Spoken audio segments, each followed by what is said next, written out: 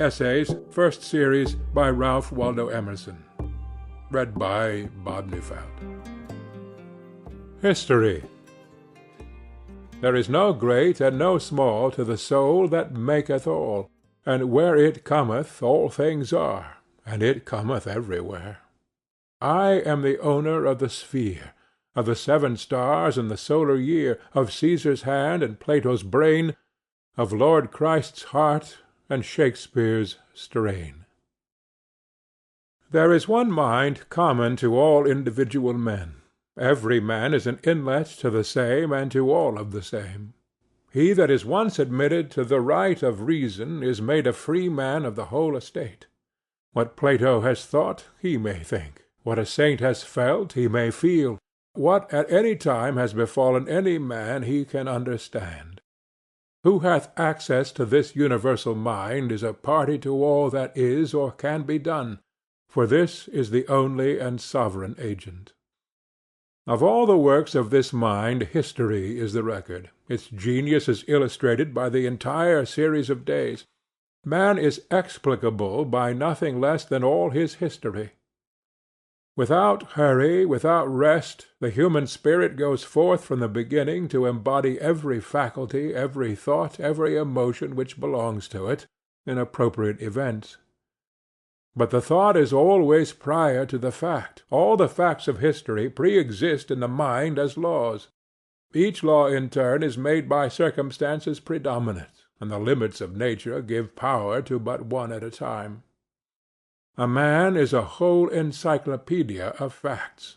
The creation of 1,000 forests is in one acorn, and Egypt, Greece, Rome, Gaul, Britain, America, lie folded already in the first man. Epoch by epoch, camp, kingdom, empire, republic, democracy, are merely the application of his manifold spirit to the manifold world. This human mind wrote history, and this must read it. The Sphinx must solve her own riddle. If the whole of history is in one man, it is all to be explained from individual experience. There is a relation between the hours of our life and the centuries of time. As the air I breathe is drawn from the great repositories of nature, as the light on my book is yielded by a star 100 millions of miles distant, as the poise of my body depends on the equilibrium of centrifugal and centripetal forces, so the hours should be instructed by the ages, and the ages explained by the hours. Of the universal mind each individual man is one more incarnation. All its properties consist in him. Each new fact in his private experience flashes a light on what great bodies of men have done, and the crises of his life refer to national crises. Every revolution was first a thought in one man's mind, and when the same thought occurs to another man, it is the key to that era. Every reform was once a private opinion, and when it shall be a private opinion again, it will solve the problem of the age. The fact narrated must correspond to something in me to be credible or intelligible. We, as we read, must become Greeks, Romans, Turks, priest and king, martyr and executioner, must fasten these images to some reality in our secret experience, or we shall learn nothing rightly. What befell Asdrubal or Caesar Borgia is as much an illustration of the mind's powers and deprivations as what has befallen us. Each new law and political movement has meaning for you. Stand before each of its tablets and say, "Under this mask did my Proteus nature hide itself." This remedies the defect of our too great nearness to ourselves. This throws our actions into perspective, and as crabs, goats, scorpions, the balance, and the water-pot lose their meanness when hung as signs in the zodiac, so I can see my own vices without heat in the distant persons of Solomon, Alcibiades, and Catiline. It is the universal nature which gives worth to particular men and things. Human life, as containing this, is mysterious and inviolable, and we hedge it round with penalties and laws. All laws derive hence their ultimate reason. All express more or less distinctly some command of this supreme, illimitable essence. Property also holds of the soul, covers great spiritual facts, and instinctively we at first hold to it with swords and laws and wide and complex combinations. The obscure consciousness of this fact is the light of our day, the claim of claims, the plea for education, for justice, for charity, the foundation of friendship and love and of the heroism and grandeur which belong to acts of self-reliance. It is remarkable that involuntarily we always read as superior beings. Universal history, the poets, the romancers do not in their stateliest pictures, in their sacerdotal, the imperial palaces, in the triumphs of will or of genius, anywhere lose our ear, anywhere make us feel that we intrude, that this is for better men. But rather is it true that in their grandest strokes we feel most at home. All that Shakespeare says of the king, yonder slip of a boy that reads in the corner feels to be true of himself. We sympathize in the great moments of history, in the great discoveries, the great resistances, the great prosperities of men, because their law was enacted, the sea was searched, the land was found, or the blow was struck for us, as we ourselves in that place would have done or applauded. We have the same interest in condition and character. We honor the rich because they have externally the freedom, power, and grace which we feel to be proper to man, proper to us. So all that is said of the wise men by Stoic or Oriental or modern essayist describes to each reader his own ideas, describes his unattained but attainable self. All literature writes the character of the wise man. Books, monuments, pictures, conversation are portraits in which he finds the lineaments he is forming. The silent and the eloquent praise him and accost him, and he is stimulated wherever he moves, as by personal allusions. A true aspirant therefore never needs look for allusions personal and laudatory in discourse. He hears the commendation, not of himself, but more sweet, of that character he seeks, in every word that is said concerning character, yea, further, in every fact and circumstance, in the running river and the rustling corn. Praise is looked, homage tendered, love flows from mute nature, from the mountains and the lights of the firmament. These hints, dropped as it were from sleep and night, let us use in broad day. The student is to read history actively and not passively, to esteem his own life the text, and books the commentary. Thus compelled, the muse of history will utter oracles as never to those who do not respect themselves. I have no expectation that any man will read history aright who thinks that what was done in a remote age, by men whose names have resounded far, has any deeper sense than what he is doing today. The world exists for the education of each man. There is no age or state of society or mode of action in history to which there is not something corresponding in his life. Everything tends in a wonderful manner to abbreviate itself and yield its own virtue to him. He should see that he can live all history in his own person. He must sit solidly at home and not suffer himself to be bullied by kings or empires, but know that he is greater than all the geography and all the government of the world. He must transfer the point of view from which history is commonly read, from Rome and Athens and London, to himself, and not deny his conviction that he is the court, and if England or Egypt have anything to say to him, he will try the case. If not, let them forever be silent. He must attain and maintain that lofty sight where facts yield their secret sense, and poetry and annals are alike. The instinct of the mind, the purpose of nature, betrays itself in the use we make of the signal narrations of history. Time dissipates to shining ether the solid angularity of facts. No anchor, no cable, no fences avail to keep a fact a fact. Babylon, Troy, Tyre, Palestine, and even early Rome are passing already into fiction. The Garden of Eden, the sun standing still in Gibeon, is poetry thenceforward to all nations. Who cares what the fact was, when we have made a constellation of it to hang in heaven an immortal sign? London and Paris and New York must go the same way. What is history, said Napoleon, but a fable agreed upon?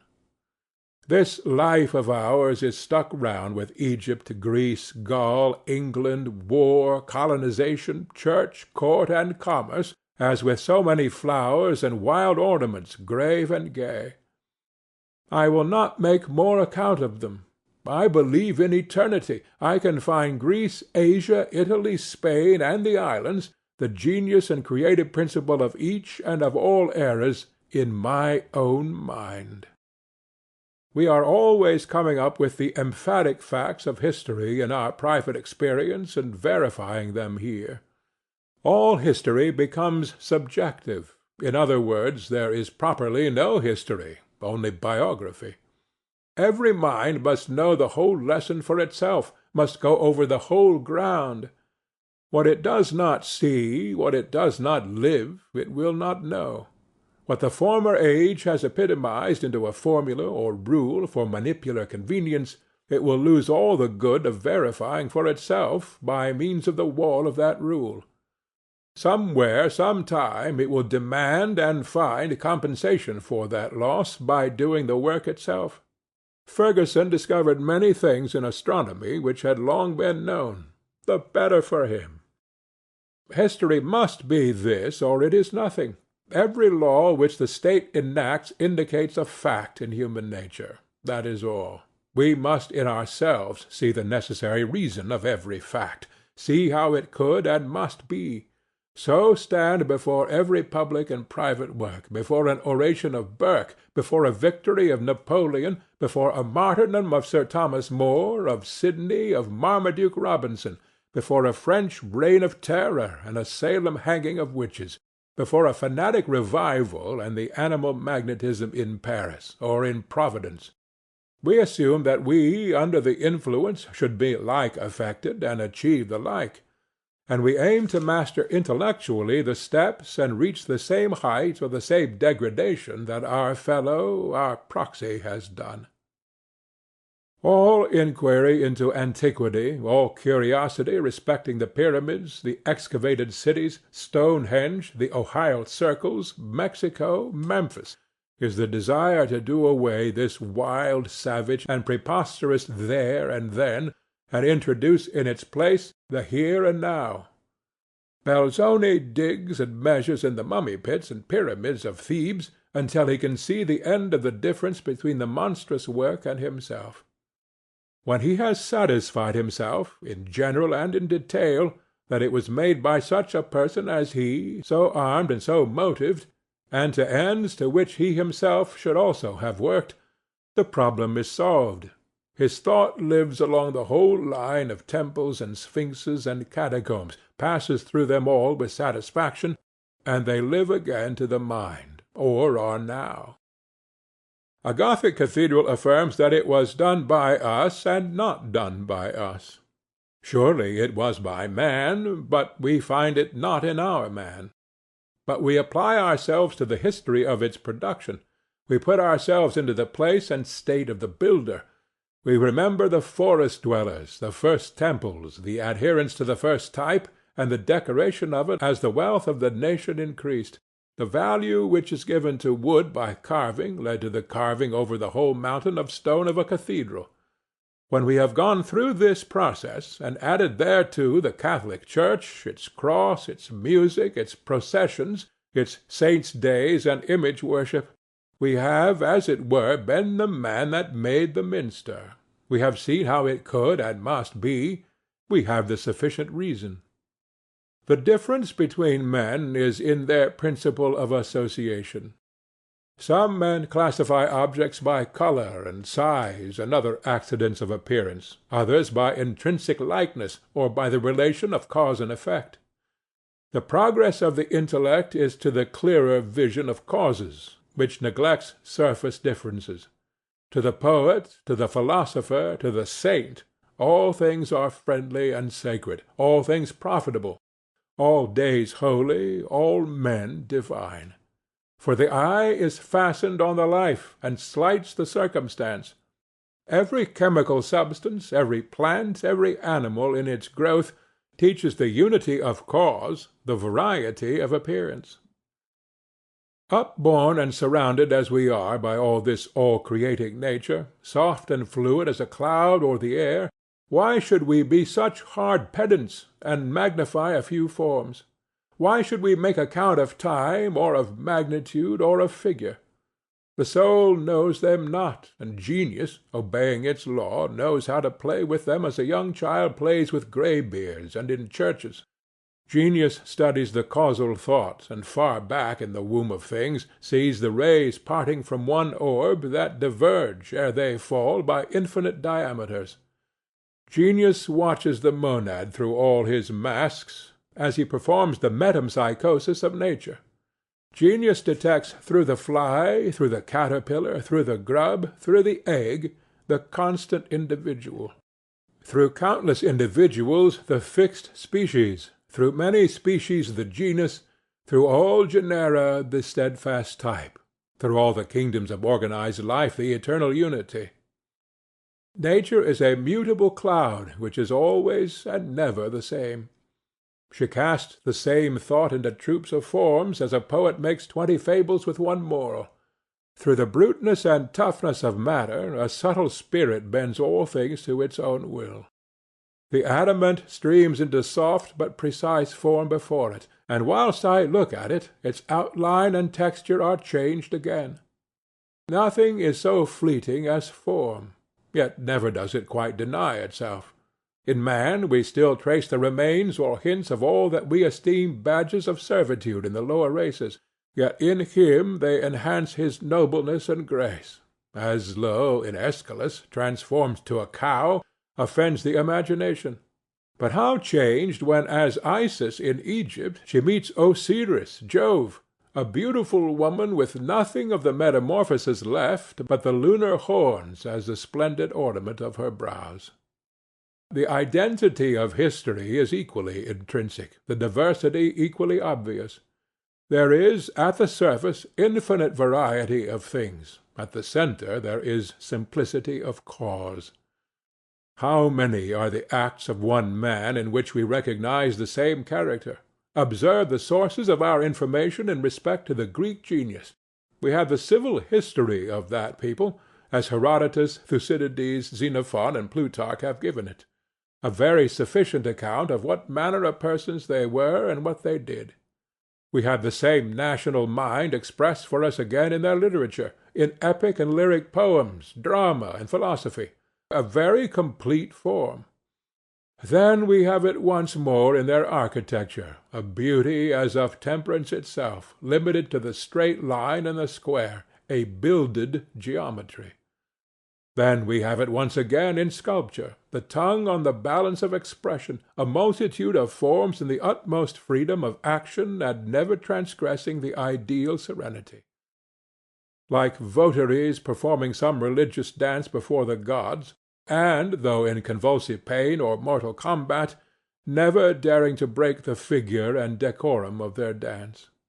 Thus of the genius of one remarkable people we have a fourfold representation, and to the senses what more unlike than an ode of Pindar, a marble centaur, the peristyle of the Parthenon, and the last actions of Phocion?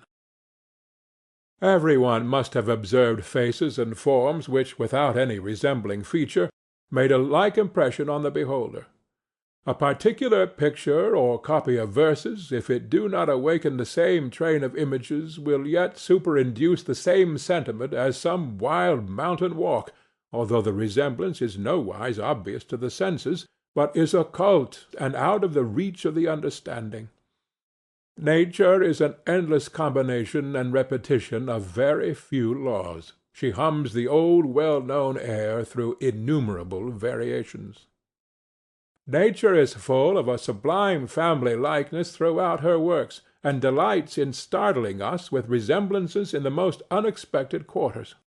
I have seen the head of an old sagum of the forest which at once reminded the eye of a bald mountain summit, and the furrows of the brow suggested the strata of the rock. There are men whose manners have the same essential splendor as the simple and awful sculpture on the friezes of the Parthenon and the remains of the earliest Greek art. And there are compositions of the same strain to be found in the books of all ages. What is Guido's Rospigliosi Aurora but a morning thought, as the horses in it are only a morning cloud? If any one will but take pains to observe the variety of actions to which he is equally inclined in certain moods of mind, and those to which he is averse, he will see how deep is the chain of affinity. A painter told me that nobody could draw a tree without in some sort becoming a tree, or draw a child by studying the outlines of its form merely, but by watching for a time his motions and plays, the painter enters into his nature and can then draw him at will in every attitude. So Roos entered into the inmost nature of a sheep. I know a draughtsman employed in a public survey who found that he could not sketch the rocks until their geological structure was first explained to him. In a certain state of thought is the common origin of very diverse works. It is the spirit and not the fact that is identical. By a deeper apprehension, and not primarily by a painful acquisition of many manual skills, the artist attains the power of awakening other souls to a given activity. It has been said that common souls pay with what they do, nobler souls with that which they are. And why? Because a profound nature awakens in us by its actions and words, by its very looks and manners, the same power and beauty that a gallery of sculpture or of pictures addresses. Civil and natural history, the history of art and of literature, must be explained from individual history, or must remain words. There is nothing but is related to us, nothing that does not interest us. Kingdom, college, tree, horse, or iron shoe, the roots of all things are in man. Santa Croce and the dome of St. Peter's are lame copies after a divine model. Strasburg Cathedral is a material counterpart of the soul of Erwin of Steinbach. The true poem is the poet's mind. The true ship is the shipbuilder. In the man, could we lay him open, we should see the reason for the last flourish and tendril of his work, as every spine and tint in the seashell pre-exists in the secreting organs of the fish. The whole of heraldry and of chivalry is in courtesy. A man of fine manners shall pronounce your name with all the ornament that titles of nobility could ever add. The trivial experience of every day is always verifying some old prediction to us, and converting into things the words and signs which we had heard and seen without heed. A lady with whom I was riding in the forest said to me that the woods always seemed to her to wait, as if the genii who inhabit them suspended their deeds until the wayfarer had passed onward. A thought which poetry has celebrated in the dance of the fairies, which breaks off on the approach of human feet. The man who has seen the rising moon break out of the clouds at midnight has been present like an archangel at the creation of light and of the world. I remember one summer day in the fields, my companion pointed out to me a broad cloud, which might extend a quarter of a mile parallel to the horizon, quite accurately in the form of a cherub as painted over churches. A round block in the centre, which it was easy to animate with eyes and mouth, supported on either side by wide-stretched symmetrical wings. What appears once in the atmosphere may appear often, and it was undoubtedly the archetype of that familiar ornament. I have seen in the sky a chain of summer lightning which at once showed to me that the Greeks drew from nature when they painted the thunderbolt in the hand of Jove. I have seen a snowdrift along the sides of the stone wall which obviously gave the idea of the common architectural scroll to but a tower. By surrounding ourselves with the original circumstances we invent anew the orders and the ornaments of architecture, as we see how each people merely decorated its primitive abodes. The Doric temple preserves the semblance of the wooden cabin in which the Dorian dwelt. The Chinese pagoda is plainly a Tartar tent. The Indian and Egyptian temples still betray the mounds and the subterranean houses of their forefathers. The custom of making houses and tombs in the living rock, says Heeren in his researches on the Ethiopians, determined very naturally the principal character of the Nubian Egyptian architecture to the colossal form which it assumed. In these caverns, already prepared by nature, the eye was accustomed to dwell on huge shapes and masses, so that when art came to the assistance of nature it could not move on a small scale without degrading itself. What would statues of the usual size, or neat porches and wings have been associated with these gigantic halls, before which only colossi could sit as watchmen or lean on the pillars of the interior? The Gothic church plainly originated in a rude adaptation of the forest trees, with all their boughs, to a festal or solemn arcade. As the bands about the cleft pillars still indicate the green withes that tied them.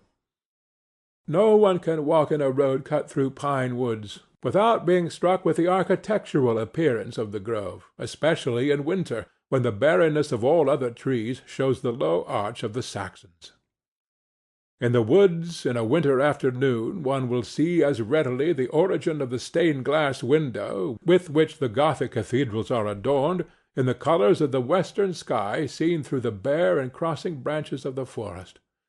Nor can any lover of nature enter the old piles of Oxford and the English cathedrals without feeling that the forest overpowered the mind of the builder, and that his chisel, his saw, and plane still reproduced its ferns, its spikes of flowers, its locust, elm, oak, pine, fir, and spruce.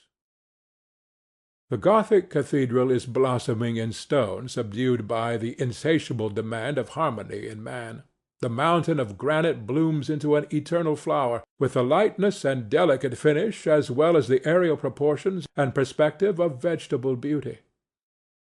In like manner all public facts are to be individualized, all private facts are to be generalized. Then at once history becomes fluid and true, and biography deep and sublime.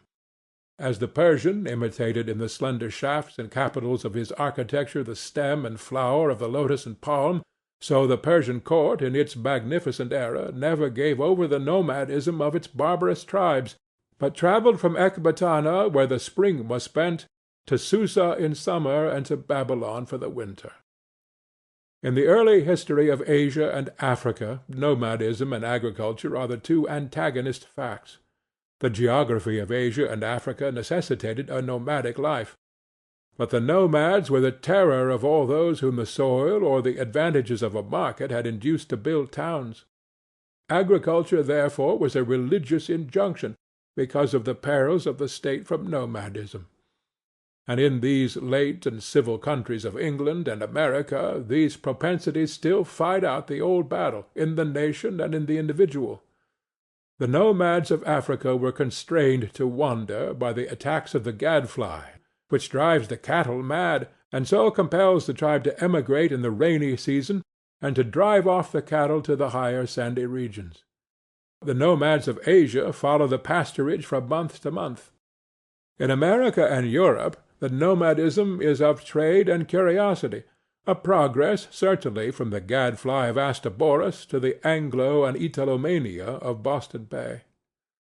Sacred cities, to which a periodical religious pilgrimage was enjoined, or stringent laws and customs tending to invigorate the national bond, were the check on the old rovers, and the cumulative values of long residence are the restraints on the itineracy of the present day.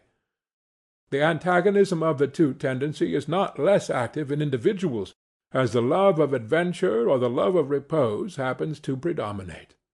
A man of rude health and flowing spirits has the faculty of rapid domestication, lives in his wagon, and roams through all latitudes as easily as a Kalmuk. At sea, or in the forest, or in the snow, he sleeps as warm, dines with as good appetite, and associates as happily as beside his own chimney. Or perhaps his facility is deeper seated, in the increased range of his faculties of observation, which yield him points of interest whenever fresh objects meet his eyes. The pastoral nations were needy and hungry to desperation, and this intellectual nomadism in its excess bankrupts the mind through the dissipation of power on a miscellany of objects. The home-keeping wit, on the other hand, is that continence or content which finds all the elements of life in its own soil, and which has its own perils of monotony and deterioration, if not stimulated by foreign infusions. Everything the individual sees without him corresponds to his states of mind, and everything is in turn intelligible to him, as his onward thinking leads him into the truth to which that fact or series belongs. The primeval world, the foreworld, as the Germans say, I can dive to it in myself, as well as grope for it with researching fingers in catacombs, libraries, and the broken reliefs and torsos of ruined villas. What is the foundation of that interest all men feel in Greek history, letters, art, and poetry, in all its periods from the heroic or Homeric age down to the domestic life of the Athenians and Spartans 4 or 5 centuries later? What but this, that every man passes personally through a Grecian period? The Grecian state is the era of the bodily nature, the perfection of the senses, of the spiritual nature unfolded in strict unity with the body. In it existed those human forms which supplied the sculptor with his models of Hercules, Phoebus, and Jove. Not like the forms abounding in the streets of modern cities, wherein the face is a confused blur of features, but composed of incorrupt, sharply defined, and symmetrical features, whose eye-sockets are so formed that it would be impossible for such eyes to squint, and take furtive glances on this side and on that, but they must turn the whole head. The manners of that period are plain and fierce. The reverence exhibited is for personal qualities, courage, address, self-command, justice, strength, swiftness, a loud voice, a broad chest. Luxury and elegance are not known. A sparse population and want make every man his own valet, cook, butcher, and soldier, and the habit of supplying his own needs educates the body to wonderful performances. Such are the Agamemnon and Diomed of Homer, and not far different is the picture Xenophon gives of himself and his compatriots in the retreat of the 10,000. After the army had crossed the river Teleboas in Armenia, there fell much snow, and the troops lay miserably on the ground, covered with it. But Xenophon arose naked, and taking an axe, began to split wood, whereupon others rose and did the like. Throughout his army exists a boundless liberty of speech. They quarrel for plunder, they wrangle with the generals on each new order, and Xenophon is as sharp-tongued as any, and sharper-tongued than most, and so gives as good as he gets. Who does not see that this is a gang of great boys, with such a code of honor and such lax discipline as great boys have? The costly charm of the ancient tragedy, and indeed of all the old literature, is that the persons speak simply, speak as persons who have great good sense without knowing it, before yet the reflective habit has become the predominant habit of the mind. Our admiration of the antique is not admiration of the old, but of the natural. The Greeks are not reflective, but perfect in their senses and in their health, with the finest physical organization in the world. Adults acted with the simplicity and grace of children. They made vases, tragedies, and statues, such as healthy senses should, that is, in good taste. Such things have continued to be made in all ages, and are now, wherever a healthy physique exists, but as a class, from their superior organization, they have surpassed all. They combine the energy of manhood with the engaging unconsciousness of childhood. The attraction of these manners is that they belong to man, and are known to every man in virtue of his being once a child, besides that there are always individuals who retain these characteristics. A person of childlike genius and inborn energy is still a Greek, and revives our love of the muse of Hellas. I admire the love of nature in the Philoctetes. In reading these fine apostrophes to sleep, to the stars, rocks, mountains, and waves, I feel time passing away as an ebbing sea. I feel the eternity of man, the identity of his thought. The Greek had, it seems, the same fellow beings as I. The sun and moon, water and fire, met his heart precisely as they meet mine. Then the vaunted distinction between Greek and English, between classic and romantic schools, seems superficial and pedantic. When a thought of Plato becomes a thought to me, when a truth that fired the soul of Pindar fires mine, time is no more. When I feel that we two meet in a perception, that our two souls are tinged with the same hue, and do, as it were, run into one, why should I measure degrees of latitude? Why should I count Egyptian years? The student interprets the age of chivalry by his own age of chivalry, and the days of maritime adventure and circumnavigation by quite parallel miniature experiences of his own. To the sacred history of the world he has the same key.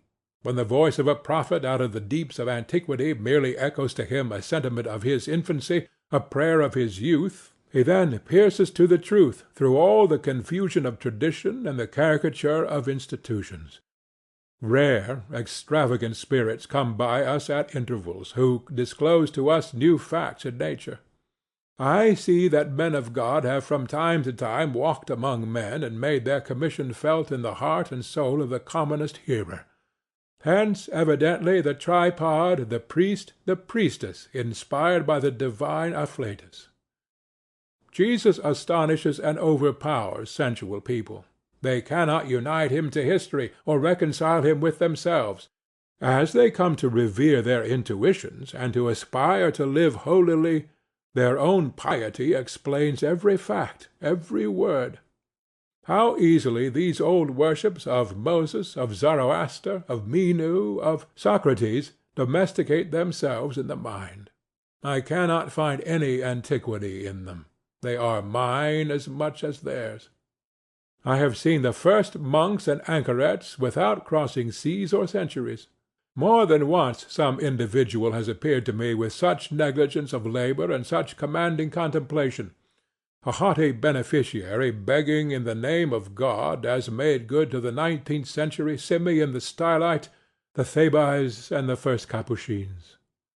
The priestcraft of the East and West, of the Magian, Brahmin, Druid, and Inca, is expounded in the individual's private life.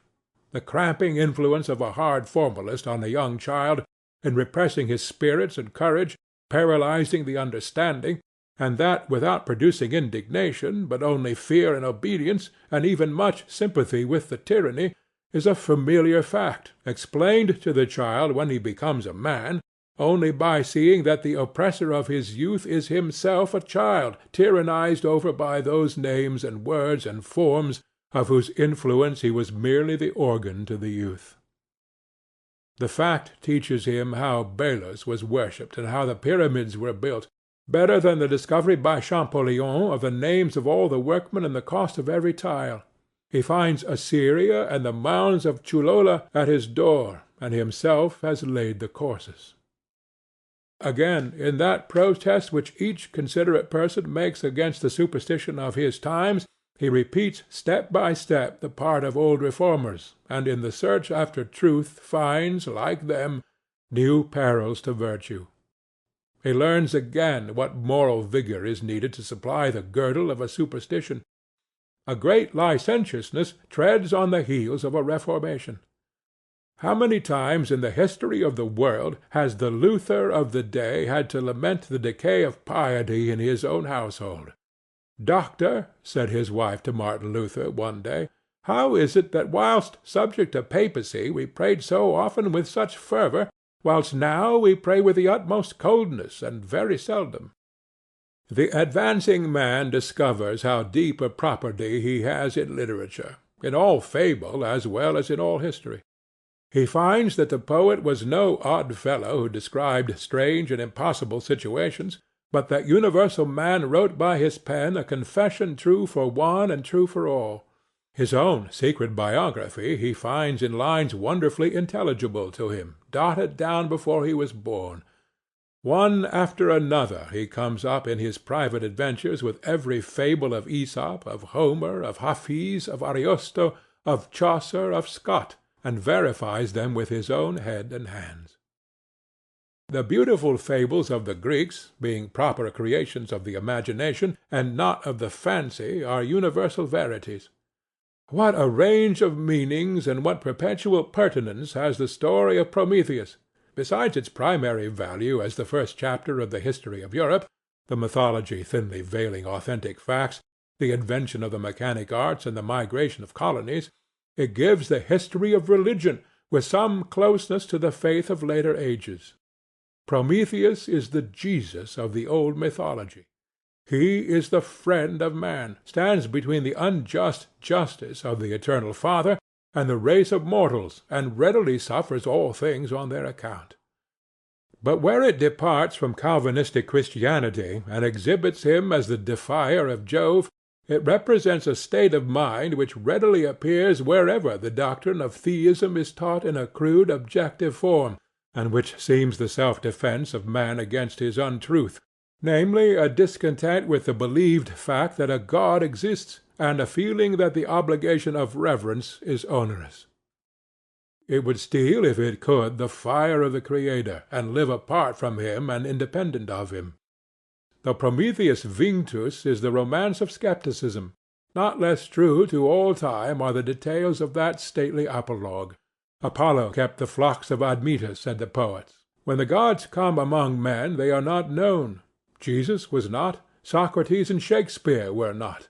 Antæus was suffocated by the grip of Hercules, but every time he touched his mother, Earth, his strength was renewed.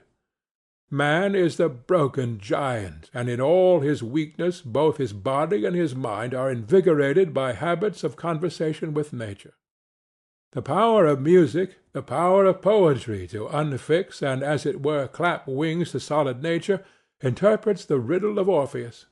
The philosophical perception of identity through endless mutations of form makes him know the Proteus. What else am I who laughed or wept yesterday, who slept last night like a corpse, and this morning stood and ran? And what see I on any side but the transmigrations of Proteus? I can symbolize my thought by using the name of any creature, of any fact, because every creature is man, agent or patient. Tantalus is but a name for you and me. Tantalus means the impossibility of drinking the waters of thought which are always gleaming and waving within the sight of the soul. The transmigration of souls is no fable. I would it were, but men and women are only half human. Every animal of the barnyard, the field, and the forest, of the earth and of the waters that are under the earth, has contrived to get a footing and to leave the print of its features and form in some one or other of these upright, heaven-facing speakers. Ah, brother, stop the ebb of the soul, ebbing downward into the forms in whose habits thou hast now for many years slid. As near and proper to us is also that old fable of the Sphinx, who was said to sit at the roadside and put riddles to every passenger. If the man could not answer, she swallowed him alive. If he could solve the riddle, the Sphinx was slain. What is our life but an endless flight of winged facts or events? In splendid variety these changes come, all putting questions to the human spirit. These men who cannot answer by a superior wisdom these facts or questions of time, serve them. Facts encumber them, tyrannize over them, and make the men of routine, the men of sense, in whom a literal obedience to facts has extinguished every spark of that light by which man is truly man. But if the man is true to his better instincts or sentiments, and refuses the dominion of facts, as one that comes of a higher race, remains fast by the soul and sees the principle, then the facts fall aptly and supple into their places. They know their master, and the meanest of them glorifies them. See in Goethe's Helena the same desire that every word should be a thing. These figures, he would say, these Charons, Griffins, Phorkyas, Helen, and Leda, are something, and do exert a specific influence on the mind. So far then are they eternal entities, as real to-day as in the first Olympiad. Much revolving them, he writes out freely his humour, and gives them body to his own imagination. And although that poem be as vague and fantastic as a dream, yet is it much more attractive than the more regular dramatic pieces of the same author, for the reason that it operates a wonderful relief to the mind from the routine of customary images, awakens the reader's invention and fancy by the wild freedom of the design, and by the unceasing succession of brisk shocks of surprise. The universal nature, too strong for the petty nature of the bard, sits on his neck and writes through his head, so that when he seems to vent a mere caprice and wild romance, the issue is an exact allegory. Hence Plato said that poets utter great and wise things which they do not themselves understand. All the fictions of the Middle Age explain themselves as a masked or a frolic expression of that which in grave earnest the mind of that period toiled to achieve. Magic, and all that is ascribed to it, is a deep presentiment of the powers of science. The shoes of swiftness, the sword of sharpness, the power of subduing the elements, of using the secret virtues of minerals, of understanding the voices of birds, are the obscure efforts of the mind in a right direction. The preternatural prowess of the hero, the gift of perpetual youth, and the like, are alike the endeavour of the human spirit to bend the shows of things to the desires of the mind.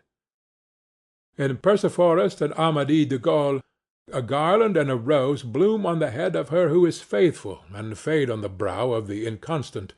In the story of the boy and the mantle, even a mature reader may be surprised with a glow of virtuous pleasure at the triumph of the general Venelas, and indeed all the postulates of the elfin annals, that the fairies do not like to be named, that their gifts are capricious and not to be trusted, that who seeks a treasure must not speak, and the like, I find true in Concord, however they might be in Cornwall and Bretagne. Is it otherwise in the newest romance? I read The Bride of Lammermoor. Sir William Ashton is a mask for vulgar temptation, Ravenswood Castle a fine name for proud poverty, and the foreign mission of state only a Bunyan disguise for honest industry. We may all shoot a wild bull that would toss the good and beautiful, by fighting down the unjust and sensual. Lucy Ashton is another name for fidelity, which is always beautiful and always liable to calamity in this world. But along with the civil and metaphysical history of man, another history goes daily forward, that of the external world, in which he is not less strictly implicated. He is the compend of time, he is also the correlative of nature. His power consists in the multitude of his affinities, in the fact that his life is intertwined with the whole chain of organic and inorganic being. In old Rome the public roads beginning at the Forum proceeded north, south, east, west, to the centre of every province of the empire, making each market town of Persia, Spain, and Britain pervious to the soldiers of the capital. So out of the human heart go as it were highways to the heart of every object in nature, to reduce it under the dominion of man. A man is a bundle of relations, a knot of roots, whose flower and fruitage is the world. His faculties refer to natures out of him, and predict the worlds he is to inhabit, as the fins of a fish foreshow that water exists, or the wings of an eagle in the egg presuppose air. He cannot live without a world. Put Napoleon in an island prison, let his faculties find no men to act on, no Alps to climb, no stake to play for, and he would beat the air and appear stupid. Transport him to large countries, dense population, complex interests, and antagonist power, and you shall see that the man Napoleon, bounded that is by such a profile and outline, is not the virtual Napoleon. This is but Talbot's shadow. His substance is not here, for what you see is but the smallest part and least proportion of humanity, but were the whole frame here, it is of such a spacious, lofty pitch, your roof were not sufficient to contain it. Henry VI. Columbus needs a planet to shape his course upon, Newton and Laplace need myriads of age and thick-strewn celestial areas. One may say a gravitating solar system is already prophesied in the nature of Newton's mind. Not less does the brain of Davy or Gay-Lussac, from childhood exploring the affinities and repulsions of particles, anticipate the laws of organization. Does not the eye of the human embryo predict the light, the ear of Handel predict the witchcraft of harmonic sound? Do not the constructive fingers of Watt, Fulton, Whitmore, Arkwright predict the fusible, hard, and temperable textures of metals, the properties of stone, water, and wood? Do not the lovely attributes of the maiden child predict the refinements and decorations of civil society? Here also we are reminded of the action of man on man. A man might ponder its thought for ages, and not gain so much self-knowledge as the passion of love shall teach in a day. Who knows himself before he has been thrilled with indignation at an outrage, or has heard an eloquent tongue, or has shared the throb of thousands in a natural exaltation or alarm? No man can antedate his experience, or guess what faculty or feeling a new object shall unlock, any more than he can draw to-day the face of a person whom he shall see to-morrow for the first time. I will not go behind the general statement to explore the reason of this correspondency. Let it suffice that in the light of these two facts, namely that the mind is one and that nature is its correlative, history is to be read and written. Thus in all ways does the soul concentrate and reproduce its treasures for each pupil. He too shall pass through the whole cycle of experience. He shall collect into a focus the rays of nature. History no longer shall be a dull book. It shall walk incarnate in every just and wise man. You shall not tell me by languages and titles a catalogue of the volumes you have read. You shall make me feel what periods you have lived. A man shall be the temple of fame. He shall walk, as the poets have described that goddess, in a robe painted all over with wonderful events and experiences. His own form and features, by their exalted intelligence, shall be that variegated vest. I shall find in him the full world, in his childhood the age of gold, the apples of knowledge, the Argonautic expedition, the calling of Abraham, the building of the temple, the advent of Christ, dark ages, the revival of letters, the Reformation, the discovery of new lands, the opening of new sciences and new regions in man. He shall be the priest of Pan, and bring with him into humble cottages the blessing of the morning stars, and all the recorded benefits of heaven and earth. Is there something overweening in this claim?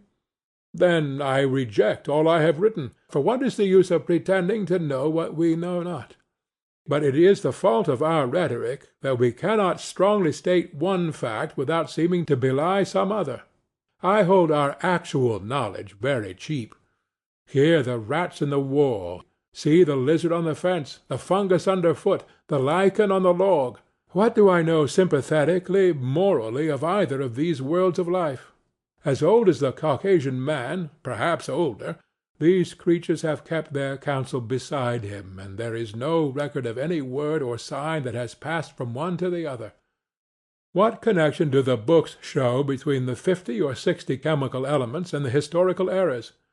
Nay, what does history yet record of the metaphysical annals of man? What light does it shed on these mysteries which we hide under the names death and immortality? Yet every history should be written in a wisdom which divined the range of our affinities and looked at facts as symbols. I am ashamed to see what a shallow village tale our so-called history is. How many times we must say Rome and Paris and Constantinople! What does Rome know of rat and lizard? What are Olympiads and consulates to these neighboring systems of being? Nay, what food or experience or succor have they for the Eskimo seal-hunter, for the Kanaka in his canoe, for the fisherman, the stevedore, the porter? Broader and deeper we must write our annals, if from an ethical reformation, from an influx of ever new, ever sanative conscience, if we would trulier express our central and wide-related nature. instead of this old chronology of selfishness and pride to which we have too long lent our eyes. Already that day exists for us, shines in on us at unawares, but the path of science and of letters is not the way into nature. The idiot, the Indian, the child, and unschooled farmer's boy stand nearer to the light by which nature is to be read than the dissector or the antiquary. End of history.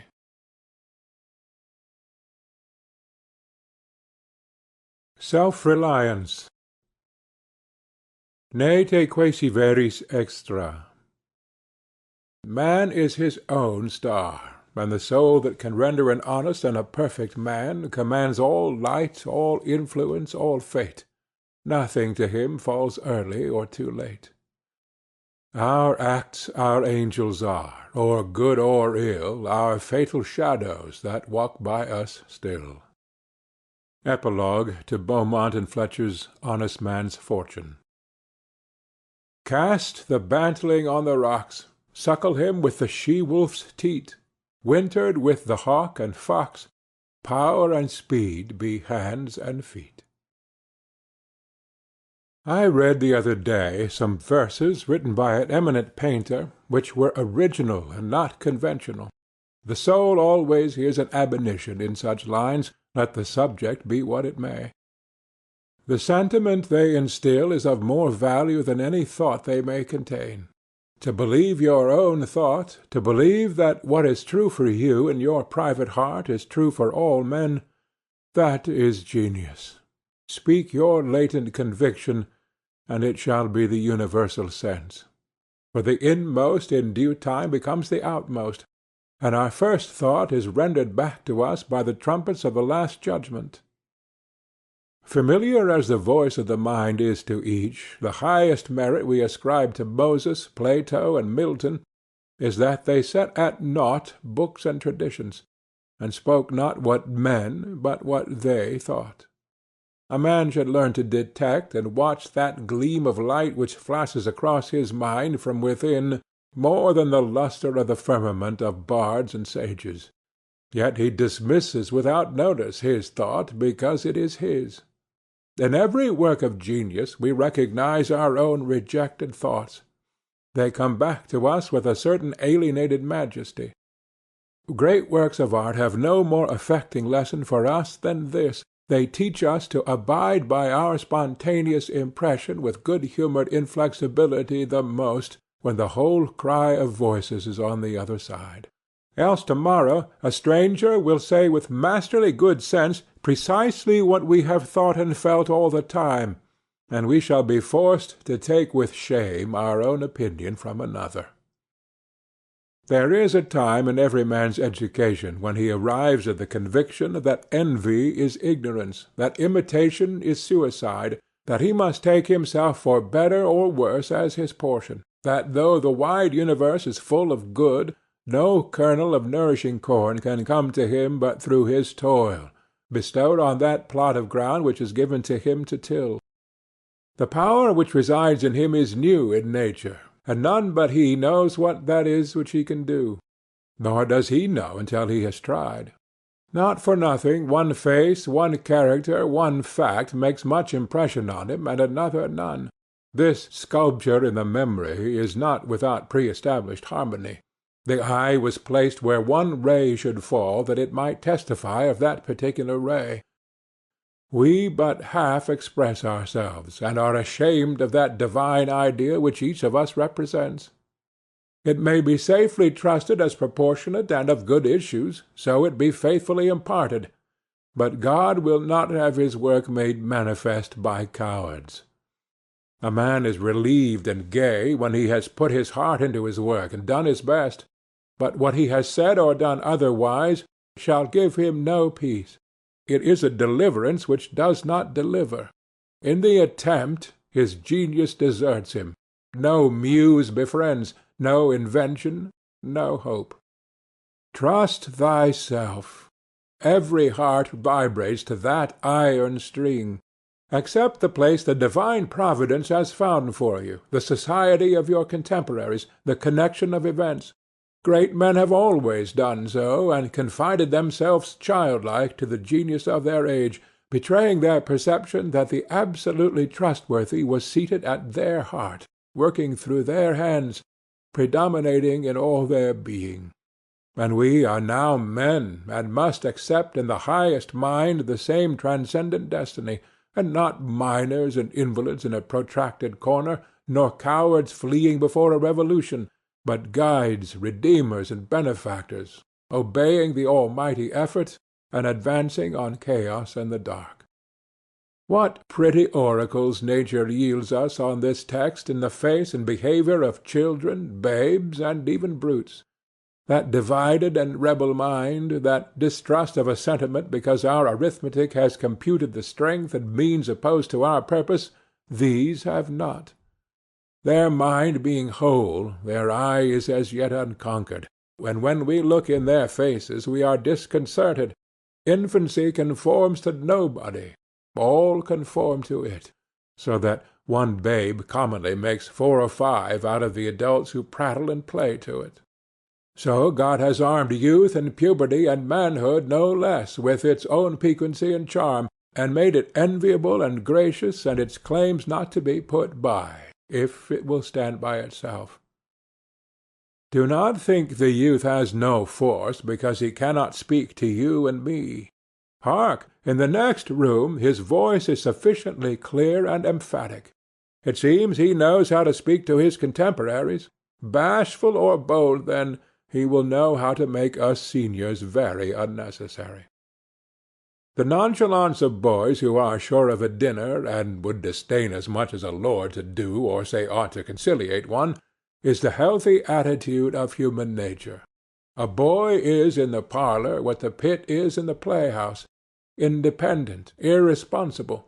Looking out from his corner on such people and facts as pass by, he tries and sentences them on their merits, in the swift summary way of boys, as good, bad, interesting, silly, eloquent, troublesome.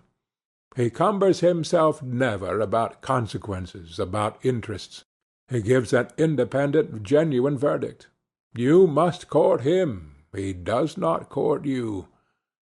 But the man is, as it were, clapped into jail by his consciousness.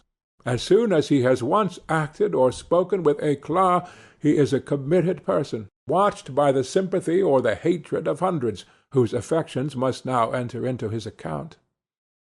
There is no Lethe for this. Ah, that he could pass again into his neutrality!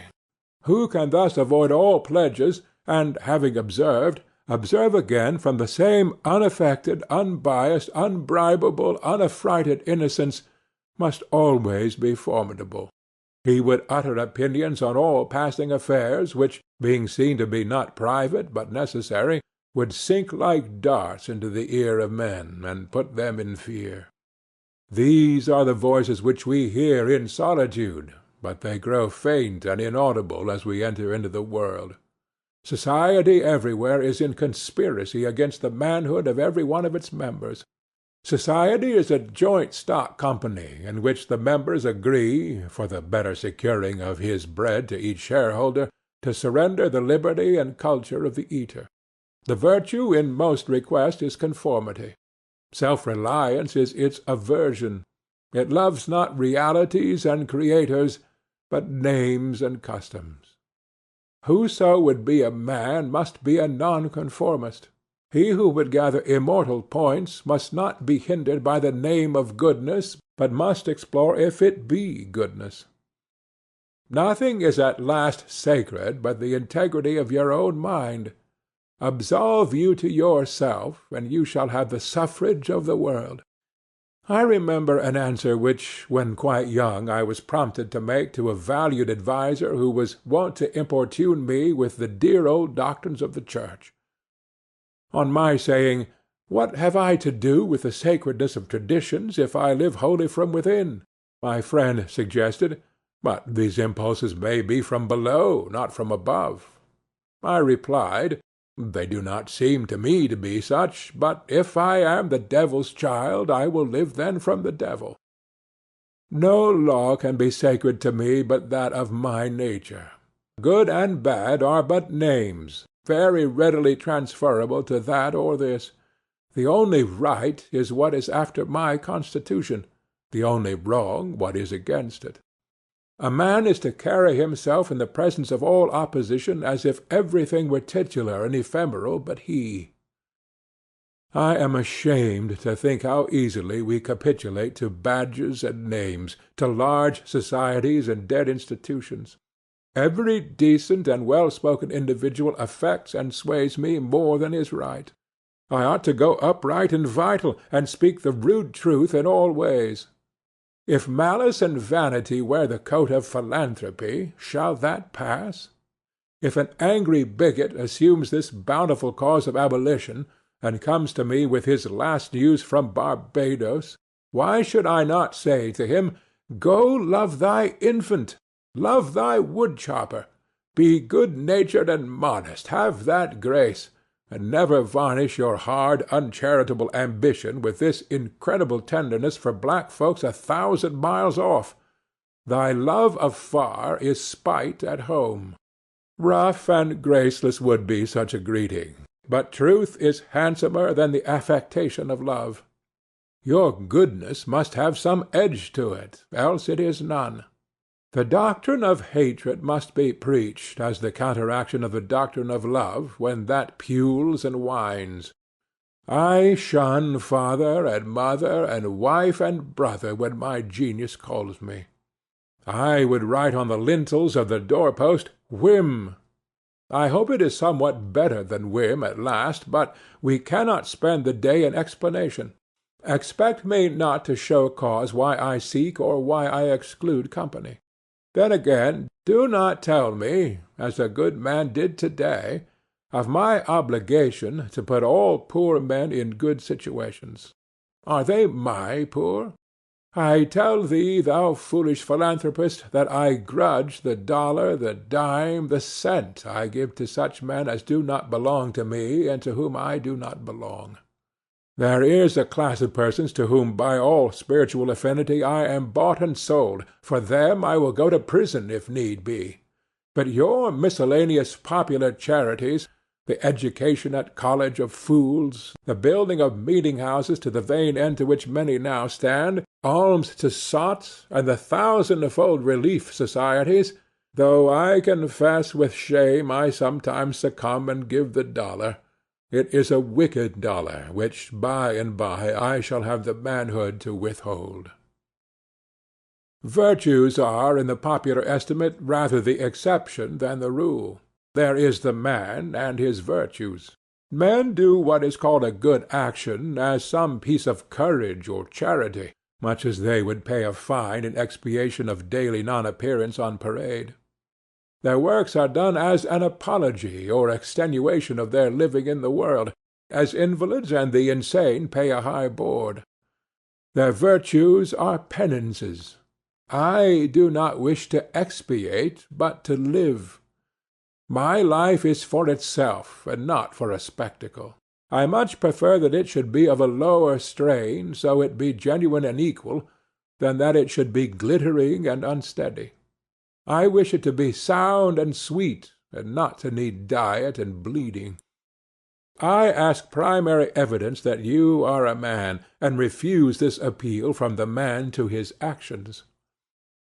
I know that for myself it makes no difference whether I do or forbear those actions which are reckoned excellent. I cannot consent to pay for a privilege where I have intrinsic right. Few and mean as my gifts may be, I actually am, and do not need for my own assurance or the assurance of my fellows any secondary testimony. The objection to conforming to usages that have become dead to you is that it scatters your force. It loses your time and blurs the impression of your character.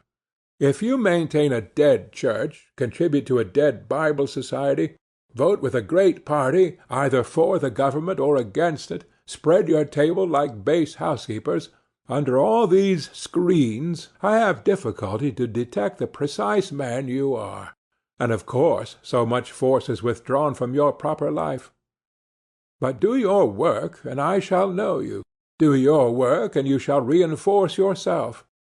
A man must consider what a blind man's bluff is this game of conformity. If I know your sect, I anticipate your argument. I hear a preacher announce for his text and topic the expediency of one of the institutions of his church. Do I not know beforehand that not possibly can he say a new and spontaneous word? Do I not know that with all his ostentation of examining the grounds of the institution he will do no such thing? Do I not know that he is pledged to himself not to look but at one side, the permitted side, not as a man, but as a parish minister? He is a retained attorney, and these airs of the bench are the emptiest affectation. Well, most men have bound their eyes with one or another handkerchief, and attached themselves to some one of these communities of opinion. That this conformity makes them not false in a few particulars, authors of a few lines, but false in all particulars. Their every truth is not quite true. Their two is not the real two, their four not the real four. So that every word they say chagrins us, and we know not where to begin to set them right. Meantime, nature is not slow to equip us in the prison uniform of the party to which we adhere. We come to wear one cut of face and figure, and acquire by degrees the gentlest asinine expression. There is a mortifying experience in particular which does not fail to rake itself also in the general history. I mean the foolish face of praise, the forced smile which we put on in company where we do not feel at ease in answer to conversation which does not interest us. The muscles, not spontaneously moved, but moved by a low usurping wilfulness, grow tight about the outline of the face with the most disagreeable sensation. For nonconformity the world whips you with its displeasure, and therefore a man must know how to estimate a sour face. The bystanders look askance on him in the public street or in the friend's parlour. If this aversation had its origin in contempt and resistance like his own, he might well go home with a sad countenance.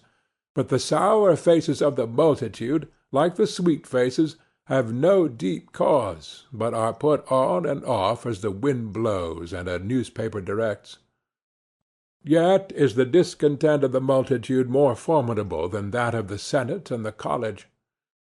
It is easy enough for a firm man who knows the world to brook the rage of the cultivated classes. Their rage is decorous and prudent, for they are timid, as being very vulnerable themselves.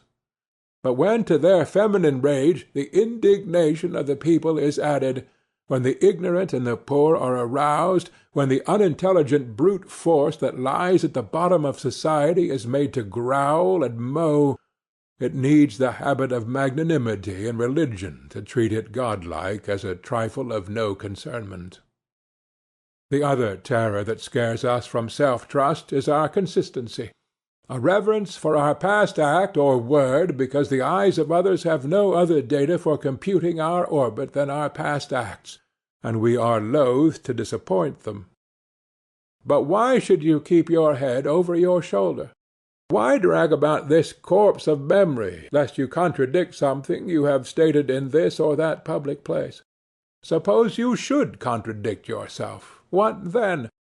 It seems to be a rule of wisdom never to rely on your memory alone, scarcely even in acts of pure memory, but to bring the past for judgment into the thousand-eyed present, and live ever in a new day.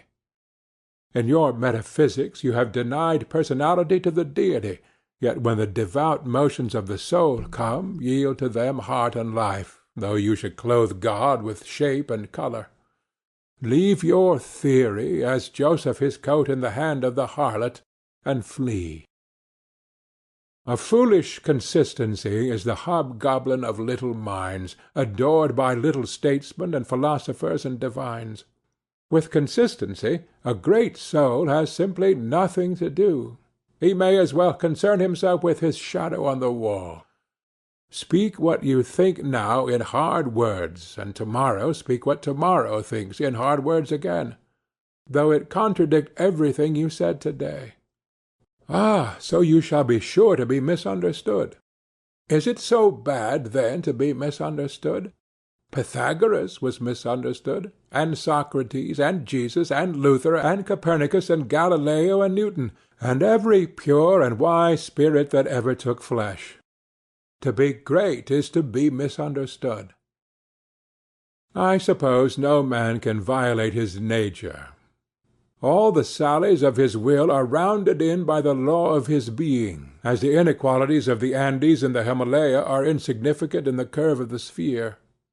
Nor does it matter how you gauge and try him. A character is like an acrostic or an Alexandrian stanza. Read it forward, backward, or across, it still spells the same thing.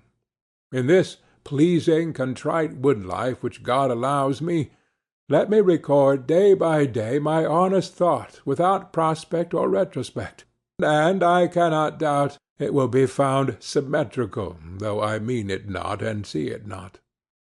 My book should smell of pines and resound with the hum of insects. The swallow over my window should interweave that thread or straw he carries in his bill into my web also. We pass for what we are. Character teaches above our wills. Men imagine that they communicate their virtue or vice only by overt actions, and do not see that virtue or vice emit a breath every moment. There will be an agreement in whatever variety of actions, so they be each honest and natural in their hour. For of one will the actions will be harmonious, however unlike they seem. These varieties are lost sight of at a little distance, at a little height of thought. One tendency unites them all. The voyage of the best ship is a zigzag line of 100 tacks.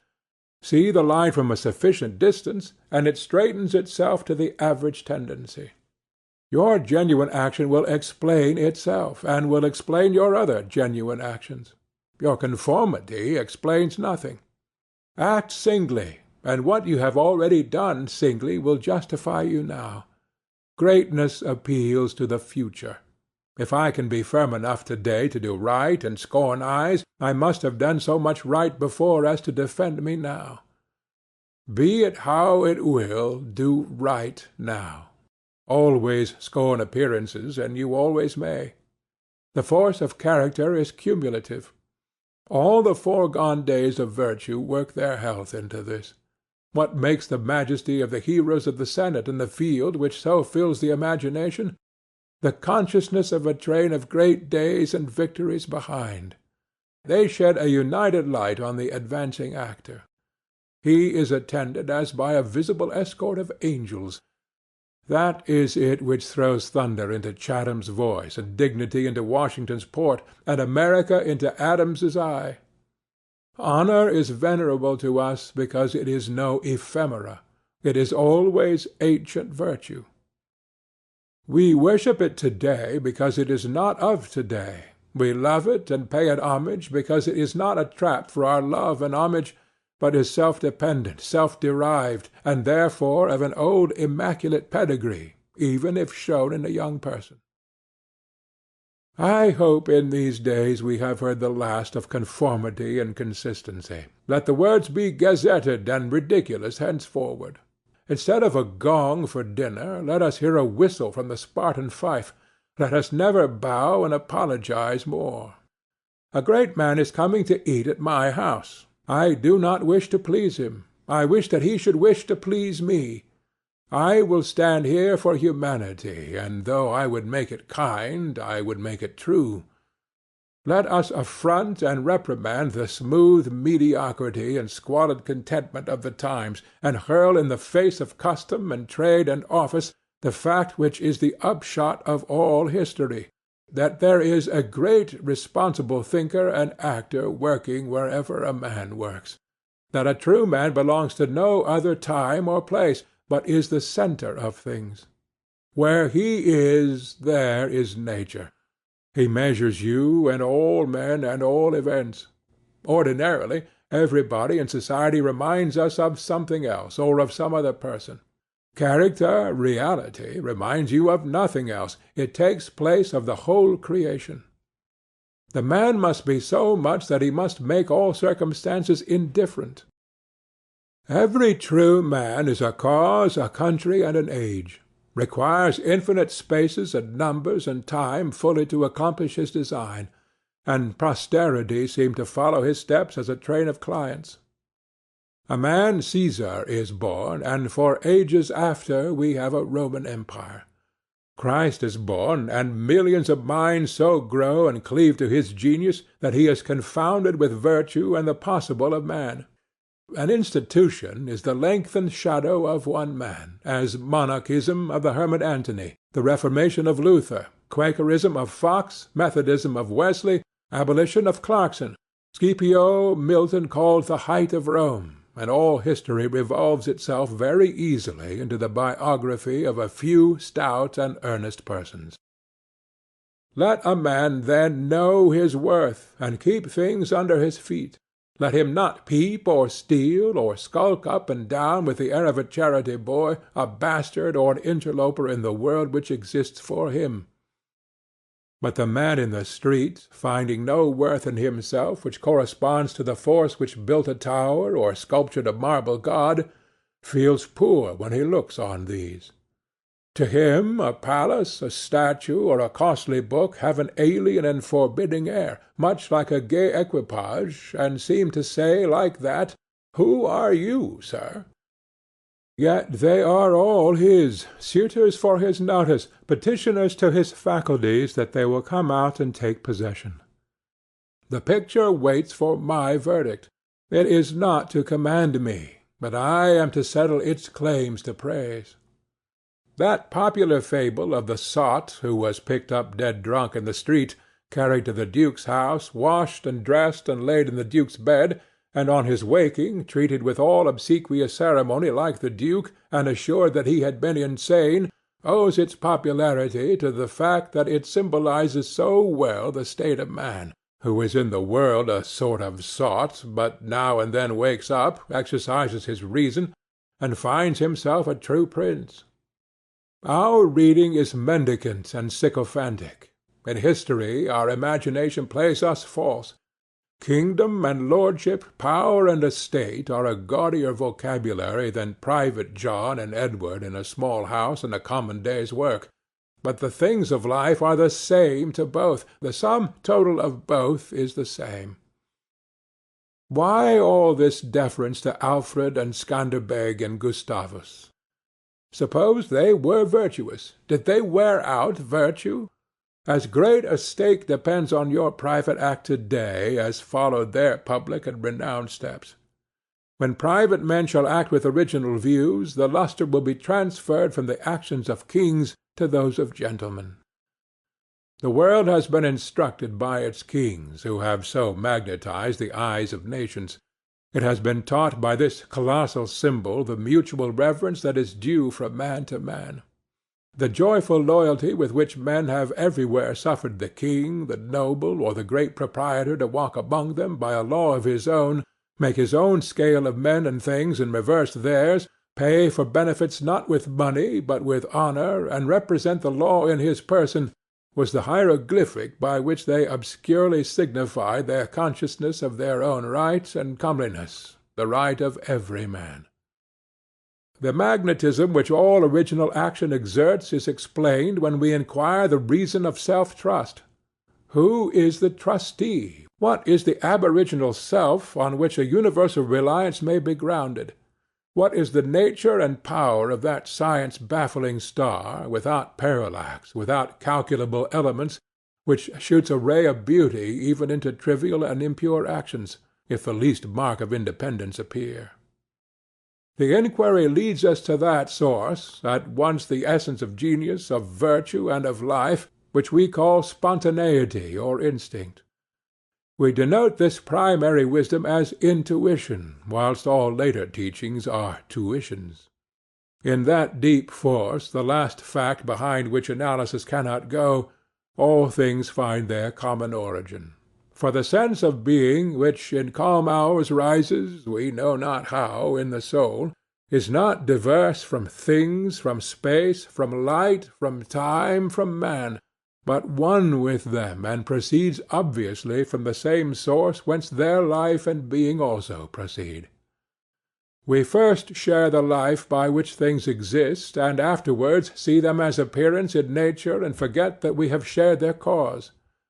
Here is the fountain of action and of thought. Here are the lungs of that inspiration which giveth man wisdom, and which cannot be denied without impiety and atheism. We lie in the lap of immense intelligence, which makes us receivers of its truth and organs of its activity. When we discern justice, when we discern truth, we do nothing of ourselves but allow a passage to its beams. If we ask whence this comes, if we seek to pry into the soul that causes, all philosophy is at fault. Its presence or its absence is all we can affirm. Every man discriminates between the voluntary acts of his mind and his involuntary perceptions, and knows that to his involuntary perceptions a perfect faith is due. He may err in the expression of them, but he knows that these things are so, like day and night, not to be disputed. My wilful actions and acquisitions are but roving. The idlest reverie, the faintest native emotion, command my curiosity and respect. Thoughtless people contradict as readily the statement of perceptions as of opinions, or rather much more readily, for they do not distinguish between perception and notion. They fancy that I choose to see this or that thing, but perception is not whimsical but fatal. If I see a trait, my children will see it after me, and in the course of time all mankind, although it may chance that no one has seen it before me. For my perception of it is as much a fact as the sun. The relations of the soul to the divine spirit are so pure that it is profane to seek to interpose helps. It must be that when God speaketh he should communicate not one thing, but all things, should fill the world with his voice, should scatter forth light, nature, time, souls, from the centre of the present thought, and new date and new create the whole. Whenever a mind is simple and receives a divine wisdom, old things pass away. Means, teachers, texts, temples fall. It lives now and absorbs past and future into the present hour. All things are made sacred by relation to it, one as much as another. All things are dissolved to their centre by their cause, and in the universal miracle petty and particular miracles disappear. If, therefore, a man claims to know and speak of God, and carries you backward in the phraseology of some old moulded nation in another country, in another world, believe him not. Is the acorn better than the oak which is its fullness and completion? Is the parent better than the child into whom he has cast his ripened being? Whence, then, this worship of the past? The centuries are conspirators against the sanity and authority of the soul. Time and space are but physiological colours which the eye makes, but the soul is light. Where it is day, where it was is night, and history is an impertinence and an injury if it be anything more than a cheerful apologue or parable of my being and becoming. Man is timid and apologetic. He is no longer upright. He dares not say, I think, I am, but quotes some saint or sage. He is ashamed before the blades of grass or the blowing rose. These roses under my window make no reference to former roses or better ones. They are for what they are. They exist with God today. There is no time to them. There is simply the rose. It is perfect in every moment of its existence. Before a leaf bud has burst, its whole life acts. In the full-blown flower there is no more. In the leafless root there is no less. Its nature is satisfied, and it satisfies nature in all moments alike. But man postpones or remembers. He does not live in the present, but with reverted eye laments the past, or, heedless of the riches that surround him, stands on tiptoe to foresee the future. He cannot be happy and strong until he too lives with nature in the present, above time. This should be plain enough. Yet see what strong intellects dare not yet hear God himself, unless he speak the phraseology of I know not what David or Jeremiah or Paul. We shall not always set so great a price on a few texts, on a few lines. We are like children who repeat by rote the sentences of grandames and tutors, and, as they grow older, of the men of talents and character they chance to see, painfully recollecting the exact words they spoke. Afterwards, when they come into the point of view which those had who uttered these sayings, they understand them and are willing to let the words go. For at any time they can use words as good when occasion comes. If we live truly, we shall see truly. It is as easy for a strong man to be strong as it is for a weak to be weak.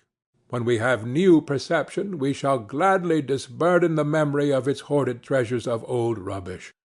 When a man lives with God, his voice shall be as sweet as the murmur of the brook and the rustle of the corn. And now, at last, the highest truth on this subject remains unsaid, probably cannot be said. For all that we say is the far-off remembering of the intuition.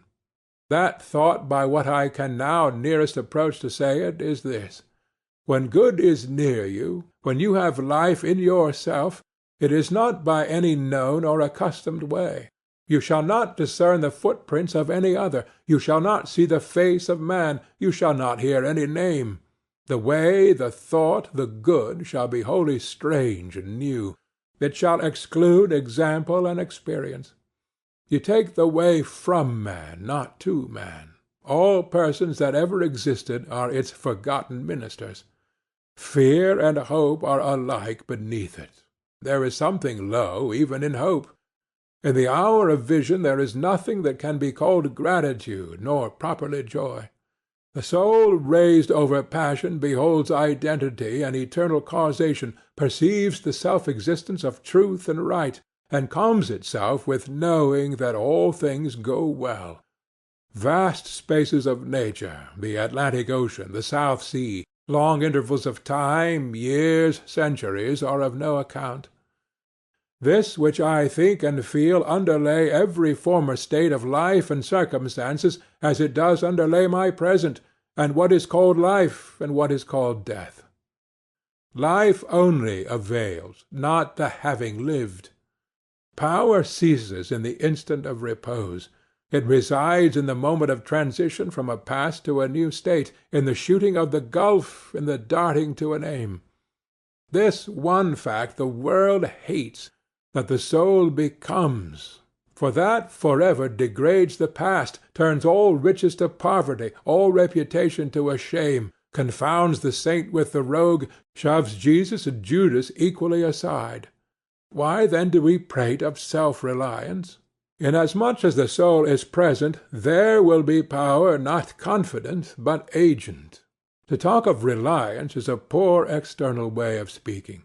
Speak rather of that which relies because it works and is. Who has more obedience than I masters me, though he should not raise his finger. Round him I must revolve by the gravitation of spirits. We fancy it rhetoric when we speak of eminent virtue. We do not yet see that virtue is height, and that a man or a company of men, plastic and permeable to principles, by the law of nature must overpower and ride all cities, nations, kings, rich men, poets, who are not. This is the ultimate fact which we so quickly reach on this, as on every topic, the resolution of all into the ever-blessed One. Self-existence is the attribute of the Supreme Cause, and it constitutes the measure of good by the degree in which it enters into all lower forms. All things real are so by so much virtue as they contain. Commerce, husbandry, hunting, whaling, war, eloquence, personal weight, are something, and engage my respect as examples of its presence and impure action. I see the same law working in nature for conservation and growth. Power is, in nature, the essential measure of right. Nature suffers nothing to remain in her kingdoms which cannot help itself.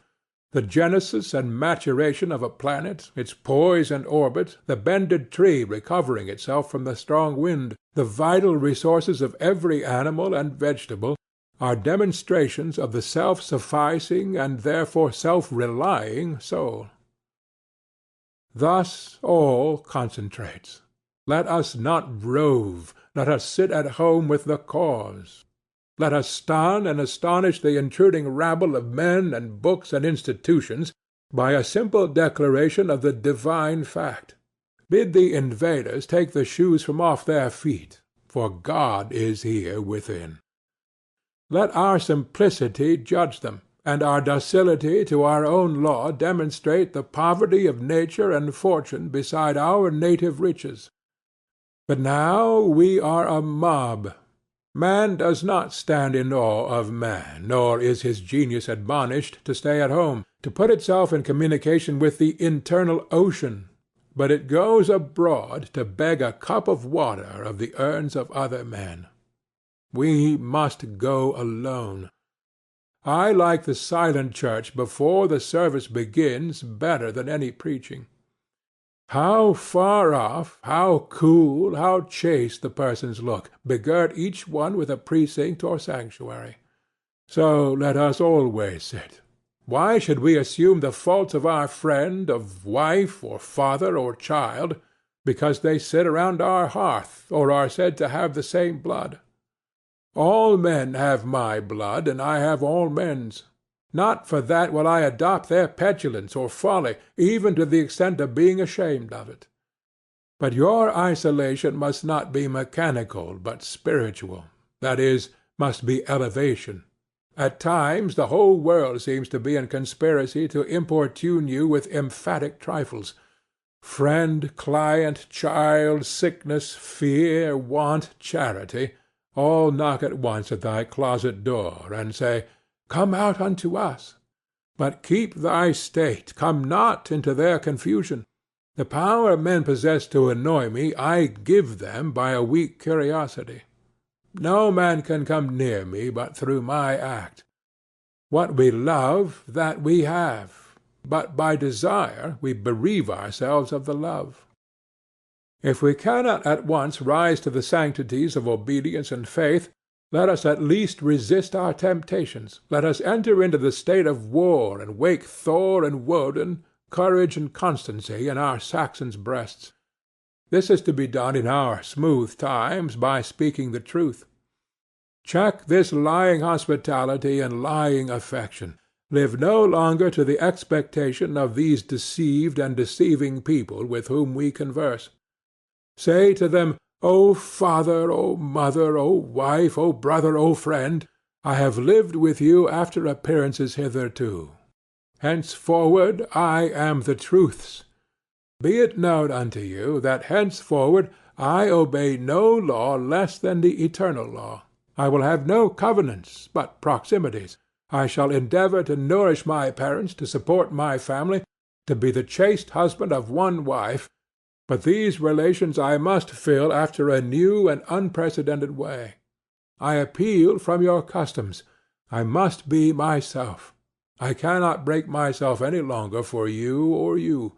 If you can love me for what I am, we shall be the happier. If you cannot, I will still seek to deserve that you should. I will not hide my tastes or aversions. I will so trust that what is deep is holy, that I will do strongly before the sun and moon whatever rejoices me and the heart appoints. If you are noble, I will love you. If you are not, I will not hurt you and myself by hypocritical attentions. If you are true, but not in the same truth with me, cleave to your companions. I will seek my own. I do this not selfishly, but humbly and truly. It is alike your interest and mine and all men's, however long we have dwelt in lies, to live in truth. Does this sound harsh to-day? You will soon love what is dictated by your nature as well as mine. And if we follow the truth, it will bring us out safe at last. But so may you give these friends pain. Yes, but I cannot sell my liberty and my power to save their sensibility. Besides, all persons have their moments of reason when they look out into the region of absolute truth. Then will they justify me and do the same thing. The populace think that your rejection of popular standards is a rejection of all standard, and mere antinomianism, and the bold sensualist will use the name of philosophy to gild his crimes. But the law of consciousness abides. There are two confessionals, in one or the other of which we must be shriven. You may fulfill your round of duties by clearing yourself in the direct or in the reflex way. Consider whether you have satisfied your relations to father, mother, cousin, neighbor, town, cat, and dog, whether any of these can upbraid you. But I may also neglect this reflex standard and absolve me to myself. I have my own stern claims and perfect circle. It denies the name of duty to many offices that are called duties. But if I can discharge its debts, it enables me to dispense with the popular code. If any one imagines that this law is lax, let him keep its commandment one day. And truly it demands something godlike in him who has cast off the common motives of humanity and has ventured to trust himself for a taskmaster. High be his heart, faithful his will, clear his sight, that he may in good earnest be doctrine, society, law to himself, that a simple purpose may be to him as strong as iron necessity is to others. If any man consider the present aspects of what is called by distinction society, he will see the need of these ethics. The sinew and heart of man seem to be drawn out, and we are become timorous, desponding whimperers. We are afraid of truth, afraid of fortune, afraid of death, and afraid of each other. Our age yields no great and perfect persons. We want men and women who shall renovate life and our social state, but we see that most natures are insolvent, cannot satisfy their own wants, have an ambition out of all proportion to their practical force, and do lean and beg day and night continually. Our housekeeping is mendicant. Our arts, our occupations, our marriages, our religion we have not chosen, but society has chosen for us. We are parlor soldiers. We shun the rugged battle of fate, where strength is born. If our young men miscarry in their first enterprises, they lose all heart. If the young merchant fails, men say he is ruined. If the finest genius studies at one of our colleges and is not installed in an office within 1 year afterwards, in the cities or suburbs of Boston or New York, it seems to his friends and to himself that he is right in being disheartened and in complaining the rest of his life. A sturdy lad from New Hampshire or Vermont, who in turn tries all the professions, who teams it, farms it, peddles, keeps a school, preaches, edits a newspaper, goes to Congress, buys a township, and so forth in successive years, and always like a cat falls on his feet, is worth 100 of these city dolls. He walks abreast with his days, and feels no shame in not studying a profession. For he does not postpone his life, but lives already. He has not 1 chance, but 100 chances. Let a Stoic open the resources of man and tell men they are not leaning willows, but can and must detach themselves, that with the exercise of self-trust new power shall appear, that a man is Word made flesh, born to shed healing to the nations, that he should be ashamed of our compassion, and that the moment he acts from himself, tossing the laws, the books, idolatries, and customs out of the window, we pity him no more, but thank and revere him, and that teacher shall restore the life of man to splendor, and make his name dear to all history. It is easy to see that a greater self-reliance must work a revolution in all the offices and relations of men, in their religion, in their education, in their pursuits, their modes of living, their association, in their property, in their speculative views. 1. In what prayers do men allow themselves? That which they call a holy office is not so much as brave and manly. Prayer looks abroad, and asks for some foreign addition to come through some foreign virtue, and loses itself in endless mazes of natural and supernatural, and mediatorial and miraculous. Prayer that craves a particular commodity, anything less than all good, is vicious. Prayer is the contemplation of the facts of life from the highest point of view. It is the soliloquy of a beholding and jubilant soul. It is the Spirit of God pronouncing his works good. But prayer as a means to effect a private end is meanness and theft. It supposes dualism, not unity in nature and consciousness. As soon as the man is at one with God, he will not beg. He will then see prayer in all action. The prayer of the farmer kneeling in his field to weed it, the prayer of the rower kneeling with the stroke of his oar, are true prayers heard throughout nature, though for cheap ends. Caratach in Fletcher's Bonduca, when admonished to inquire the mind of the god Audate, replies, "His hidden meaning lies in our endeavors. Our valors are our best gods." Another sort of false prayers are our regrets. Discontent is the want of self-reliance. It is infirmity of will. Regret calamities if you can thereby help the sufferer. If not, attend your own work, and already the evil begins to be repaired. Our sympathy is just as base. We come to them who weep foolishly and sit down and cry for company, instead of imparting to them truth and health in rough electric shocks, putting them once more in communication with their own reason. The secret of fortune is joy in our hands. Welcome evermore to gods and men is the self-helping man. For him all doors are flung wide, him all tongues greet, all honors crown, all eyes follow with desire. Our love goes out to him and embraces him because he did not need it. We solicitously and apologetically caress and celebrate him because he held on his way and scorned our disapprobation. The gods love him because men hated him. To the persevering mortals, said Zoroaster, the blessed immortals are swift. As men's prayers are a disease of the will, so are their creeds a disease of the intellect.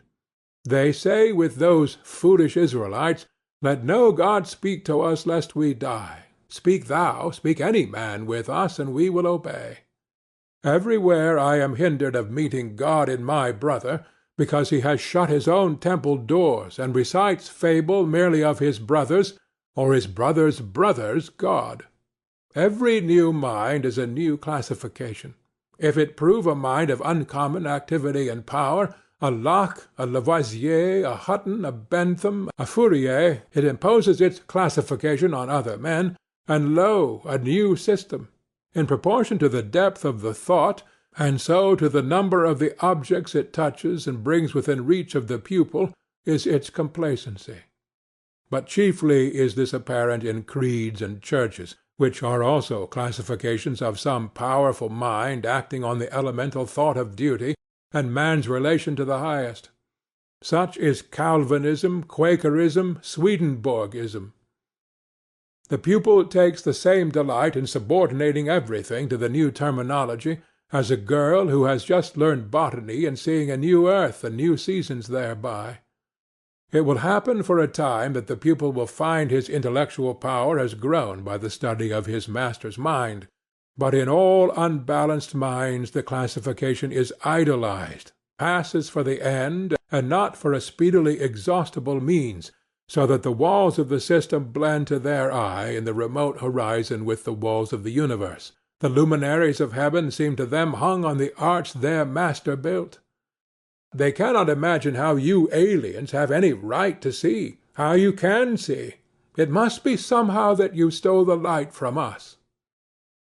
They do not yet perceive that light, unsystematic, indomitable, will break into any cabin, even into theirs. Let them chirp a while and call it their own. If they are honest and do well, presently their neat new pinfold will be too straight and low, will crack, will lean, rot and vanish, and the immortal light, all young and joyful, million-orbed, million-colored, will beam over the universe as on the first morning. 2. It is for want of self-culture that the superstition of travelling, whose idols are Italy, England, Egypt, retained its fascination for all educated Americans. They who made England, Italy, or Greece venerable in the imagination did so by sticking fast where they were, like an axis of the earth. In manly hours we feel that duty is our place. The soul is no traveller. The wise man stays at home, and when his necessities, his duties, on any occasion call him from his house or into foreign lands, he is at home still, and shall make men sensible by the expression of his countenance that he goes, the missionary of wisdom and virtue, and visits cities and men like a sovereign, and not like an interloper or a valet. I have no churlish objection to the supernavigation of the globe for the purpose of art, of study, and benevolence, so that the man is first domesticated, or does not go abroad with the hope of finding something greater than he knows. He who travels to be amused, to get something which he does not carry, travels away from himself, and grows old even in youth among old things. In Thebes, in Palmyra, his will and mind have become old and dissipated as they. He carries ruins to ruins. Travelling is a fool's paradise. Our first journeys discover to us the indifference of places. At home I dream that at Naples, at Rome, I can be intoxicated with beauty and lose my sadness. I pack my trunk, embrace my friends, embark on the sea, and at last wake up in Naples.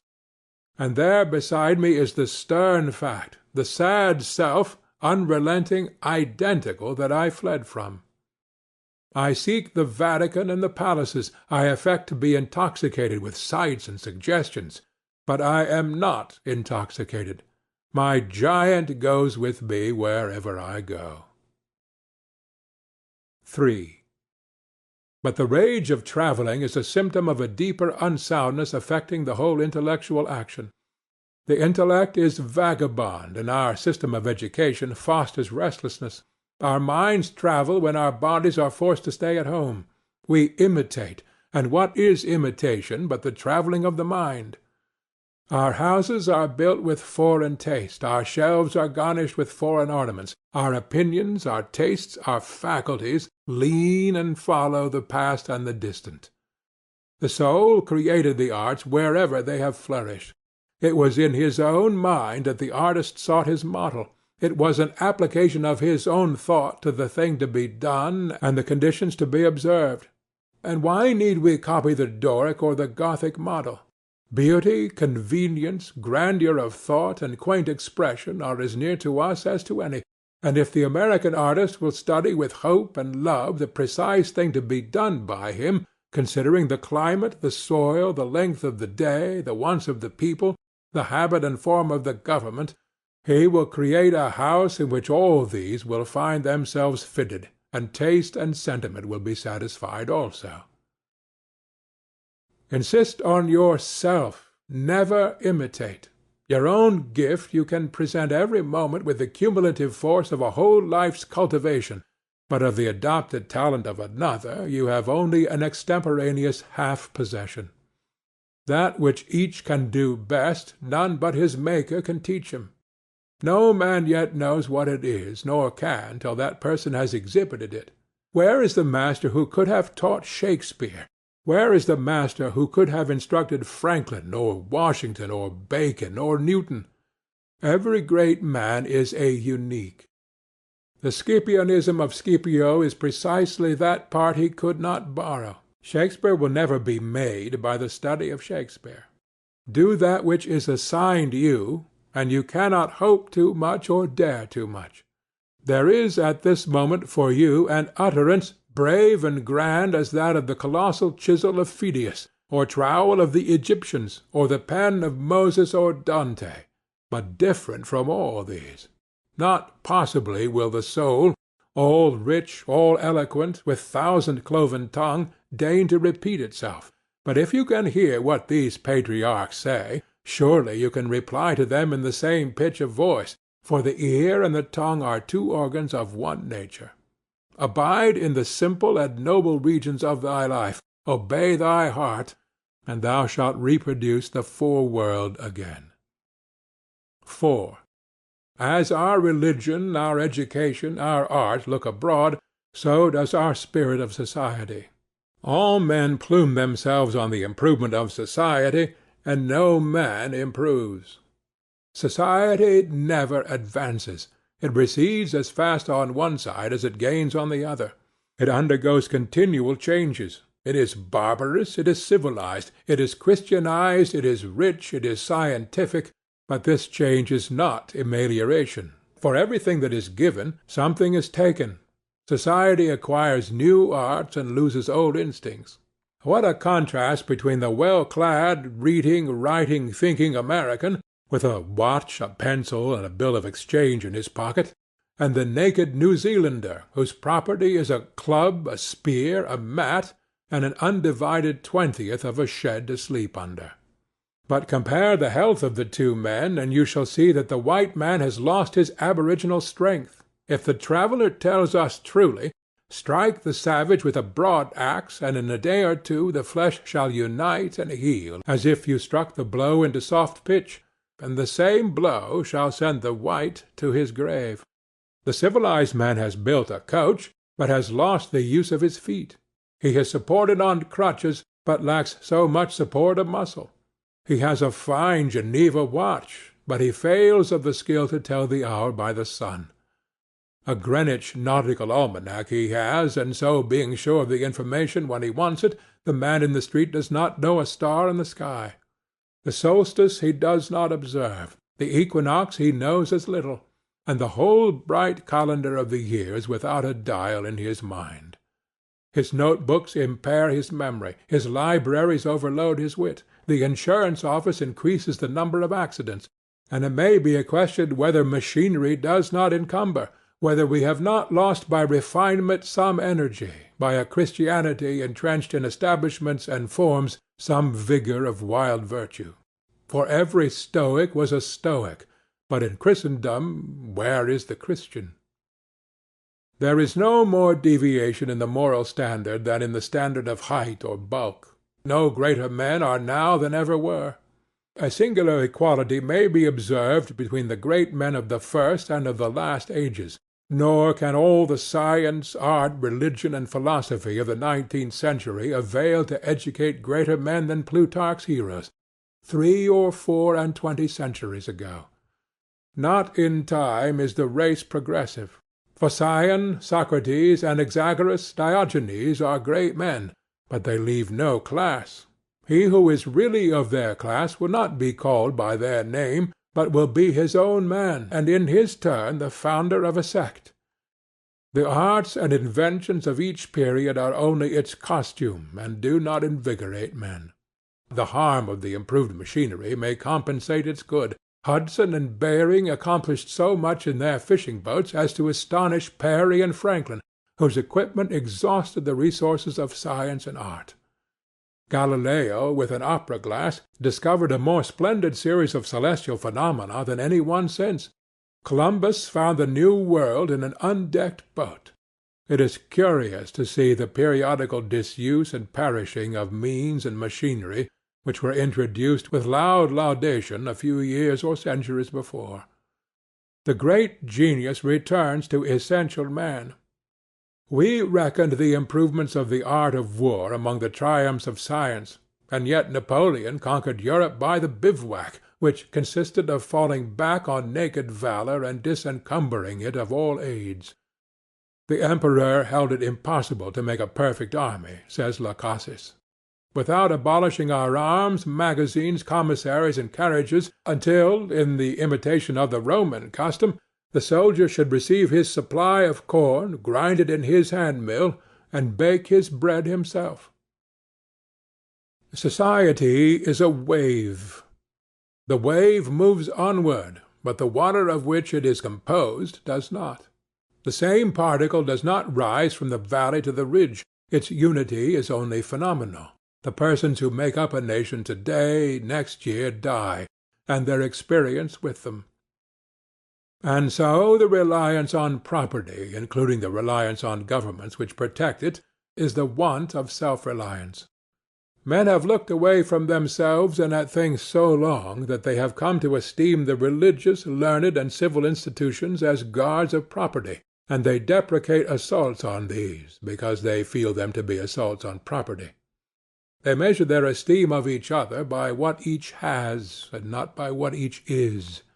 But a cultivated man becomes ashamed of his property out of new respect for his nature. Especially he hates what he has if he see that it is accidental, come to him by inheritance, or gift, or crime. Then he feels it is not having, it does not belong to him, has no root in him, and merely lies there because no revolution or no robber takes it away. But that which a man is does always by necessity acquire, and what the man acquires is living property, which does not wait the beck of rulers, or mobs, or revolutions, or fire, or storm, or bankruptcies, but perpetually renews itself wherever the man breathes.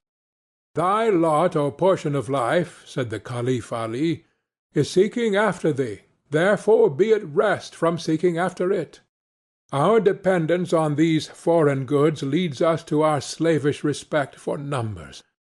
The political parties meet in numerous conventions. The greater the concourse, and with each new uproar of announcement, the delegation from Essex, the Democrats from New Hampshire, the Whigs of Maine, the young patriot feels himself stronger than before by a new thousand of eyes and arms. In like manner the reformers summon conventions, and vote and resolve in multitude. Not so, O friends, will the god deign to enter and inhabit you, but by a method precisely the reverse. It is only as a man puts off all foreign support and stands alone that I see him to be strong and to prevail. He is weaker by every recruit to his banner. Is not a man better than a town? Ask nothing of men, and in the endless mutation, thou only, firm column, must presently appear the upholder of all that surrounds thee. He who knows that power is inborn, that he is weak because he has looked for good out of him and elsewhere, and so perceiving throws himself unhesitatingly on his thought, instantly rights himself, stands in the erect position, commands his limbs, works miracles, just as a man who stands on his feet is stronger than a man who stands on his head. So, use all that is called fortune. Most men gamble with her, and gain all and lose all as her wheel rolls. But do thou leave as unlawful these winnings, and deal with cause and effect, the chancellors of God. In the will work and acquire, and thou hast chained the wheel of chance, and shall sit hereafter out of fear from her rotations. A political victory, a rise of rents, the recovery of your sick, or the return of your absent friend, or some other favorable event raises your spirits, and you think good days are preparing for you. Do not believe it. Nothing can bring you peace but yourself. Nothing can bring you peace but the triumph of principles. End of Self-Reliance.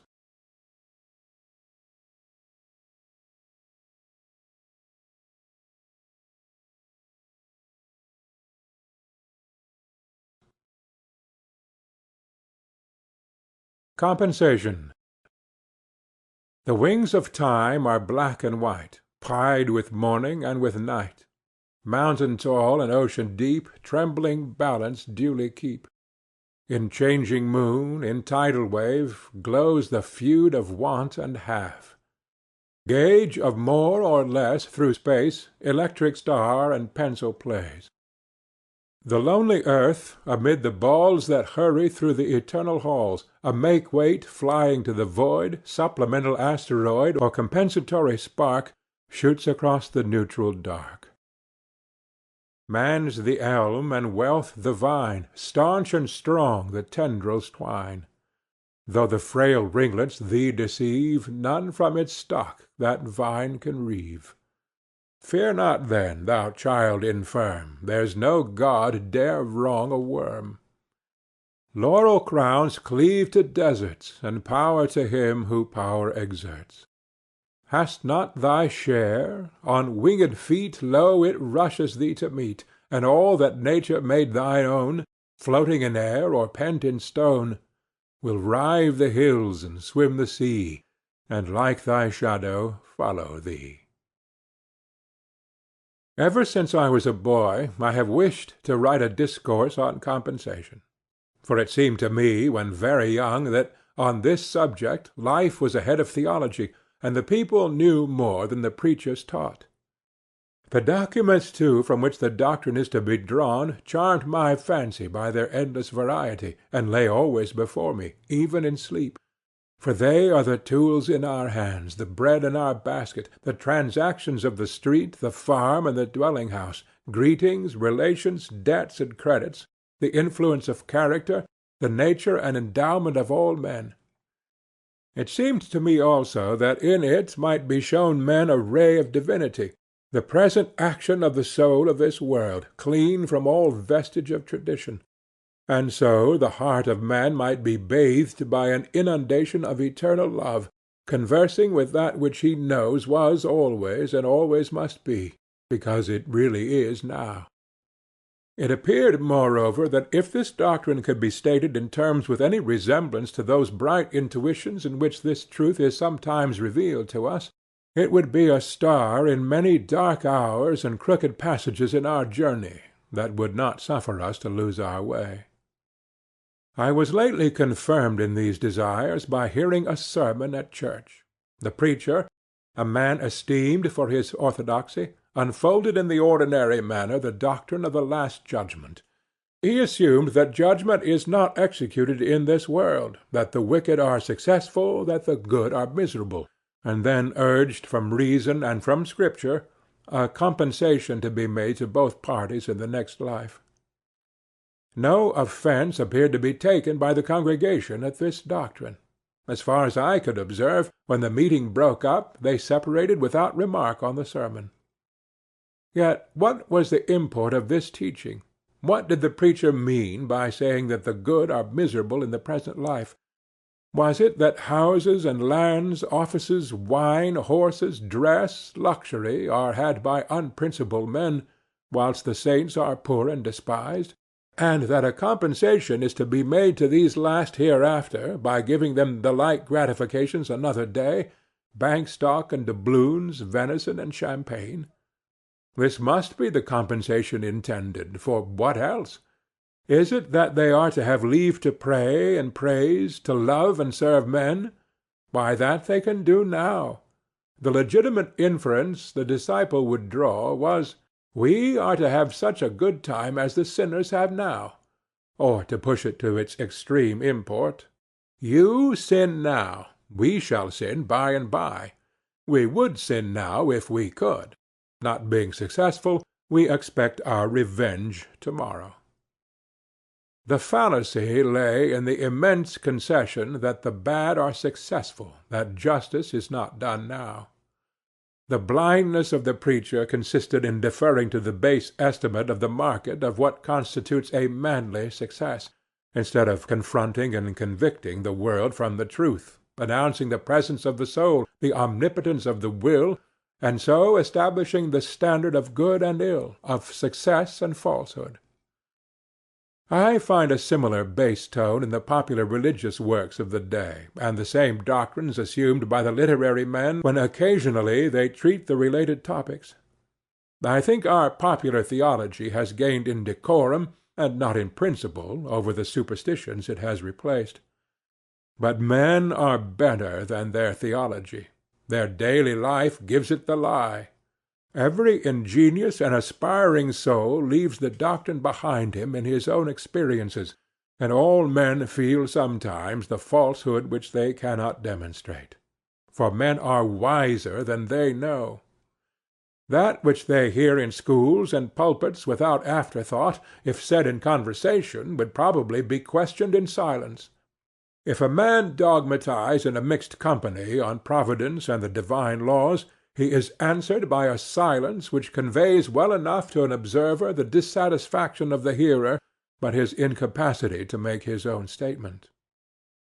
I shall attempt in this and the following chapter to record some facts that indicate the path of the law of compensation, happy beyond expectation if I shall truly draw the smallest arc of this circle.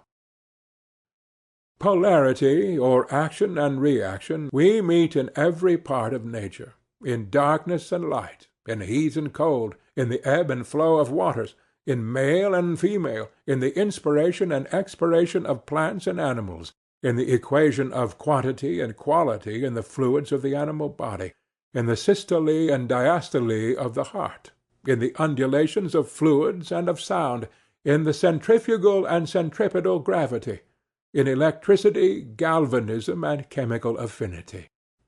Superinduced magnetism at one end of a needle, the opposite magnetism takes place at the other end. If the south attracts, the north repels. To empty here, you must condense there. An inevitable dualism bisects nature, so that each thing is a half, and suggests another thing to make it whole, as spirit, matter, man, woman, odd, even, subjective, objective, in, out, upper, under, motion, rest, yea, nay. Whilst the world is thus dual, so is every one of its parts. The entire system of things gets represented in every particle. There is something that resembles the ebb and flow of the sea, day and night, man and woman, in a single needle of the pine, in a kernel of corn, in each individual of every animal tribe. The reaction, so grand in the elements, is repeated within these small boundaries. For example, in the animal kingdom, the physiologist has observed that no creatures are favorites, but a certain compensation balances every gift and every defect. A surplusage given to one part is paid out of a reduction from another part of the same creature. If the head and neck are enlarged, the trunk and extremities are cut short. The theory of the mechanic forces is another example. What we gain in power is lost in time, and the converse. The periodic or compensating errors of the planets is another instance. The influences of climate and soil in political history are another. The cold climate invigorates. The barren soil does not breed fevers, crocodiles, tigers, or scorpions. The same dualism underlies the nature and condition of man. Every excess causes a defect, every defect an excess.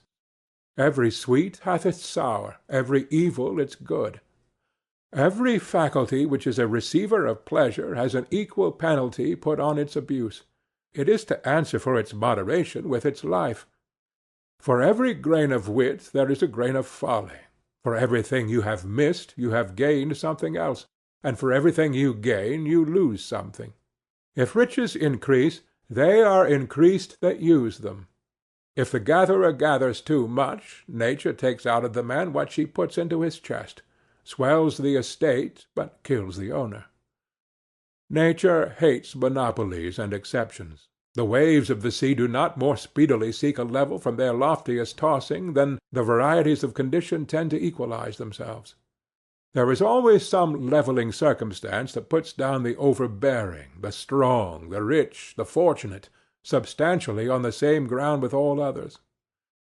Is a man too strong and fierce for society, and by temper and position a bad citizen? A morose ruffian with a dash of the pirate in him? Nature sends him a troop of pretty sons and daughters, who are getting along in the dames' classes at the village school, and love and fear for them smooths his grim scowl to courtesy. Thus she contrives to intenerate the granite and feldspar, takes the boar out and puts the lamb in, and keeps her balance true. The farmer imagines power and place are fine things, but the President has paid dear for his White House. It has commonly cost him all his peace and the best of his manly attributes. To preserve for a short time so conspicuous an appearance before the world, he is content to eat dust before the real masters who stand erect behind the throne. Or do men desire the more substantial and permanent grandeur of genius? Neither has this an immunity. He who by force or will or of thought is great and overlooks thousands has the charges of that eminence. With every influx of light comes new danger. Has he light? he must bear witness to the light, and always outrun that sympathy which gives him such keen satisfaction by his fidelity to new revelations of the incessant soul. He must hate father and mother, wife and child. Has he all that the world loves and admires and covets, he must cast behind him their admiration, and afflict them by faithfulness to his truth, and become a byword and a hissing. This law writes the laws of cities and nations. It is in vain to build or plot or combine against it. Things refuse to be mismanaged long. Res nolunt diu male administrari. Though no checks to a new evil appear, the checks exist and will appear. If the government is cruel, the governor's life is not safe. If you tax too high, the revenue will yield nothing. If you make the criminal code sanguinary, juries will not convict. If the law is too mild, private vengeance comes in.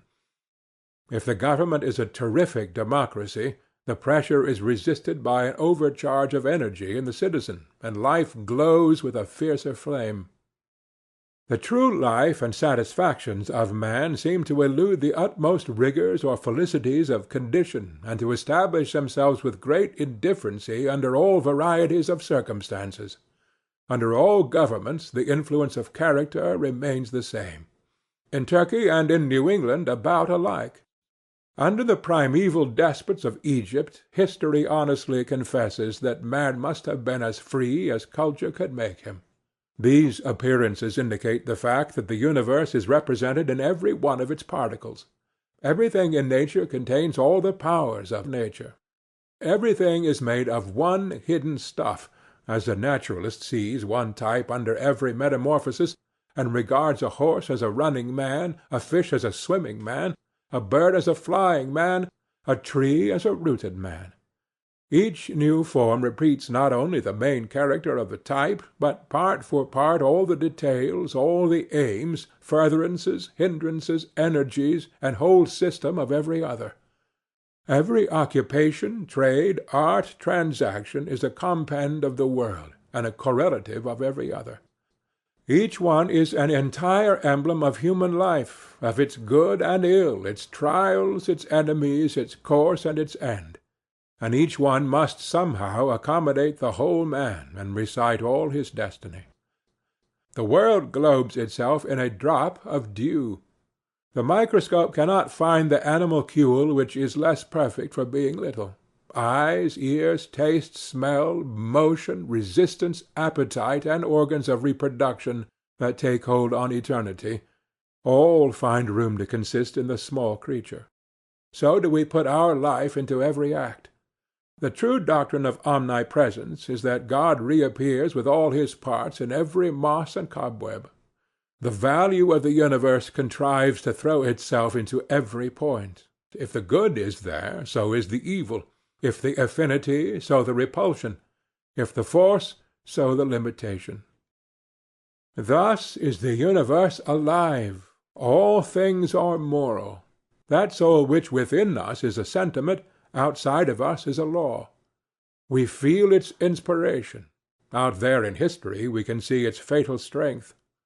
It is in the world, and the world was made by it.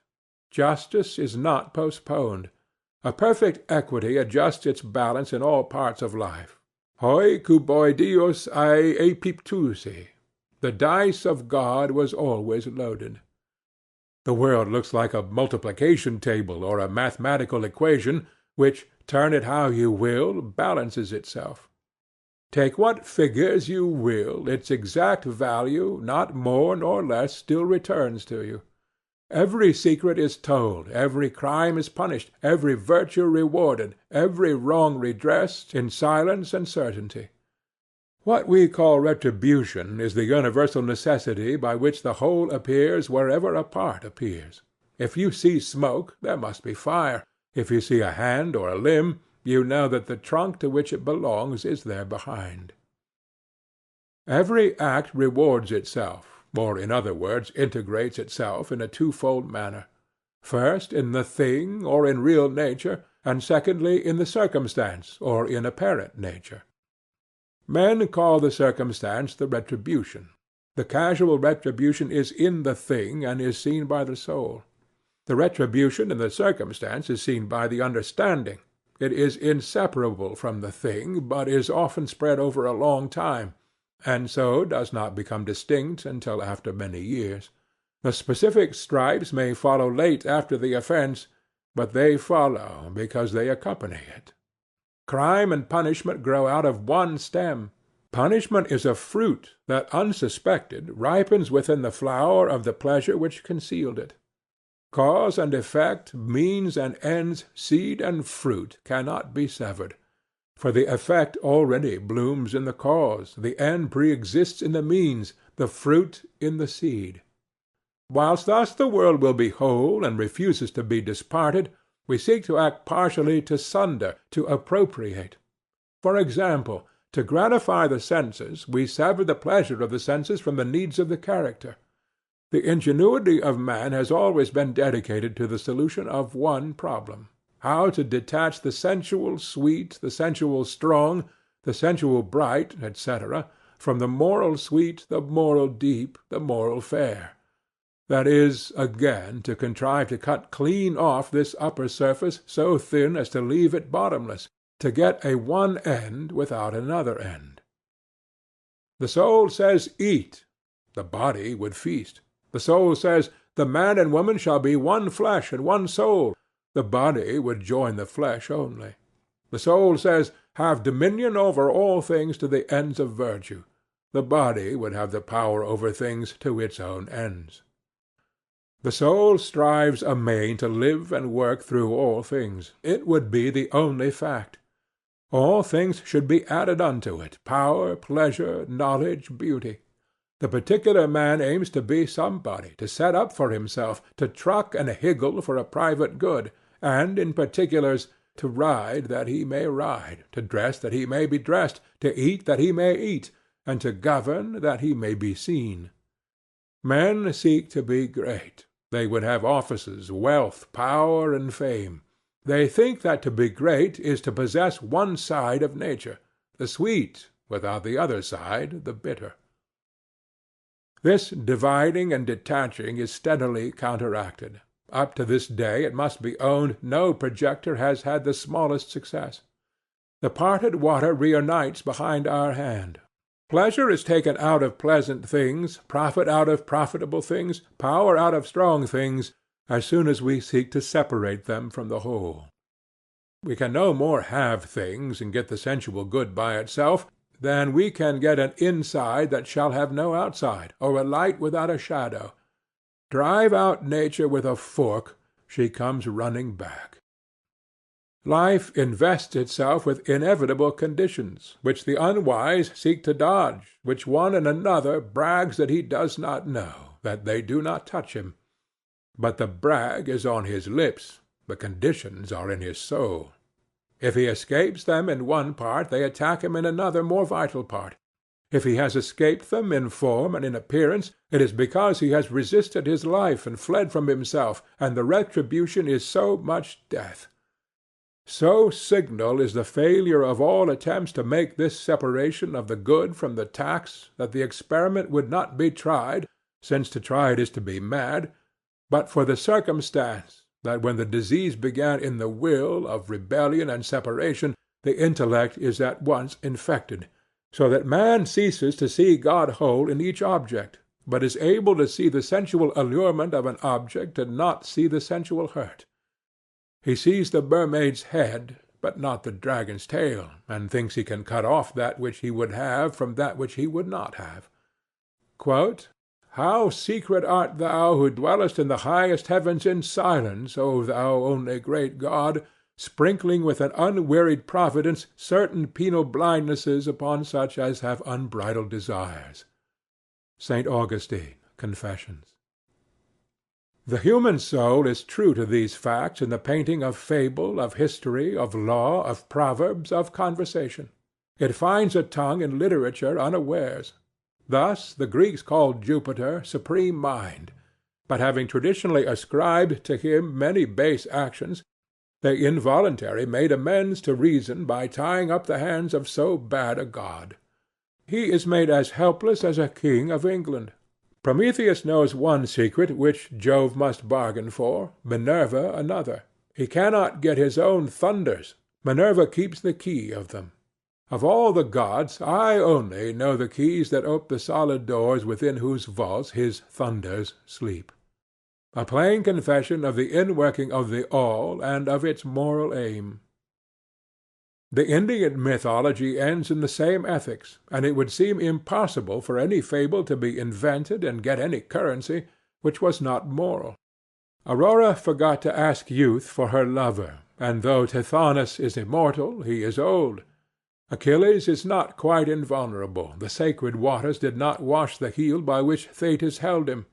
Siegfried in the Nibelungen is not quite immortal, for a leaf fell on his back whilst he was bathing in the dragon's blood, and that spot which it covered is mortal. And so it must be.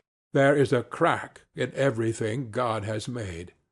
It would seem there is always this vindictive circumstance stealing in at unawares, even into the wild poesy in which the human fancy attempted to make bold holiday and to shake itself free of the old laws, this back-stroke, this kick of the gun, certifying that the law is fatal, that in nature nothing can be given, all things are sold. This is that ancient doctrine of Nemesis, who keeps watch in the universe and lets no offence go unchastised. The Furies, they said, are attendants on justice, and if the sun in heaven should transgress his path, they would punish him.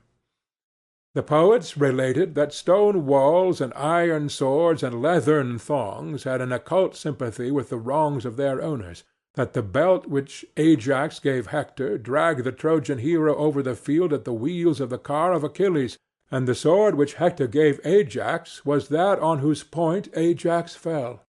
They recorded that when the Thasians erected a statue to Theagenes, a victor in the games, one of his rivals went to it by night and endeavored to throw it down by repeated blows, until at last he moved it from its pedestal and was crushed to death beneath its fall. The voice of fable has in it something divine. It came from thought above the will of the writer. That is the best part of each writer which has nothing private in it, that which he does not know, that which flowed out of his constitution and not from his too active invention, that which in the study of a single artist you might not easily find, but in the study of many you would abstract as the spirit of them all. Phidias it is not, but the work of man in that early Hellenic world that I would know. The name and circumstance of Phidias, however convenient for history, embarrass when we come to the highest criticism. We are to see that which man was tending to do in a given period, and was hindered, or if you will, modified in doing, by the interfering volitions of Phidias, of Dante, of Shakespeare, the organ whereby man at the moment wrought. Still more striking is the expression of this fact in the proverbs of all nations, which are always the literature of reason, or the statements of an absolute truth without qualification. Proverbs, like the sacred books of each nation, are the sanctuary of the intuitions. That which the droning world, chained to appearances, will not allow the realist to say in his own words, it will suffer him to say in proverbs without contradiction. And this law of laws, which the pulpit, the senate, and the college deny, is hourly preached in all markets and workshops by the flights of proverbs, whose teaching is as true and as omnipresent as that of birds and flies. All things are double, one against another, tit for tat, an eye for an eye, a tooth for a tooth, blood for blood, measure for measure, love for love. Give, and it shall be given you. He that watereth shall be watered himself. What will you have? Quoth God. Pay for it, and take it. Nothing venture, nothing have. Thou shalt be paid exactly for what thou hast done, no more nor less. Who doth not work shall not eat. Harm watch, harm catch. Curses always recoil on the head of him who imprecates them. If you put a chain round the neck of a slave, the other end fastens itself around your own. Bad counsel confounds the adviser. The devil is an ass.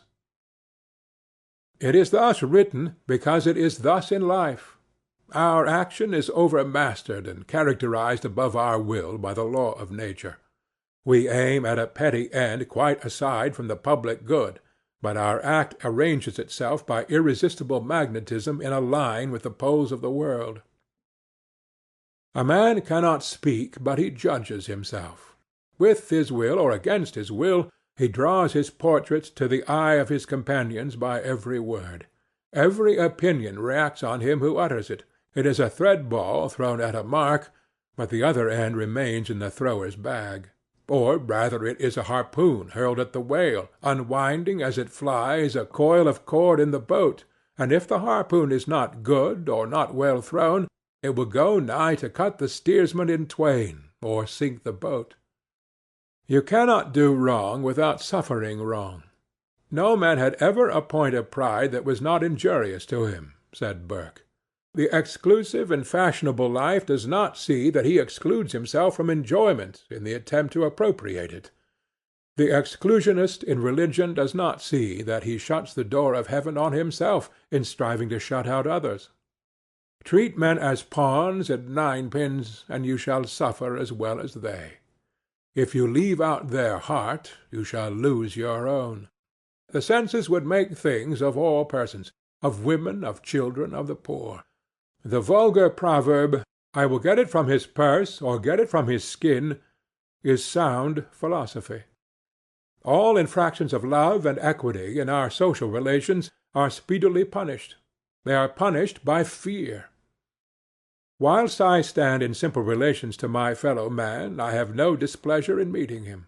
We meet as water meets water, or as two currents of air mix, with perfect diffusion and interpenetration of nature. But as soon as there is any departure from simplicity, an attempt at halfness, or good for me that is not good for him, my neighbor feels the wrong. He shrinks from me as far as I have shrunk from him. His eyes no longer seek mine. There is a war between us. There is hate in him and fear in me. All the old abuses in society, universal and particular, all unjust accumulations of property and power, are avenged in the same manner. Fear is an instructor of great sagacity and the herald of all revolutions. One thing he teaches, that there is rottenness where he appears.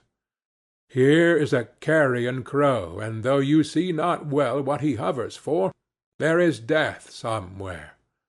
Our property is timid, our laws are timid, our cultivated classes are timid.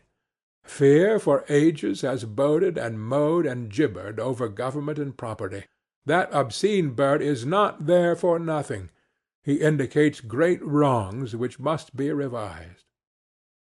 Of the like nature is that expectation of change which instantly follows the suspension of our voluntary activity. The terror of cloudless noon, the emerald of Polycrates, the awe of prosperity, the instinct which leads every generous soul to impose on itself tasks of noble asceticism and vicarious virtue, are the tremblings of the balance of justice through the heart and mind of man. Experienced men of the world know very well that it is best to pay scot and lot as they go along, and that a man often pays dear for a small frugality. The borrower runs in his own debt. Has a man gained anything who has received 100 favors and rendered none? Has he gained by borrowing, through indolence or cunning, his neighbor's wares or horses or money?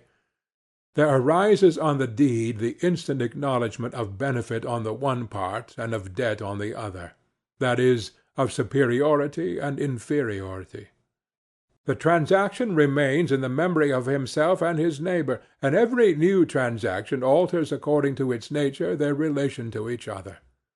He may soon come to see that he had better have broken his own bones than to have ridden in his neighbor's coach, and that the highest price that he can pay for a thing is to ask for it.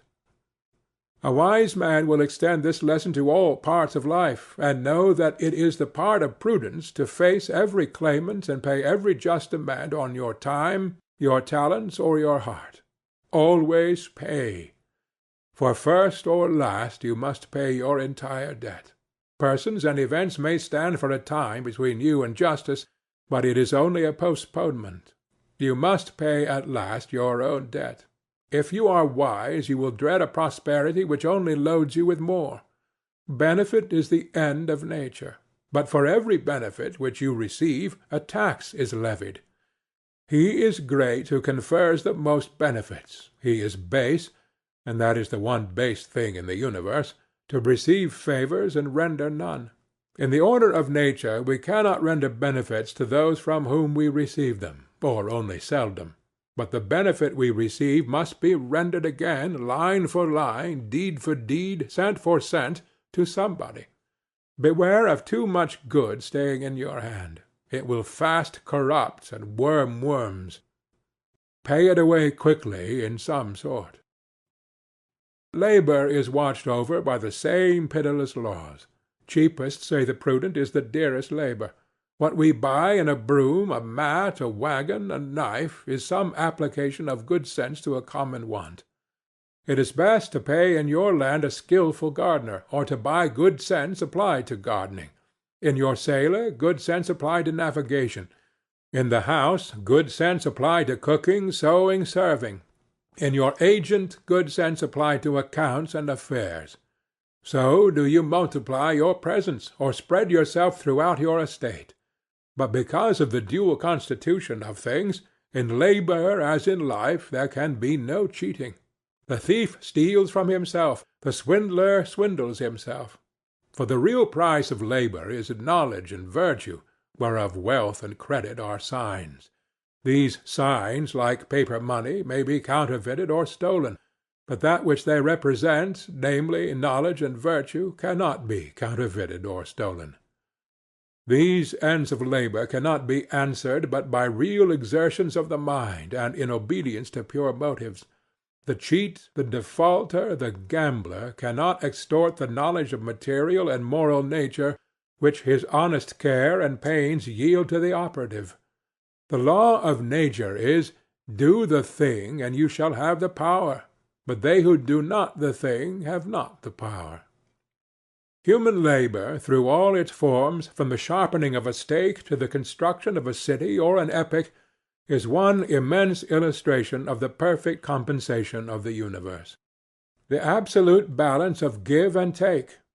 The doctrine that everything has its price, and if that price is not paid, not that thing but something else is obtained, and that it is impossible to get anything without its price, is not less sublime in the columns of the ledger than in the budgets of states, in the laws of light and darkness, in all the action and reaction of nature.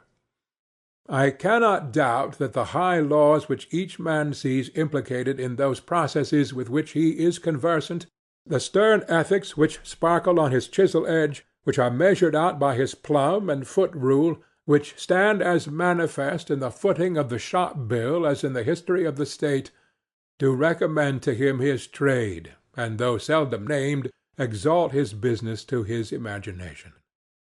The league between virtue and nature engages all things to assume a hostile front to vice. The beautiful laws and substances of the world persecute and whip the traitor.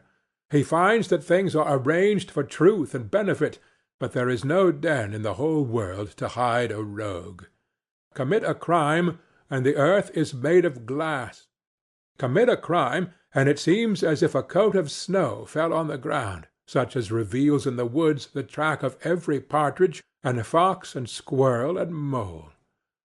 You cannot recall the spoken word, you cannot wipe out the foot-track, you cannot draw up the ladder so as to leave no inlet or clue.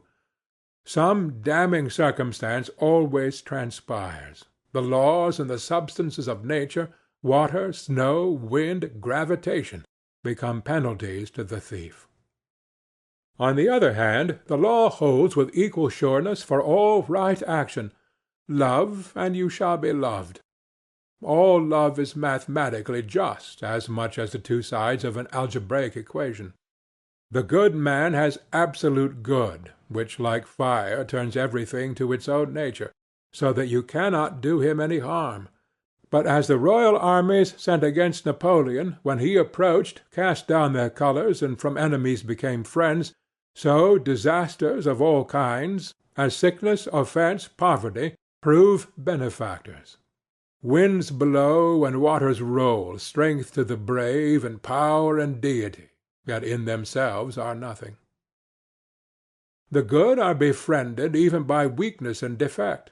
As no man had ever a point of pride that was not injurious to him, so no man had ever a defect that was not sometimes made useful to him. The stag in the fable admired his horns and blamed his feet, but when the hunter came, his feet saved him, and afterwards, caught in the thicket, his horns destroyed him. Every man in his lifetime needs to thank his faults. As no man thoroughly understands a truth until he has contended against it, so no man has a thorough acquaintance with the hindrances or talents of men until he has suffered from one and seen the triumph of the other over his own want of the same. Has he a defect of temper that unfits him to live in society? Thereby he is driven to entertain himself alone and acquire habits of self-help, and thus, like the wounded oyster, he mends his shell with pearl.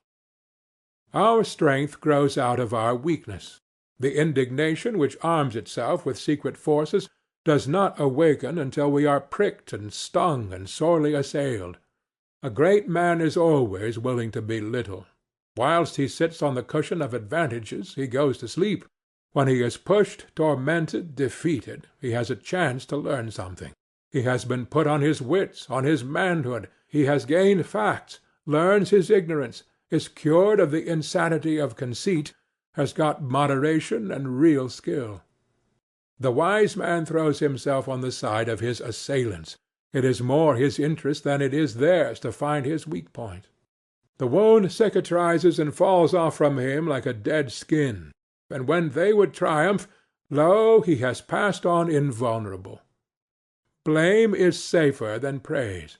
I hate to be defended in a newspaper. As long as all that is said against me, I feel a certain assurance of success. But as soon as honeyed words of praise are spoken for me, I feel as one that lies unprotected before his enemies. In general, every evil to which we do not succumb is a benefactor. As the Sandwich Islander believes that the strength and valor of the enemy he kills passes into himself, so we gain the strength of the temptation we resist. The same guards which protect us from disaster, defect, and enmity defend us, if we will, from selfishness and fraud. Bolts and bars are not the best of our institutions, nor is shrewdness in trade a mark of wisdom. Men suffer all their life long under the foolish superstition that they can be cheated. But it is as impossible for a man to be cheated by any one but himself as for a thing to be and not to be at the same time. There is a third silent party to all bargains. The nature and soul of things takes on itself the guarantee of the fulfillment of every contract, so that honest service cannot come to loss. If you serve an ungrateful master, serve him the more. Put God in your debt. Every stroke shall be repaid. The longer the payment is withholden, the better for you. For compound interest on compound interest is the rate and usage of this exchequer. The history of persecution is a history of endeavors to cheat nature, to make water run uphill, to twist a rope of sand. It makes no difference whether the actors be many or one, a tyrant or a mob. A mob is a society of bodies voluntarily bereaving themselves of reason and traversing its work. The mob is man voluntarily descending to the nature of the beast. Its fit hour of activity is night. Its actions are insane like its whole constitution. It persecutes a principle. It would whip a right. It would tar and feather justice by inflicting fire and outrage upon the houses and persons of those who have these. It resembles the prank of boys who run with fire engines to put out the ruddy aurora streaming to the stars. The inviolate spirit turns their spite against the wrongdoers. The martyr cannot be dishonored. Every lash inflicted is a tongue of fame, every prison a more illustrious abode, every burned book or house enlightens the world, every suppressed or expunged word reverberates through the earth from side to side. Hours of sanity and consideration are always arriving to communities as to individuals when the truth is seen and the martyrs are justified. Thus do all things preach the indifferency of circumstances. The man is all. Everything has two sides, a good and an evil. Every advantage has its tax. I learn to be content. But the doctrine of compensation is not the doctrine of indifferency. The thoughtless say, on hearing these representations, "What boots it to do well? There is one event to good and evil. If I gain any good, I must pay for it. If I lose any good, I will gain some other. All actions are indifferent." There is a deeper fact in the soul than compensation, to wit, its own nature. The soul is not a compensation, but a life. The soul is. Under all this running sea of circumstance, whose waters ebb and flow with perfect balance, lies the aboriginal abyss of real being. Essence or God is not a relation or a part, but the whole. Being is the vast affirmity, excluding negation, self-balanced, and swallowing up all relations, parts, and times within itself.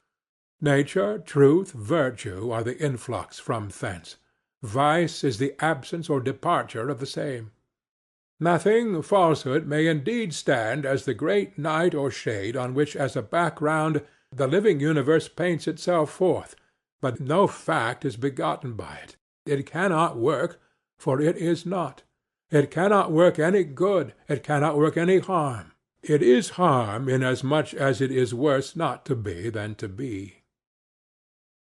We feel defrauded of the retribution due to evil acts because the criminal adheres to his vice and contumacy and does not come to a crisis or judgment anywhere in visible nature.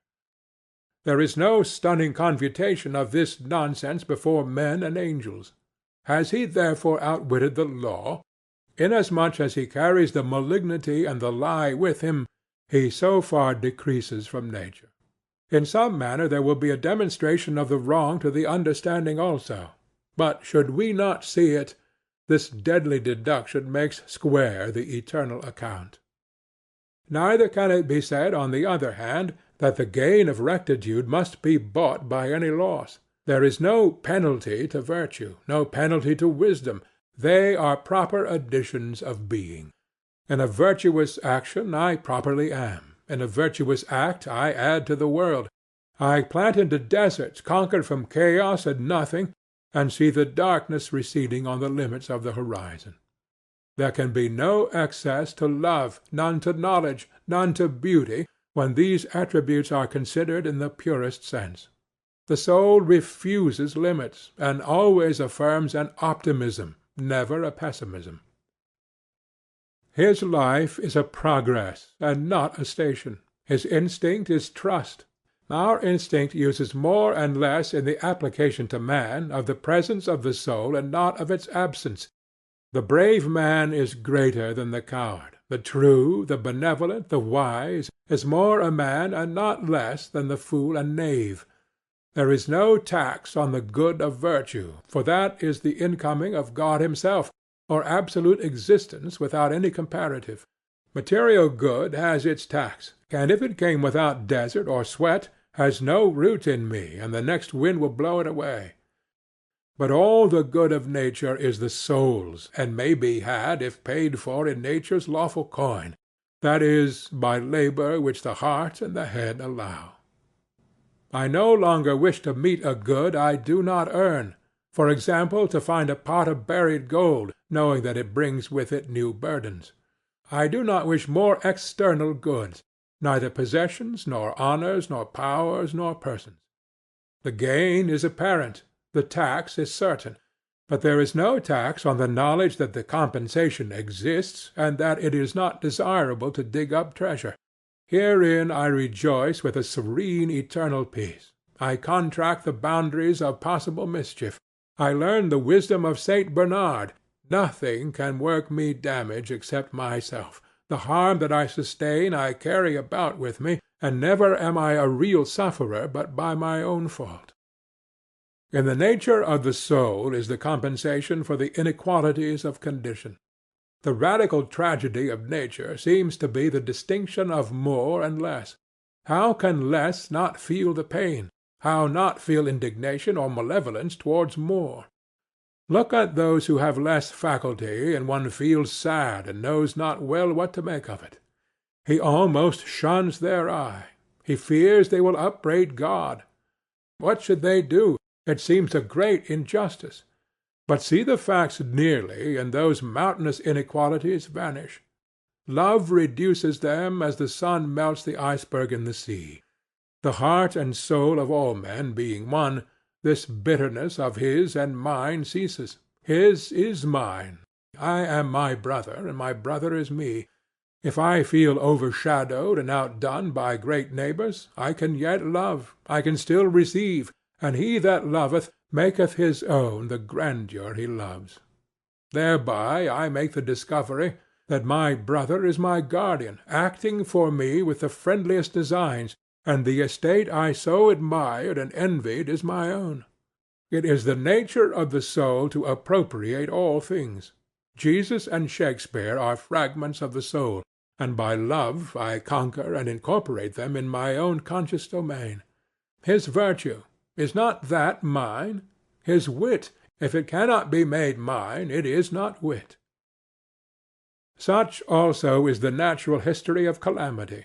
The changes which break up at short intervals the prosperity of men are advertisements of a nature whose law is growth. Every soul is by this intrinsic necessity quitting its whole system of things, its friends and home and laws and faith, as the shellfish crawls out of its beautiful but stony case, because it no longer admits of its growth, and slowly forms a new house. In proportion to the vigor of the individual these revolutions are frequent, until in some happier mind they are incessant, and all worldly relations hang very loosely about him, becoming as it were a transparent fluid membrane through which the living form is seen, and not, as in most men, an indurated heterogeneous fabric of many dates and of no settled character, in which the man is imprisoned.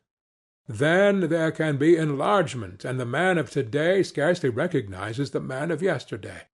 And such should be the outward biography of man in time, a putting off of dead circumstances day by day, as he renews his raiment day by day.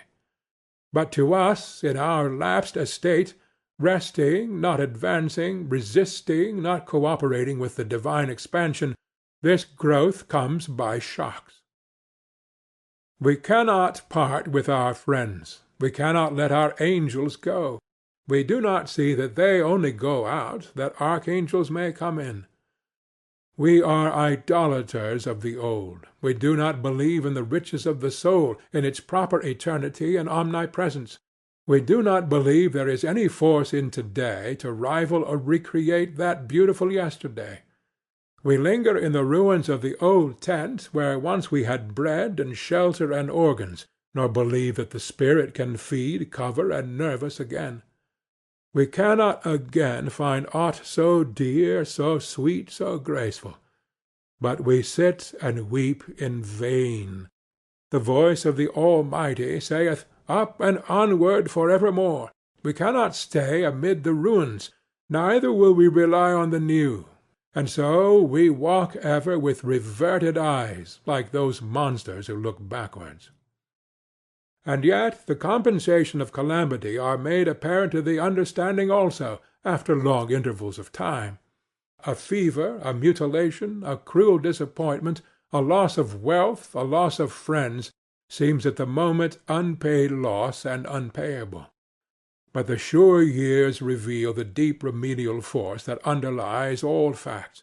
The death of a dear friend, wife, brother, lover, which seemed nothing but privation, somewhat later assumes the aspect of a guide or genius. For it commonly operates revolutions in our way of life, terminates an epoch of infancy or of youth which was waiting to be closed, breaks up a wonted occupation or a household or style of living, and allows the formation of new ones more friendly to the growth of character. It permits or constrains the formation of new acquaintances and the reception of new influences that prove of the first importance to the next years, and the man or woman who would have remained a sunny garden flower, with no room for its roots and too much sunshine for its head, by the falling of the walls and the neglect of the gardener, is made the banyan of the forest, yielding shade and fruit to wide neighborhoods of men. End of compensation.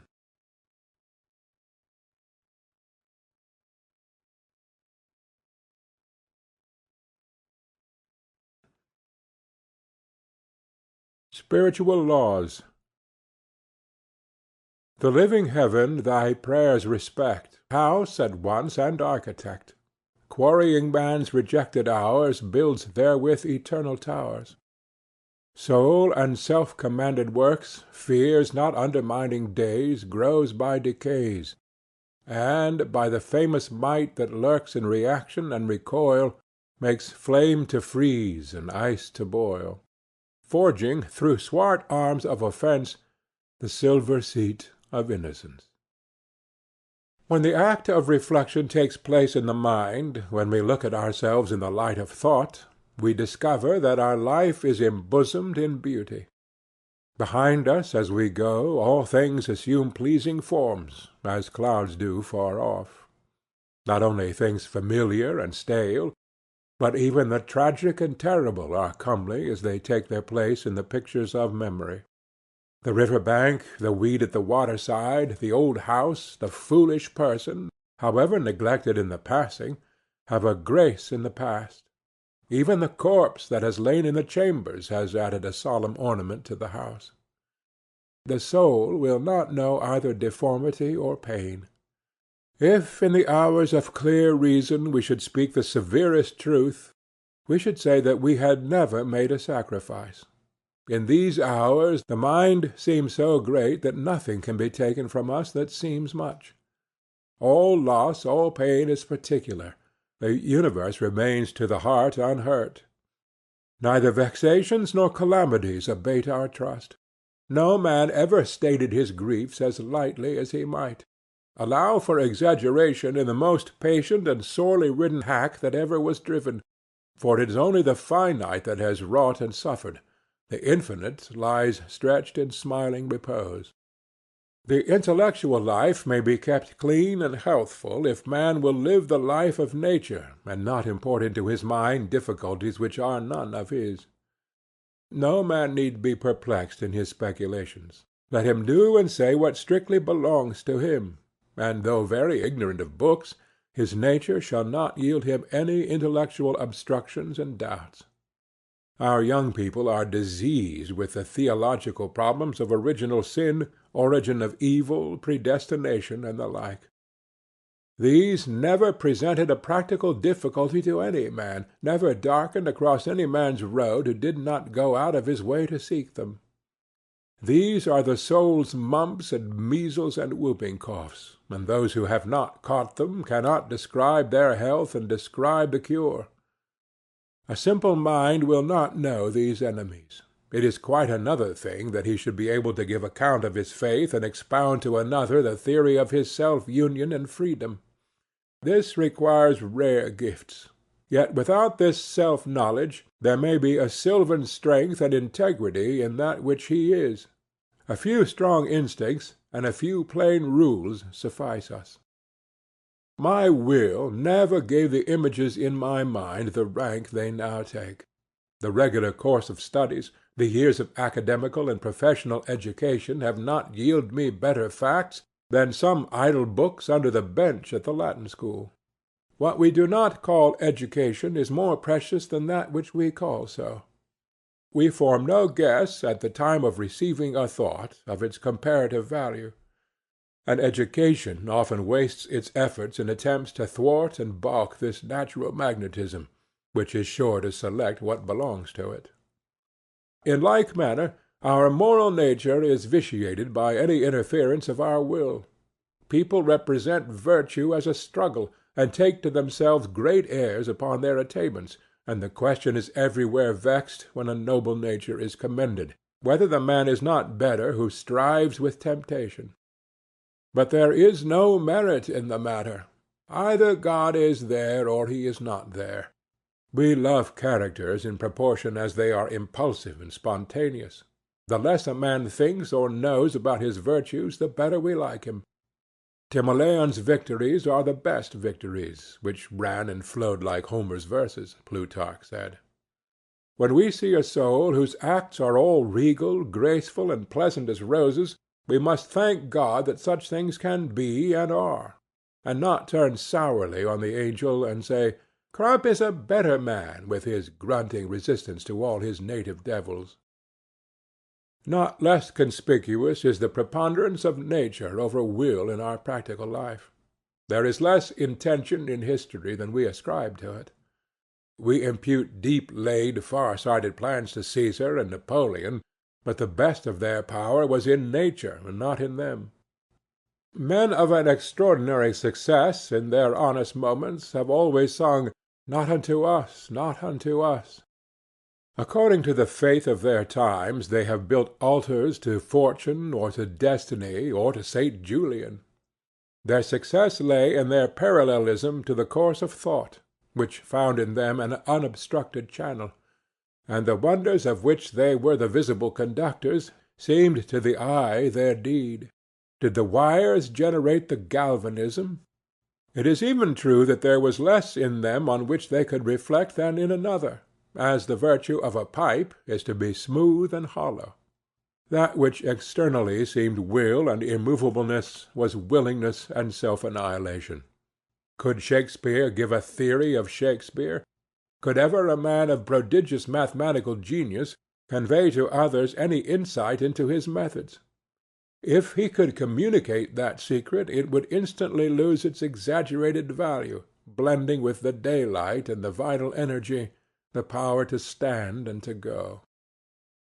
The lesson is forcibly taught by these observations that our life might be much easier and simpler than we make it, that the world might be a happier place than it is, that there is no need of struggles, convulsions, and despairs, of the wringing of the hands and the gnashing of the teeth, that we miscreate our own evils.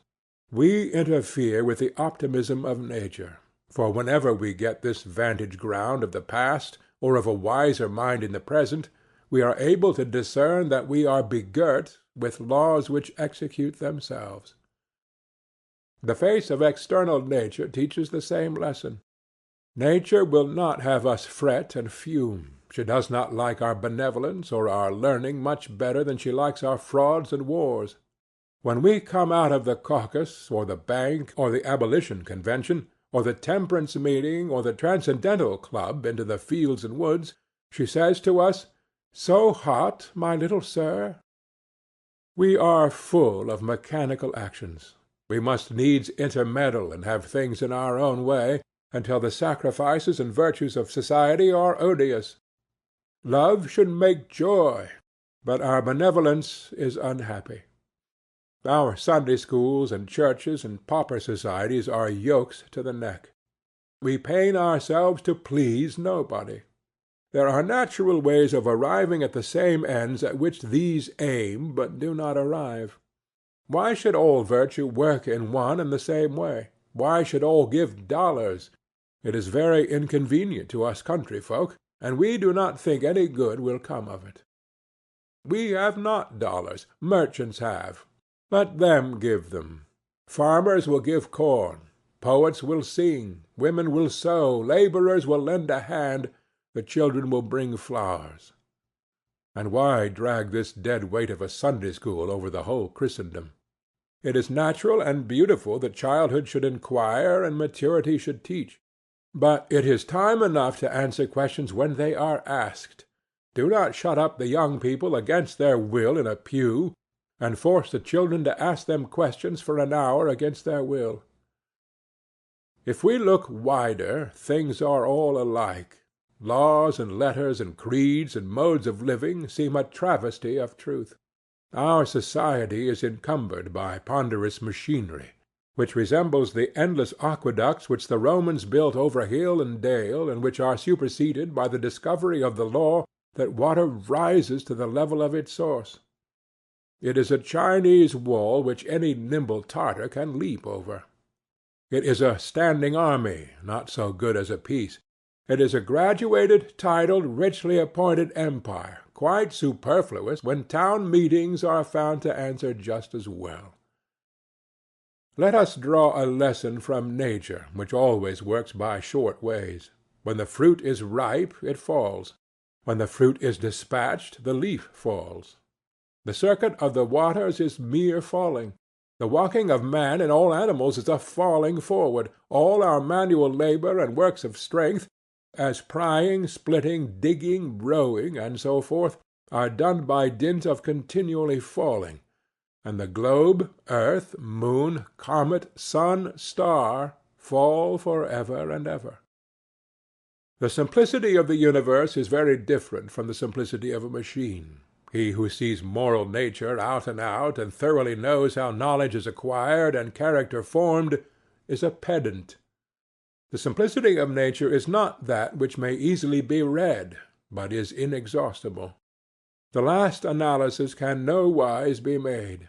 We judge of a man's wisdom by his hope, knowing that the perception of the inexhaustibleness of nature is an immortal youth. The wild fertility of nature is felt in comparing our rigid names and reputations with our fluid consciousness. We pass in the world for sects and schools, for erudition and piety, and we are all the time jejune babes. One sees very well how Pyrrhonism grew up. Every man sees that he is that middle point whereof everything may be affirmed and denied with equal reason. He is old, he is young, he is very wise, he is altogether ignorant. He hears and feels what you say of the seraphim and of the tin peddler. There is no permanent wise man except in the figment of the Stoics. We side with the hero, as we read or paint, against the coward and the robber. But we have been ourselves that coward and robber, and shall be again, not in the low circumstance, but in comparison with the grandeurs possible to the soul. A little consideration of what takes place around us every day would show us that a higher law than that of our will regulates events; that our painful labors are unnecessary and fruitless; that only in our easy, simple, spontaneous action are we strong, and by contenting ourselves with obedience we become divine. Belief and love. A believing love will relieve us of a vast load of care. Oh, my brothers, God exists. There is a soul at the center of nature and over the will of every man, so that none of us can wrong the universe. It has so infused its strong enchantment into nature that we prosper when we accept its advice, and when we struggle to wound its creatures our hands are glued to our sides, or they beat our own breasts. The whole course of things goes to teach us faith. We need only obey. There is guidance for each of us, and by lowly listening we shall hear the right word. Why need you choose so painfully your place and occupation and associates and modes of action and of entertainment? Certainly there is a possible right for you that precludes the need of balance and willful election. For you there is a reality, a fit place and congenial duties. Place yourself in the middle of a stream of power and wisdom which animates all whom it floats, and you are without effort impelled to truth, to right, and a perfect contentment. Then you put all gainsayers in the wrong. Then you are the world, the measure of right, of truth, of beauty.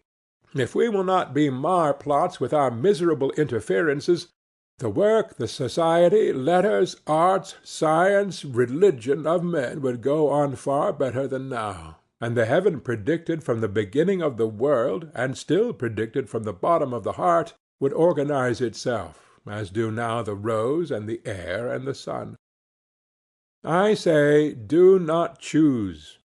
But that is a figure of speech by which I would distinguish what is commonly called choice among men, and which is a partial act, the choice of the hands, of the eyes, of the appetites, and not a whole act of the man. But that which I call right or goodness is the choice of my constitution, and that which I call heaven and inwardly aspire after is the state or circumstance desirable to my constitution, and the action which I in all my years tend to do is the work for my faculties. We must hold a man amenable to reason for the choice of his daily craft or profession. It is not an excuse any longer for his deeds that they are the custom of his trade. What business has he with an evil trade? Has he not a calling in his character? Each man has his own vocation. The talent is the call. There is one direction in which all space is open to him. He has faculties silently inviting him thither to endless exertion. He is like a ship in a river. He runs against obstructions on every side but one. On that side all obstruction is taken away, and he sweeps serenely over a deepening channel into an infinite sea. This talent and this call depend on his organization, or the mode in which the general soul incarnates itself in him. He inclines to do something which is easy to him and good when it is done, but which no other man can do. He has no rival. For the more truly he consults his own powers, the more difference will his work exhibit from the work of any other. His ambition is exactly proportioned to his powers. The height of the pinnacle is determined by the breadth of the base. Every man has this call of the power to do something unique, and no man has any other call. The pretence that he has another call, a summons by name and personal election, and outward signs that make him extraordinary, and not in the roll of common men, is fanaticism, and betrays obtuseness to perceive that there is one mind in all the individuals, and no respect of persons therein. By doing his work he makes the need felt which he can supply, and creates the taste by which he is enjoyed. By doing his own work he unfolds himself. It is the vice of our public speaking that it is not abandonment.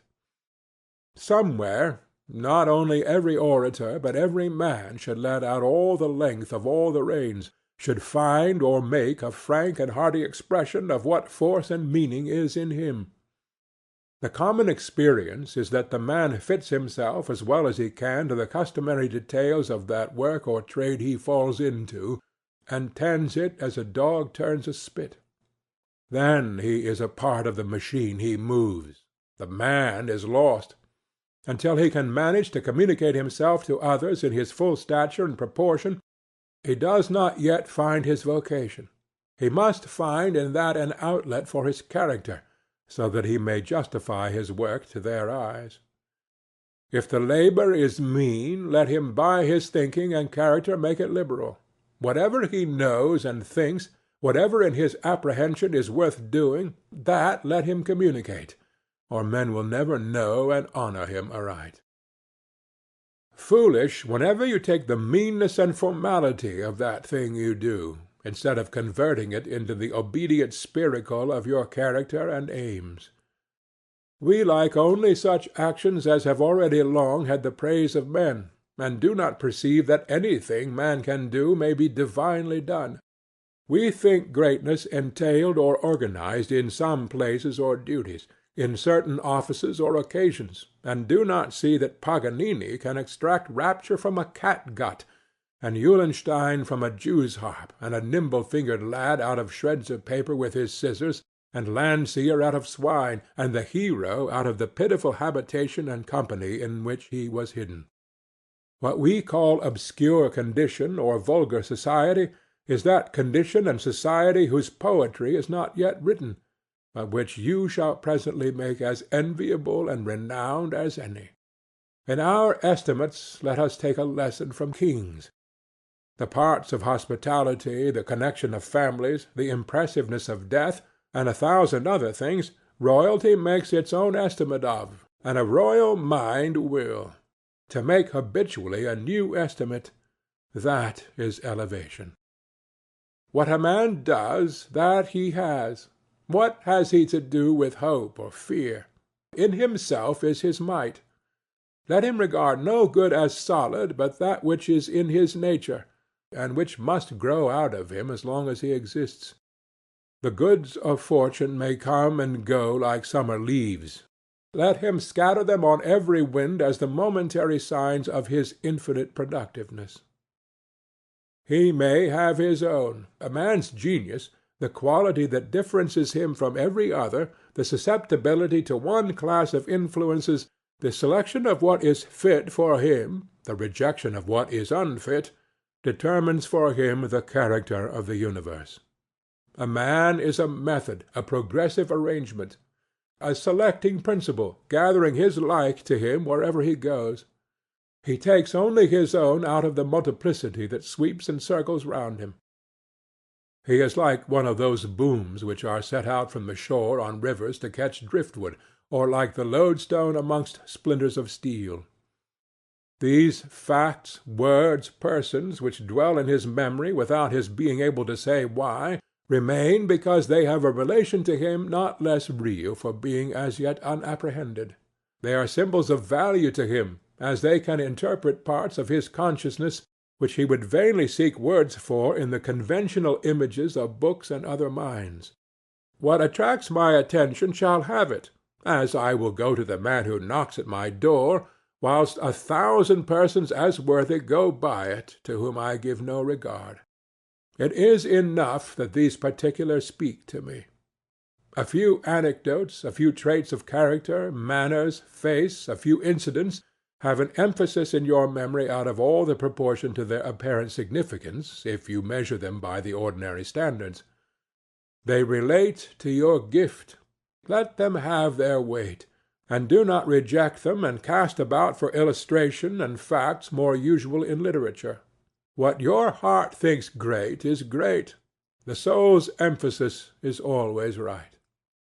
Over all things that are agreeable to his nature and genius the man has the highest right. Everywhere he may take what belongs to his spiritual estate, nor can he take anything else, though all doors are open, nor can all the force of men hinder him from taking so much. It is vain to attempt to keep a secret from one who has a right to know it. It will tell itself. That mood into which a friend can bring us is his dominion over us.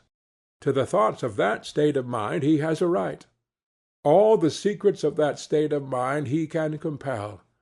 This is a law which statesmen use in practice. All the terrors of the French Republic, which held Austria in awe, were unable to command her diplomacy. But Napoleon sent to Vienna Monsieur de Narbonne, one of the old noblesse, with the morals, manners, and name of that interest, saying that it was indispensable to send to the old aristocracy of Europe men of the same connection, which, in fact, constitutes a sort of Freemasonry. Monsieur de Narbonne in less than a fortnight penetrated all the secrets of the imperial cabinet. Nothing seems so easy as to speak and to be understood, yet a man may come to find that the strongest of defences and of ties, that he has been understood, and he who has received an opinion may come to find it the most inconvenient of bonds. If a teacher have any opinion which he wishes to conceal, his pupils will become as fully indoctrinated into that as into any which he publishes. If you pour water into a vessel twisted into coils and angles, it is vain to say, I will pour it only into this or that. It will find its level in all. Men feel and act the consequences of your doctrine without being able to show you how they follow. Show us an arc of the curve, and a good mathematician will find out the whole figure. We are always reasoning from the seen to the unseen. Hence the perfect intelligence that subsists between wise men of remote ages. A man cannot bury his meanings so deep in his book, but time and like-minded men will find them. Plato had a secret doctrine, had he? What secret can he conceal from the eyes of Bacon, of Montaigne, of Kant? Therefore Aristotle said of his works, they are published and not published. No man can learn what he has not preparation for learning, however near to his eyes is the object. A chemist may tell his most precious secrets to a carpenter, and he shall be never the wiser. The secrets he would not utter to a chemist for an estate. God screens us evermore from premature ideas. Our eyes are holden that we cannot see things that stare us in the face until the hour arrives when the mind is ripened. Then we behold them, and the time when we saw them not is like a dream. Not in nature, but in man is all the beauty and worth he sees. The world is very empty, and is indebted to this gliding, exalted soul for all its pride. Earth fills her lap with splendors not her own. The vale of Tempe, Tivoli, and Rome are earth and water, rocks and sky. There are as good earth and water in 1,000 places, yet how unaffecting! People are not the better for the sun and moon, the horizon and the trees, as it is not observed that the keepers of Roman galleries or the valets of painters have any elevation of thought, or that librarians are wiser men than others. There are graces in the demeanor of a polished and noble person which are lost upon the eye of a churl. These are like the stars whose light has not yet reached us. He may see what he maketh. Our dreams are the sequel of our waking knowledge. The visions of the night bear some proportion to the visions of the day. Hideous dreams are exaggerations of the sins of the day. We see our evil affections embodied in bad physiognomies. On the Alps the traveller sometimes beholds his own shadow magnified to a giant, so that every gesture of his hand is terrific.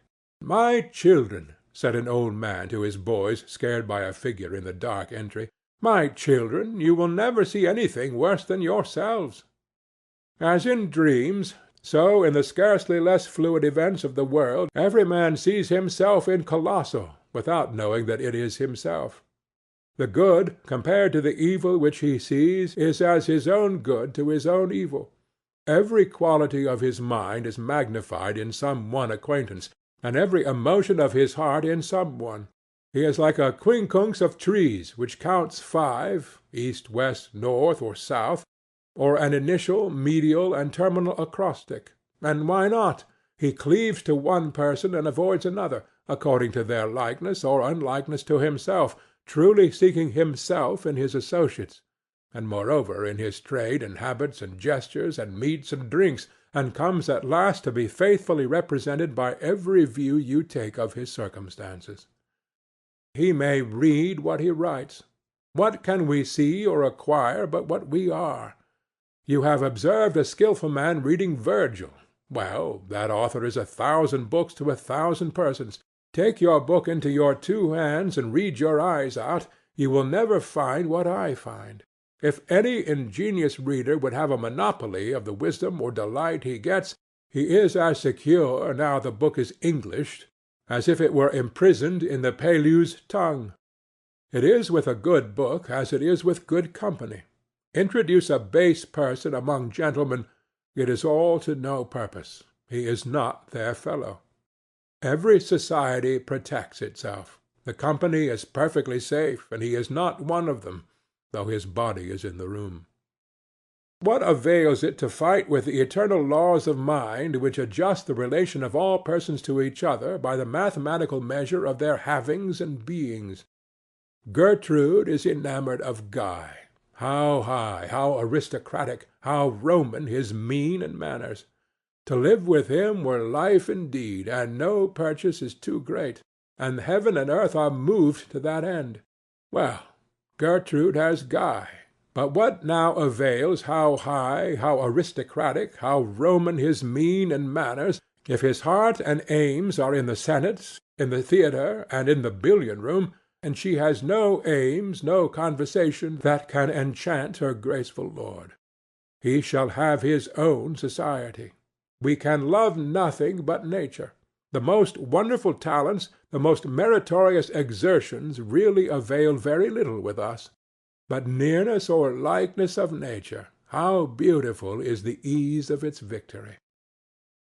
Persons approach us, famous for their beauty, for their accomplishments, worthy of all wonder for their charms and gifts.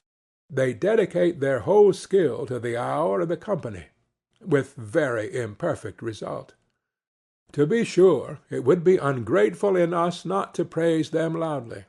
Then, when all is done, a person of related mind, a brother or sister by nature, comes to us so softly and easily, so nearly and intimately, as if it were the blood in our proper veins, that we feel as if some one was gone, instead of another having come. We are utterly relieved and refreshed. It is a sort of joyful solitude. We foolishly think in our days of sin that we must court friends by compliance to the customs of society, to its dress, its breeding, and its estimates. But only that soul can be my friend which I encounter on the line of my own march, that soul to which I do not decline and which does not decline to me, but, native of the same celestial latitude, repeats in his own all my experience. The scholar forgets himself, and apes the customs and costumes of the man of the world to deserve the smile of beauty, and follows some giddy girl, not yet taught by religious passion to know the noble woman with all that is serene, oracular, and beautiful in her soul. Let him be great, and love shall follow him. Nothing is more deeply punished than the neglect of the affinities by which alone society should be formed, and the insane levity of choosing associates by others' eyes. He may set his own rate. It is a maxim worthy of all acceptation that a man may have that allowance he takes. Take the place and attitude which belong to you, and all men acquiesce. The world must be just. It leaves every man, with profound unconcern, to set his own rate. Hero or driveller, it meddles not in the matter. It will certainly accept your own measure of your doing and being, whether you sneak about and deny your own name, or whether you see your work produced to the concave sphere of the heavens, one with the revolution of the stars. The same reality pervades all teaching. The man may teach by doing, and not otherwise. If he can communicate himself, he can teach, but not by words. He teaches who gives, and he learns who receives. There is no teaching until the pupil is brought into the same state or principle in which you are. A transfusion takes place. He is you, and you are he. Then is a teaching, and by no unfriendly chance or bad company can he ever quite lose the benefit. But your propositions run out of one ear as they ran in at the other. We see it advertised that Mr. Grand will deliver an oration on the 4th of July, and Mr. Hand before the Mechanics' Association, and we do not go thither, because we know that these gentlemen will not communicate their own character and experience to the company. If we had reason to expect such a confidence, we should go through all inconvenience and opposition. The sick would be carried in litters, but a public oration is an escapade, a non-committal, an apology, a gag, and not a communication, not a speech, not a man. A like Nemesis presides over all intellectual works. We have yet to learn that the thing uttered in words is not therefore affirmed. It must affirm itself, or no forms of logic or of oath can give it evidence. The sentence must also contain its own apology for being spoken. The effect of any writing on the public mind is mathematically measurable by its depth of thought. How much water does it draw? If it awaken you to think, if it lift you from your feet with the great voice of eloquence, then the effect is to be wide, slow, permanent over the minds of men. If the pages instruct you not, they will die like flies in the hour. The way to speak and write what shall not go out of fashion is to speak and write sincerely. The argument which has not power to reach my own practice, I may well doubt will fail to reach yours. But take Sidney's maxim, look in thy heart and write. He that writes to himself writes to an eternal public. That statement only is fit to be made public, which you have come at in attempting to satisfy your own curiosity. The writer who takes his subject from his ear and not from his heart should know that he has lost as much as he seems to have gained, and when the empty book has gathered all its praise, and half the people say, What poetry! What genius! It still needs fuel to make fire. That only profits which is profitable. Life alone can impart life, and though we should burst, we can only be valued as we make ourselves valuable. There is no luck in literary reputation. They who make up the final verdict upon every book are not the partial and noisy readers of the hour when it appears, but a court as of angels, a public not to be bribed, not to be entreated, and not to be overawed, decides upon every man's title to fame. Only those books come down which deserve to last.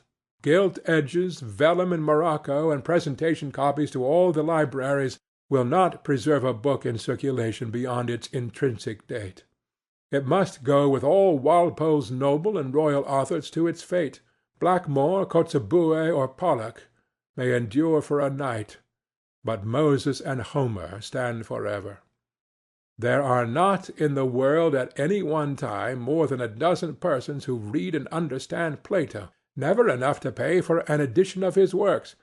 Yet to every generation these come duly down, for the sake of those few persons, as if God brought them in his hand. No book, said Bentley, was ever written down by any but itself. The permanence of all books is fixed by no effort, friendly or hostile, but by their own specific gravity, or the intrinsic importance of their contents to the constant mind of man. Do not trouble yourself too much about the light on your statue, said Michelangelo to the young sculptor. The light of the public square will test its value. In like manner, the effect of every action is measured by the depth of the sentiment from which it proceeds. The great man knew not that he was great. It took a century or two for that fact to appear. What he did because he must. It was the most natural thing in the world, and grew out of the circumstances of the moment. But now everything he did, even to the lifting of his finger or the eating of bread, looks large, all related, and is called an institution.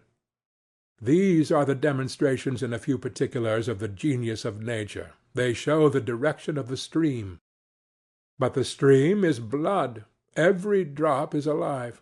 Truth has not single victories. All things are its organs, not only dust and stones, but errors and lies. The laws of disease, physicians say, are as beautiful as the laws of health. Our philosophy is affirmative, and readily accepts the testimony of negative facts, as every shadow points to the sun. By a divine necessity, every fact in nature is constrained to offer its testimony. Human character evermore publishes itself. The most fugitive deed and word, the mere air of doing a thing, the intimated purpose, expresses character. If you act, you show character. If you sit still, if you sleep, you show it. You think because you have spoken nothing when others spoke, and have given no opinion on the times, on the church, on slavery, on marriage, on socialism, on secret societies, on the college, on parties and persons, that your verdict is still expected with curiosity as a reserved wisdom. Far otherwise. Your silence answers very loud. You have no oracle to utter, and your fellow-men have learned that you cannot help them. For oracles speak. Doth not wisdom cry, and understanding put forth her voice? Dreadful limits are set in nature to the powers of dissimulation. Truth tyrannizes over the unwilling members of the body. Faces never lie, it is said. No man need be deceived who will study the changes of expression. When a man speaks the truth in the spirit of truth, his eye is as clear as the heavens. When he has base ends and speaks falsely, the eye is muddy, and sometimes asquint. I have heard an experienced counsellor say that he never feared the effect upon a jury of a lawyer who does not believe in his heart that his client ought to have a verdict. If he does not believe it, his unbelief will appear to the jury, despite all his protestations, and will become their unbelief.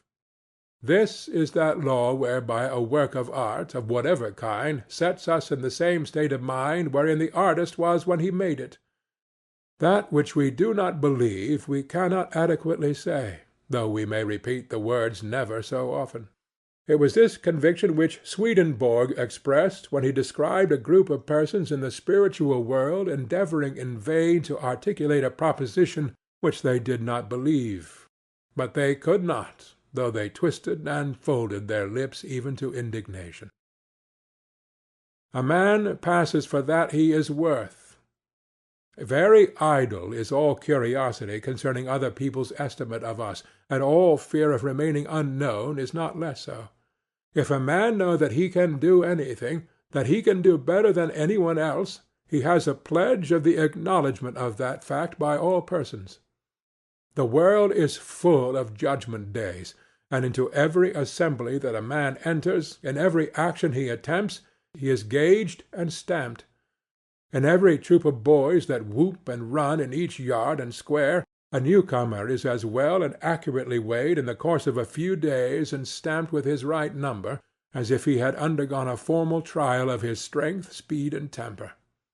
A stranger comes from a distant school, with better dress, with trinkets in his pockets, with airs and pretensions. An older boy says to himself, "It's of no use, we shall find him out to-morrow." What has he done is the divine question which searches men and transpierces every false reputation.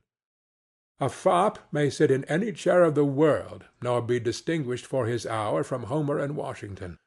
But there need never be any doubt concerning the respective ability of human beings. Pretension may sit still, but cannot act. Pretension never feigned an act of real greatness. Pretension never wrote an Iliad, nor drove back Xerxes, nor Christianized the world, nor abolished slavery.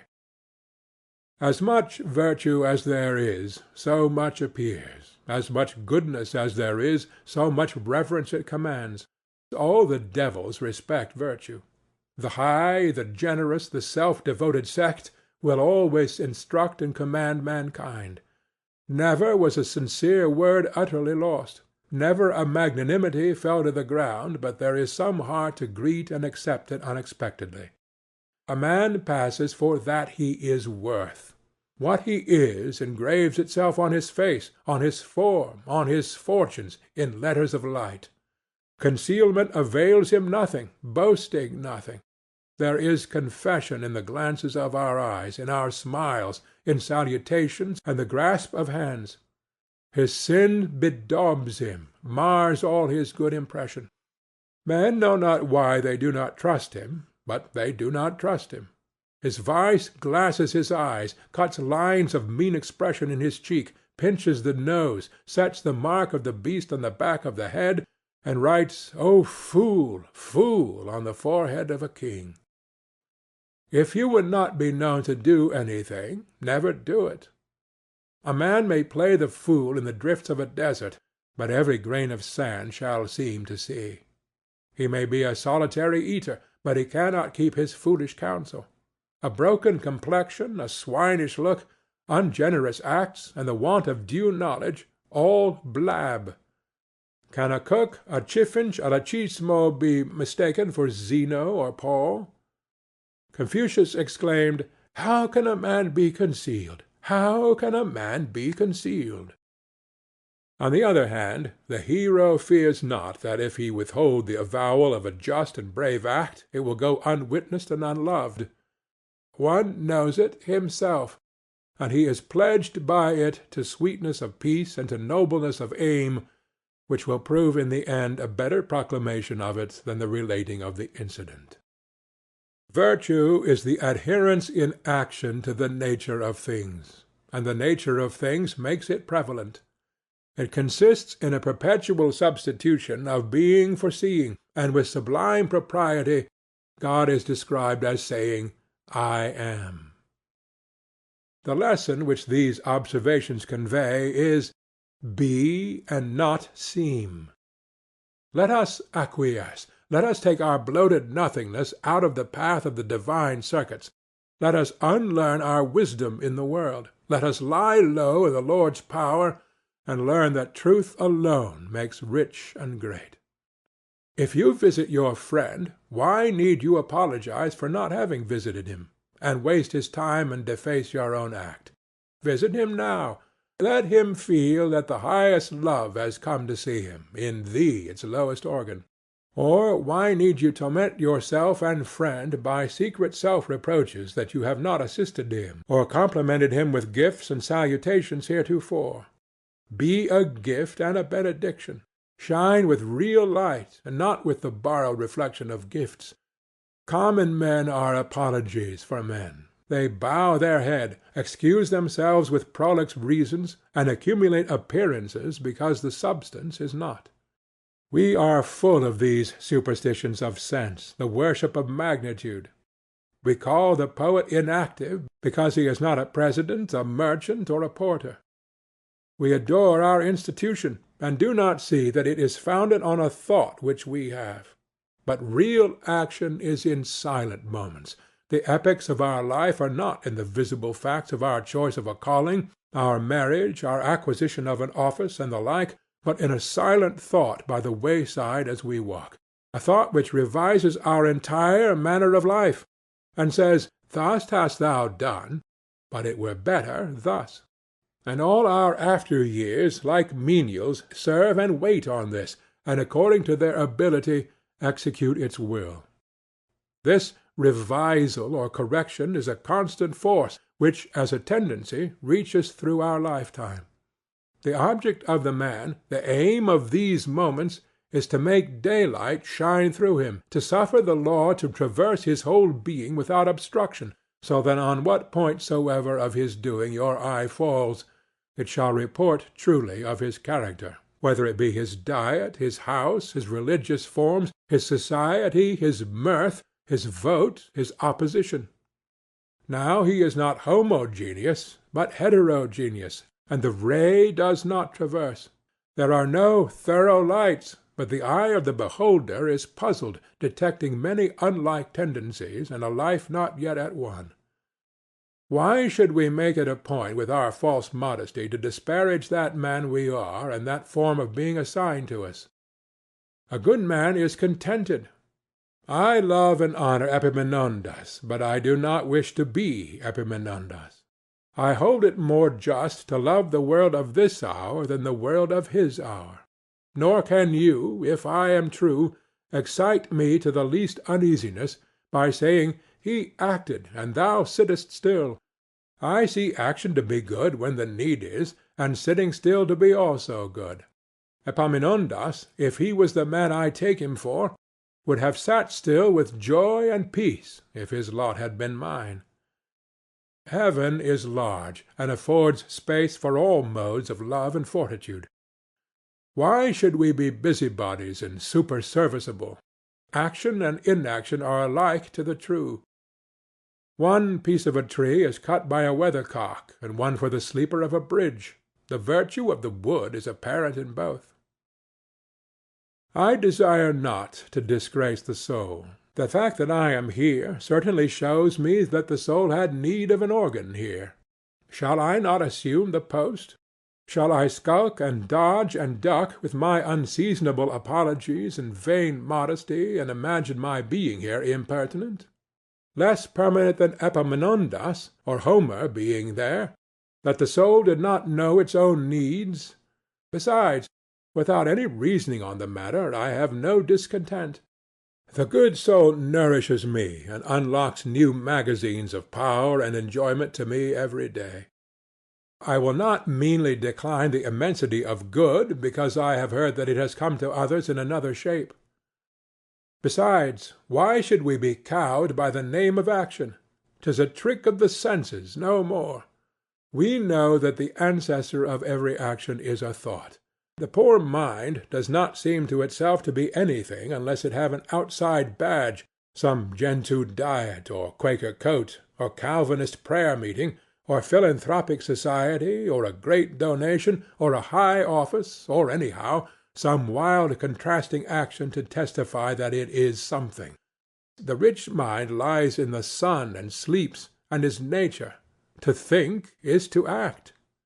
Let us, if we must have great actions, make our own so. All action is of an infinite elasticity, and the least admits of being inflated with the celestial air until it eclipses the sun and moon. let us seek one peace by fidelity. Let me heed my duties. Why need I go gadding into the scenes and philosophy of Greek and Italian history before I have justified myself to my benefactors? How dare I read Washington's campaigns when I have not answered the letters of my own correspondents? Is not that a just objection to much of our reading? It is the pusillanimous desertion of our work to gaze after our neighbors. It is peeping. Byron says of Jack Bunting, "He knew not what to say, and so he swore." I may say it of our preposterous use of books. He knew not what to do, and so he read. I can think of nothing to fill my time with, and I find the Life of Brant. It is a very extravagant compliment to pay to Brant, or to General Schuyler, or to General Washington. My time should be as good as their time. My facts, my net of relations, as good as theirs, or either of theirs.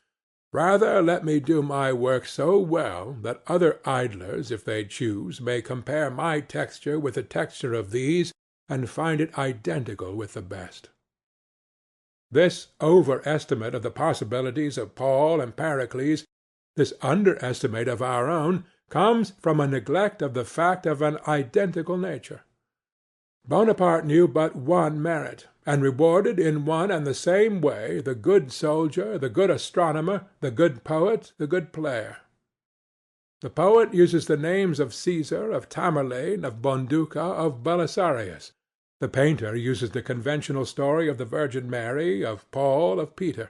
He does not, therefore, defer to the nature of these accidental men, of these stock heroes. If the poet write a true drama, then he is Caesar, and not the player of Caesar.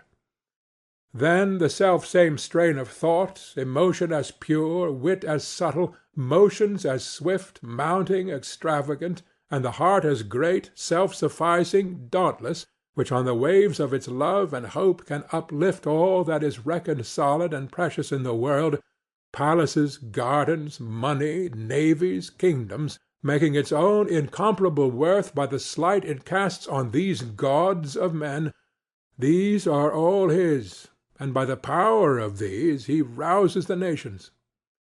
Let a man believe in God, and not in names and places and persons.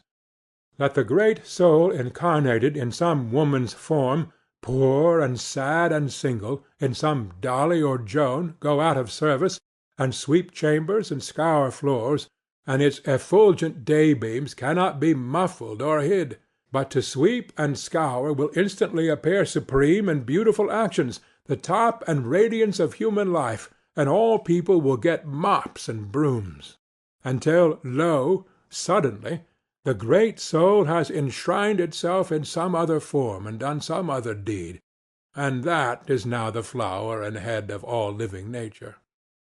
We are the photometers, we the irritable gold leaf and tinfoil that measure the accumulations of the subtle element. We know the authentic effects of the true fire through every one of its million disguises. End of Spiritual Laws.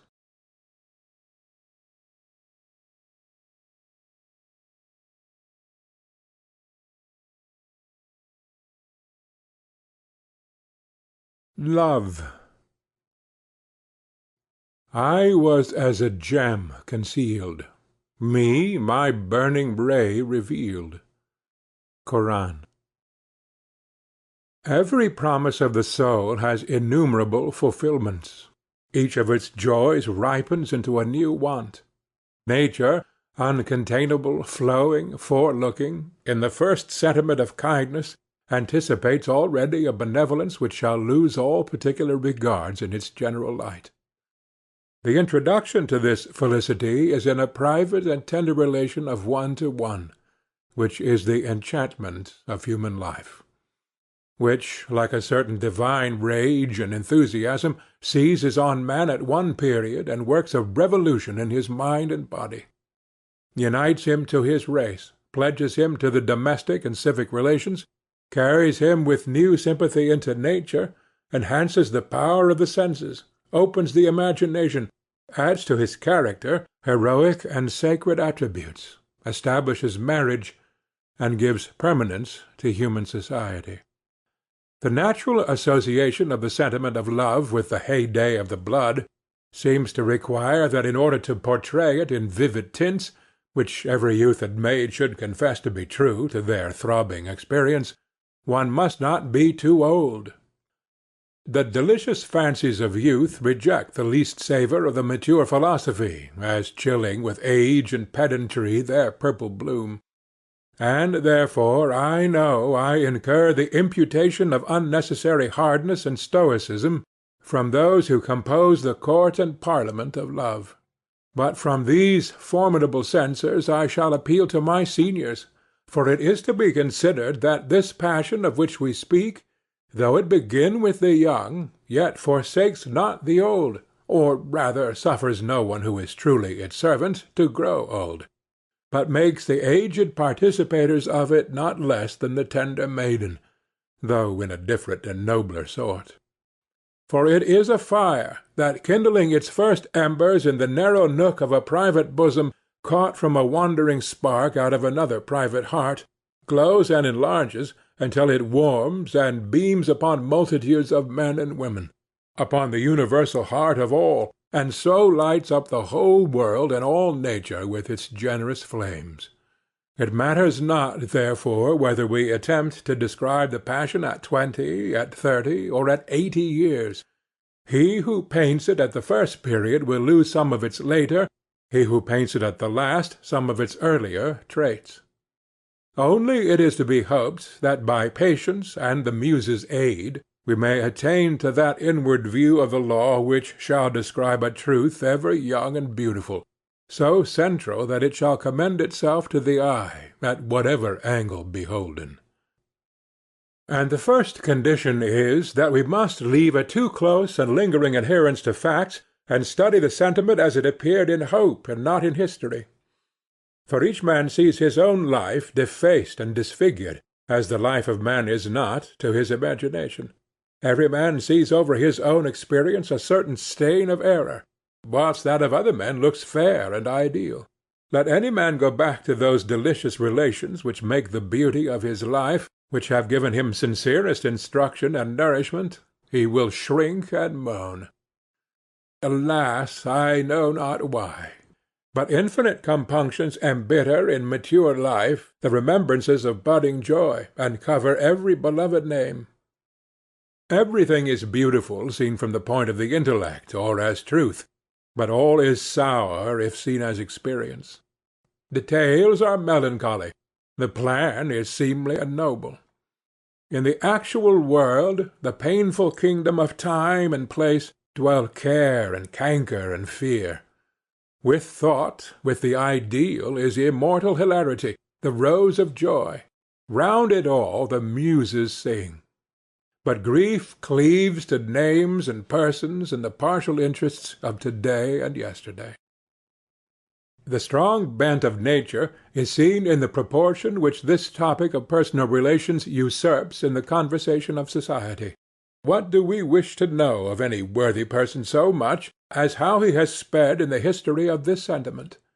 What books in the circulating libraries circulate? How we glow over these novels of passion, when the story is told with any spark of truth and nature! And what fastens attention in the intercourse of life, like any passage betraying affection between two parties? Perhaps we never saw them before, and never shall meet them again, but we see them exchange a glance or betray a deep emotion, and we are no longer strangers. We understand them, and take the warmest interest in the development of the romance. All mankind love a lover. The earliest demonstrations of complacency and kindness are nature's most winning pictures. It is the dawn of civility and grace in the coarse and rustic.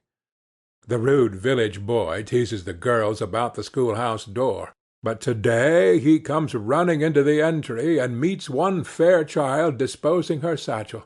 He holds her books to help her, and instantly it seems to him as if she removed herself from him infinitely and was a sacred precinct. Among the throng of girls he runs rudely enough, but only one distances him. And these two little neighbors, that were so close just now, have learned to respect each other's personality. Or who can avert his eyes from the engaging, half-artful, half-artless ways of schoolgirls who go into the country shops to buy a skein of silk or a sheet of paper, and talk half an hour about nothing with the broad-faced, good-natured shop-boy? In the village they are on a perfect equality, which love delights in, and without any coquetry the happy, affectionate nature of woman flows out in this pretty gossip. The girls may have little beauty, yet plainly do they establish between them and the good boy the most agreeable, confiding relations, what with their fun and their earnest, about Edgar and Jonas and Almira, and who was invited to the party, and who danced at the dancing-school, and when the singing-school would begin, and other nothings concerning which the parties cooed. By and by that boy wants a wife, and very truly and heartily will he know where to find a sincere and sweet mate, without any risk such as Milton deplores as incident to scholars and great men. I have been told that in some public discourses of mine my reverence for the intellect has made me unjustly cold to the personal relations. But now I almost shrink at the remembrance of such disparaging words. For persons are love's world, and the coldest philosopher cannot recount the debt of the young soul wandering here in nature to the power of love, without being tempted to unsay, as treasonable to nature, aught derogatory to the social instincts.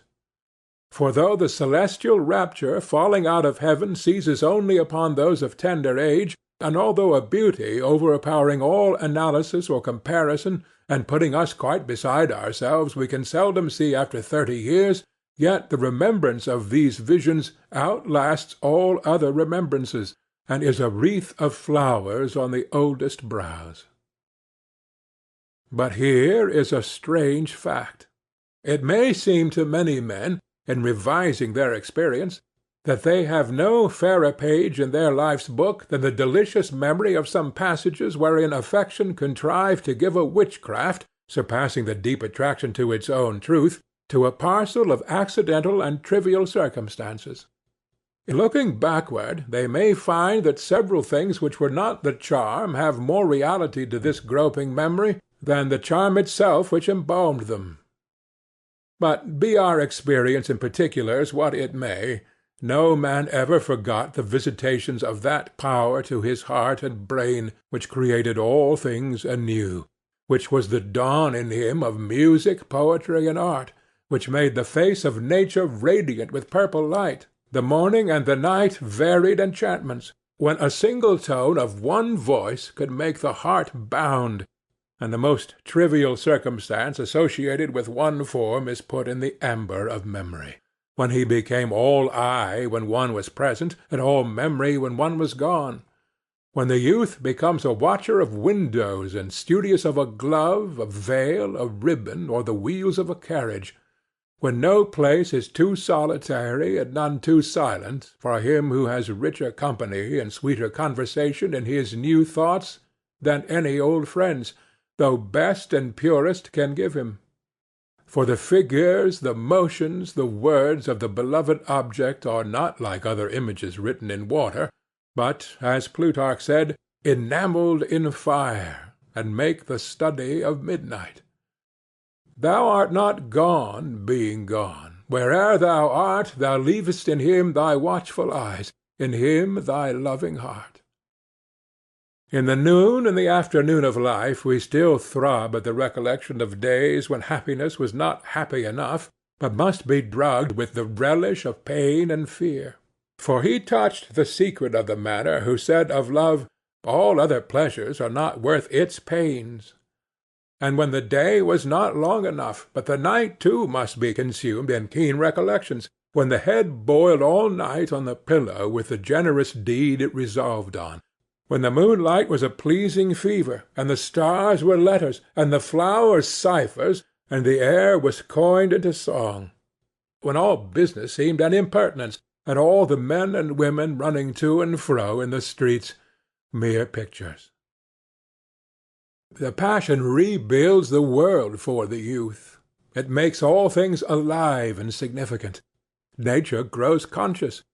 Every bird on the boughs of the tree sings now to his heart and soul. The notes are almost articulate. The clouds have faces as he looks on them. The trees of the forest, the waving grass, and the peeping flowers have grown intelligent, and he almost fears to trust them with the secret which they seem to invite. Yet nature soothes and sympathizes. In the green solitude he finds a dearer home than with men. Fountain-heads and pathless groves, places which pale passion loves, moonlight walks, when all the fowls are safely housed save bats and owls, a midnight bell, a passing groan, these are the sounds we feed upon. Behold there in the wood the fine madman. He is a palace of sweet sounds and sights. He dilates. He is twice a man. He walks with arms akimbo. He soliloquizes. He accosts the grass and the trees. He feels the blood of the violet, the clover, and the lily in his veins, and he talks with the brook that wets his foot. The heats that have opened his perceptions of natural beauty have made him love music and verse. It is a fact often observed that men have written good verses under the inspiration of passion who cannot write well under any other circumstances. The like force has the passion over all his nature. It expands the sentiment. It makes the clown gentle and gives the coward heart. Into the most pitiful and abject it will infuse a heart and courage to defy the world, so only it have the countenance of the beloved object. In giving him to another, it still more gives him to himself.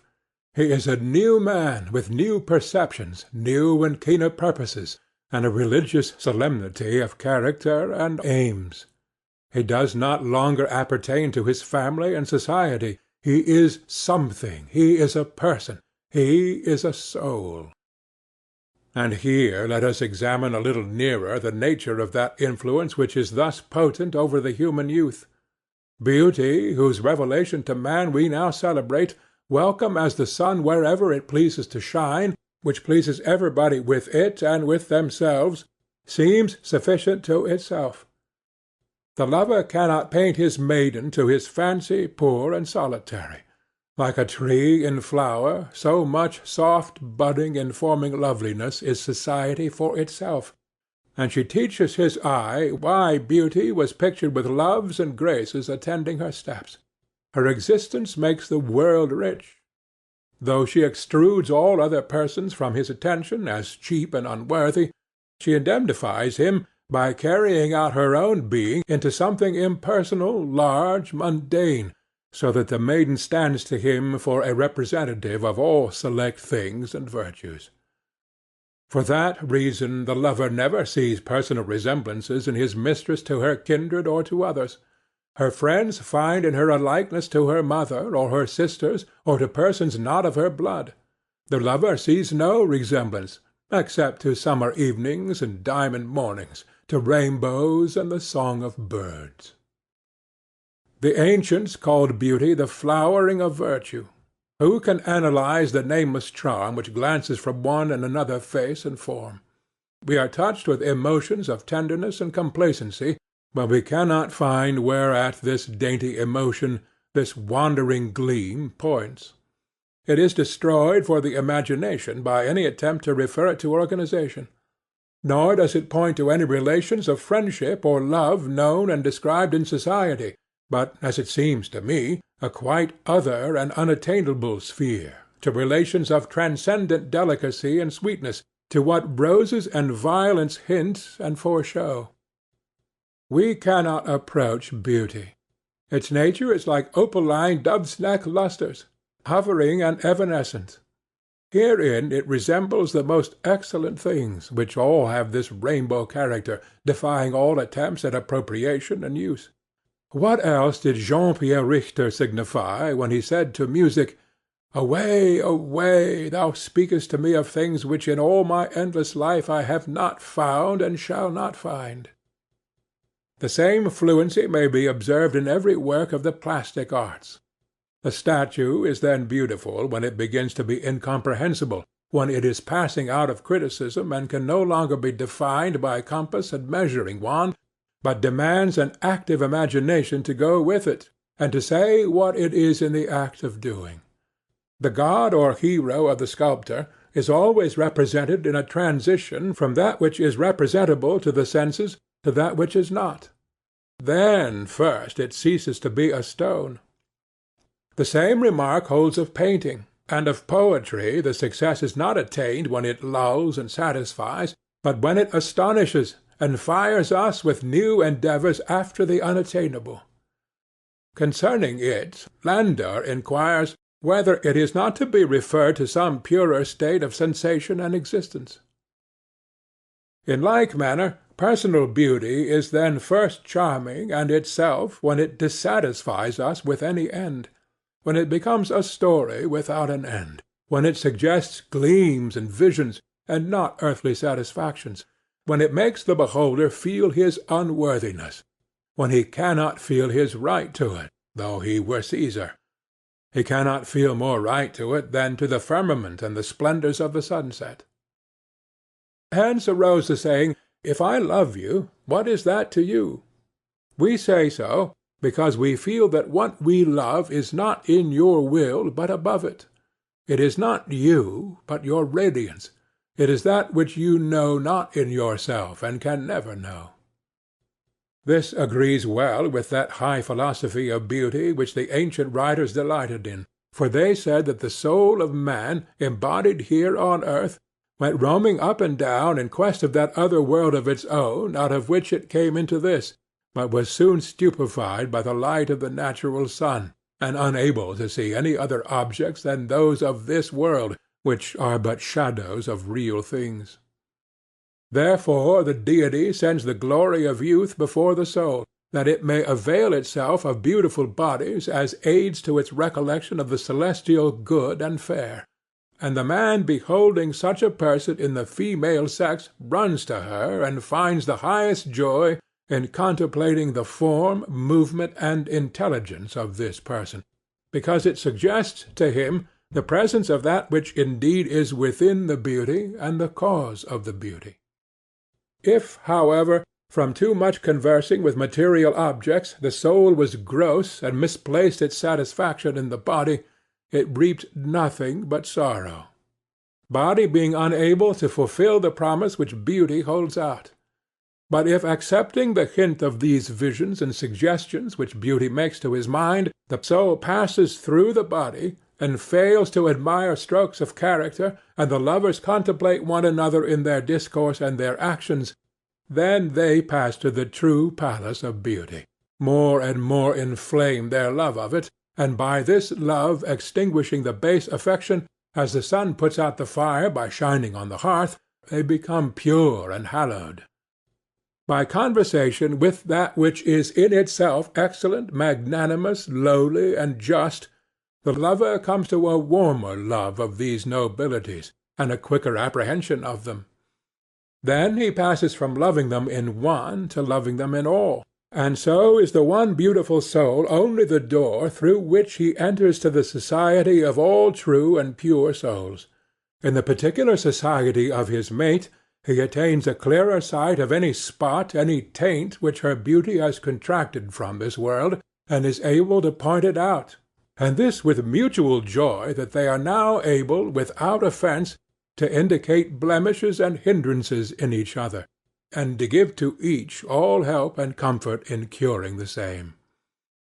And beholding in many souls the traits of the divine beauty, and separating in each soul that which is divine from the taint which it has contracted in the world, the lover ascends to the highest beauty, to the love and knowledge of the divinity, by steps on this ladder of created souls.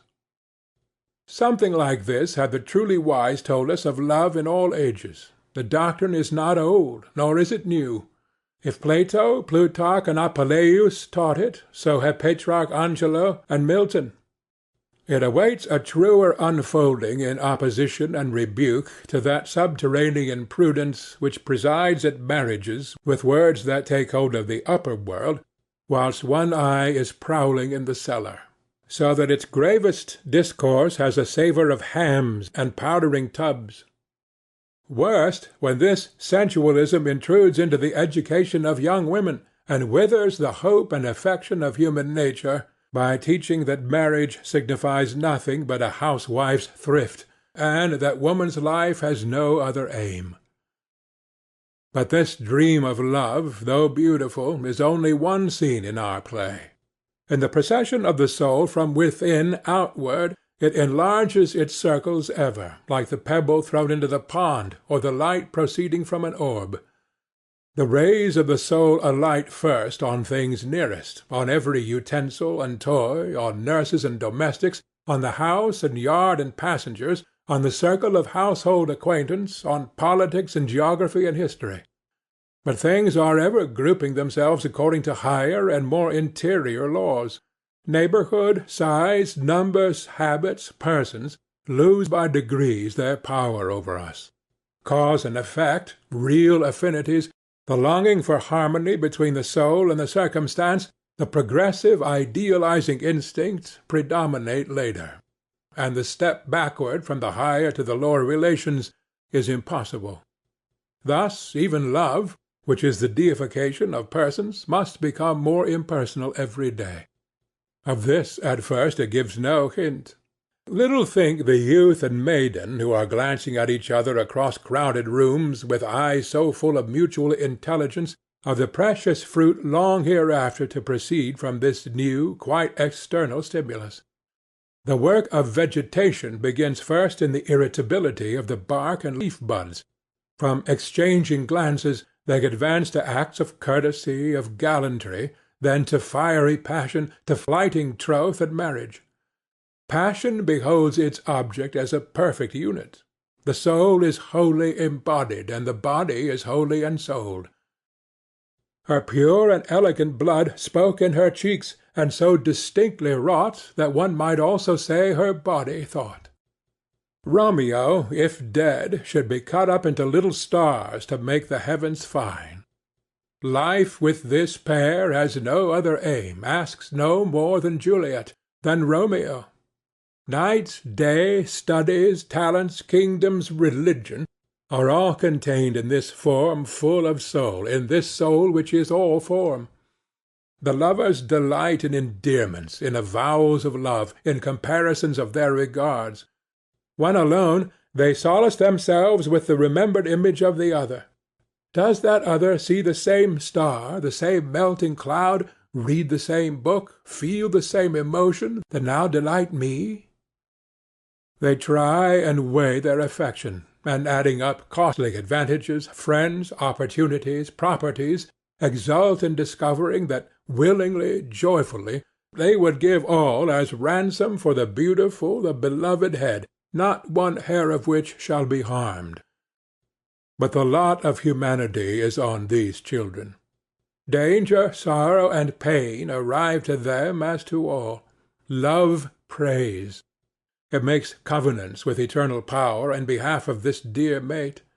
The union which is thus effected, and which adds a new value to every atom in nature, for it transmutes every thread throughout the whole web of relation into a golden ray, and bathes the soul in a new and sweeter element, is yet a temporary state. Not always can flowers, pearls, poetry, protestations, nor even home in another heart, content the awful soul that dwells in clay. It arouses itself at last from these endearments as toys, and puts on the harness, and aspires to vast and universal aims. The soul which is in the soul of each, craving a perfect beatitude, detects incongruities, defects, and disproportion in the behavior of the other. Hence arise surprise, expostulation, and pain. Yet that which drew them to each other was signs of loveliness, signs of virtue, and these virtues are there, however eclipsed. They appear and reappear and continue to attract, but the regard changes, quits the sign, and attaches to the substance. This repairs the wounded affection. Meantime, as life wears on, it proves a game of permutation and combination of all possible positions of the parties, to employ all the resources of each and acquaint each with the strength and weakness of the other, for it is the nature and end of this relation that they should represent the human race to each other. All that is in the world which is or ought to be known is cunningly wrought into the texture of man, of woman. The person love does to us fit, like manna, has the taste of all in it. The world rolls, the circumstances vary each hour. The angels that inhabit this temple of the body appear at the windows, and the gnomes and vices also. By all the virtues they are united. If there be virtue, all the vices are known as such. They confess and flee. Their once flaming regard is sobered by time in either breast, and losing in violence what it gains in extent, it becomes a thorough good understanding.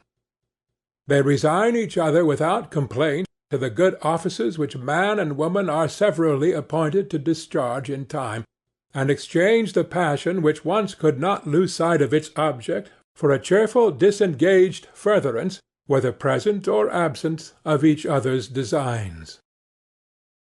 At last they discover that all which at first drew them together, those once sacred features, that magical play of charms, was deciduous, had a prospective end, like the scaffolding by which the house was built, and the purification of the intellect and the heart from year to year is the real marriage, foreseen and prepared from the first, and wholly above their consciousness.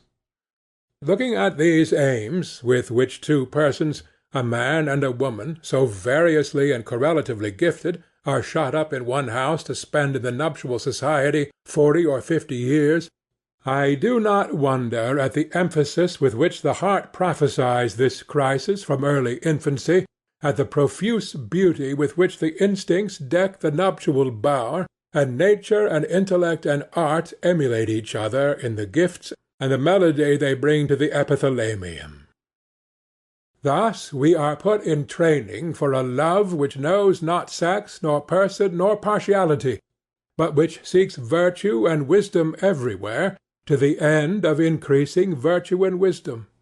We are by nature observers, and thereby learners. That is our permanent state. But we are often made to feel that our affections are but tenths of a night.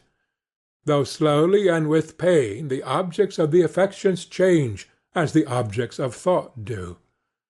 There are moments when the affections rule and absorb the man, and make his happiness dependent on a person or persons. But in health the mind is presently seen again.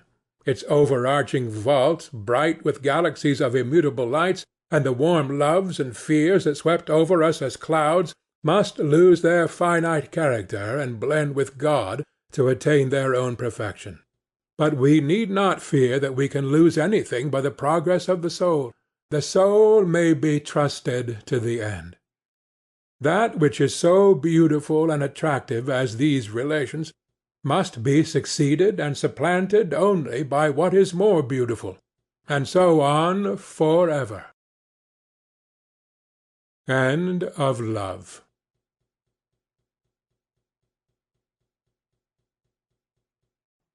Friendship. A ruddy drop of manly blood the surging sea outweighs. The world uncertain comes and goes. The lover, rooted, stays. I fancied he was fled, and after many a year glowed unexhausted kindliness like daily sunrise there. My careful heart was free again. "O friend," my bosom said, "through thee alone the sky is arched, through thee the rose is red. All things through thee take nobler form and look beyond the earth. The mill round of our fate appears a sun-path in thy worth. Me too thy nobleness has taught to master my despair. The fountains of my hidden life are through thy friendship fair." We have a great deal more kindness than is ever spoken. Maugre all the selfishness that chills like east winds the world, the whole human family is bathed with an element of love like a fine ether. How many persons we meet in houses whom we scarcely speak to, whom yet we honor, and who honor us!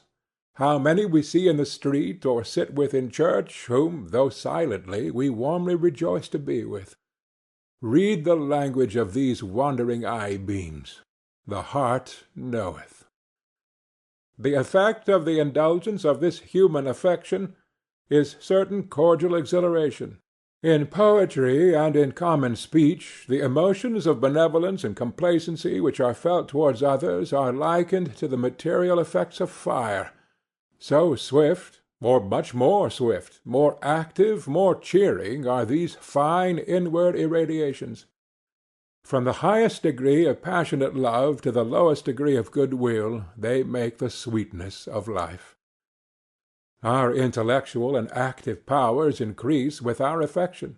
The scholar sits down to write, and all his years of meditation do not furnish him with one good thought or happy expression. But it is necessary to write a letter to a friend, and forthwith troops of gentle thoughts invest themselves on every hand with chosen words. See, in any house where virtue and self-respect abide, the palpitation which the approach of a stranger causes.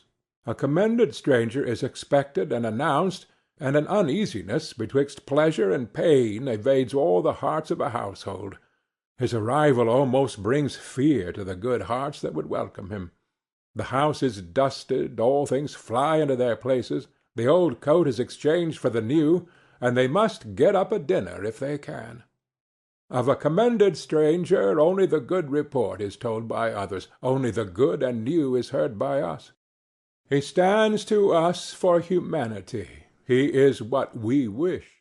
Having imagined and invested him, we ask how we should stand related in conversation and action with such a man, and are uneasy with fear. The same idea exalts conversation with him. We talk better than we are wont. We have the nimblest fancy, a richer memory, and our dumb devil has taken leave for the time. For long hours we can continue a series of sincere, graceful, rich communications, drawn from the oldest, secretest experience, so that they who sit by, of our own kinsfolk and acquaintance, shall feel a lively surprise at our unusual powers. But as soon as the stranger begins to intrude his partialities, his definitions, his defects into the conversation, it is all over. He has heard the first, the last, and the best he will ever hear from us. He is no stranger now. Vulgarity, ignorance, misapprehension are old acquaintances. Now, when he comes, he may get the order, the dress, and the dinner, but the throbbing of the heart and the communications of the soul, no more. What is so pleasant as these jets of affection which make a young world for me again? What so delicious as a just and firm encounter of two in a thought, in a feeling? How beautiful on their approach to this beating heart the steps and forms of the gifted and the true! The moment we indulge our affections, the earth is metamorphosed. There is no winter and no night.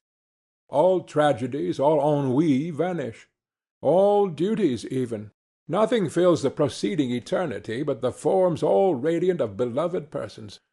Let the soul be assured that somewhere in the universe it should rejoin its friend, and it would be content and cheerful alone for 1,000 years. I awoke this morning with devout thanksgiving for my friends, the old and the new. Shall I not call God the beautiful, who daily showeth himself so to me in his gifts? I chide society, I embrace solitude, and yet I am not so ungrateful as not to see the wise, the lovely, and the noble-minded, as from time to time they pass my gate. Who hears me, who understands me, becomes mine, a possession for all time. Nor is nature so poor but she gives me this joy several times, and thus we weave social threads of our own, a new web of relations, and, as many thoughts in succession substantiate themselves, we shall by and by stand in a new world of our own creation, and no longer strangers and pilgrims in a traditionary globe. My friends have come to me unsought. The great God gave them to me. By oldest right, by the divine affinity of virtue with itself, I find them, or rather not I, but the deity in me and in them, derides and cancels the thick walls of individual character, relation, age, sex, circumstance, at which he usually connives, and now makes many one. High thanks I owe you, excellent lovers, who carry out the world for me to new and noble depths, and enlarge the meaning of all my thoughts. These are the new poetry of the first bard, poetry without stop, hymn, ode, and epic, poetry still flowing, Apollo and the Muses chanting still. Will these too separate themselves from me again, or some of them?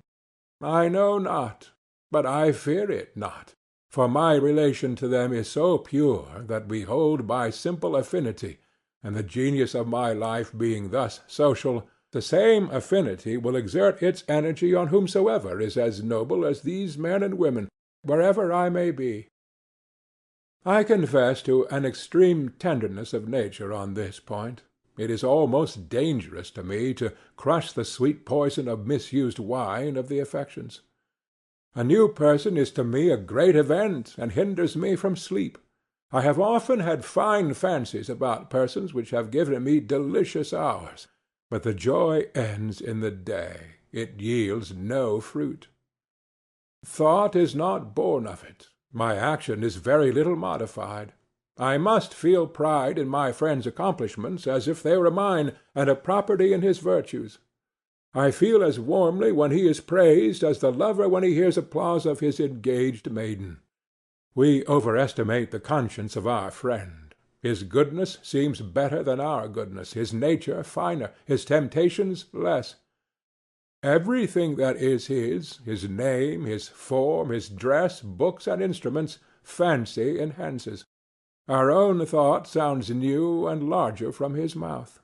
Yet the systole and diastole of the heart are not without their analogy in the ebb and flow of love. Friendship, like the immortality of the soul, is too good to be believed. The lover, beholding his maiden, half knows that she is not verily that which he worships, and in the golden hour of friendship we are surprised with shades of suspicion and unbelief. We doubt that we bestow on our hero the virtues in which he shines, and afterwards worship the form to which we have ascribed this divine inhabitation. In strictness the soul does not respect men as it respects itself. In strict science all persons underlie the same condition of an infinite remoteness. Shall we fear to cool our love by mining for the metaphysical foundation of this Elysian temple? Shall I not be as real as the things I see? If I am, I shall not fear to know them for what they are. Their essence is not less beautiful than their appearance, though it needs finer organs for its apprehension. The root of the plant is not unsightly to science, though for chaplets and festoons we cut the stem short. And I must hazard the production of the bald fact amidst these pleasing reveries, though it should prove an Egyptian skull at our banquet.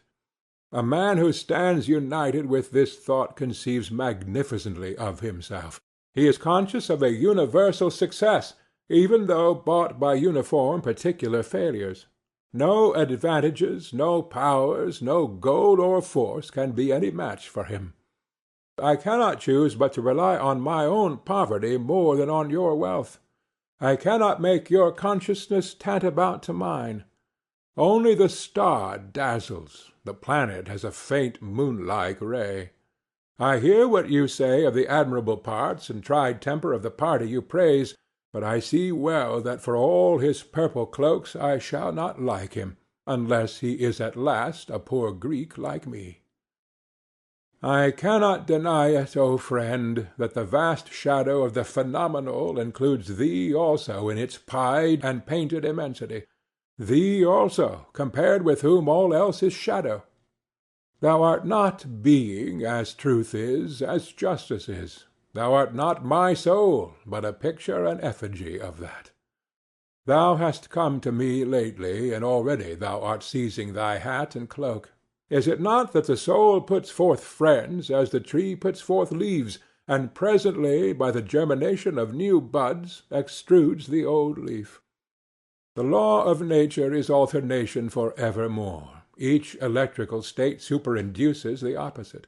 The soul environs itself with friends that it may enter into a grander self-acquaintance or solitude, and it goes alone for a season that it may exalt its conversation or society.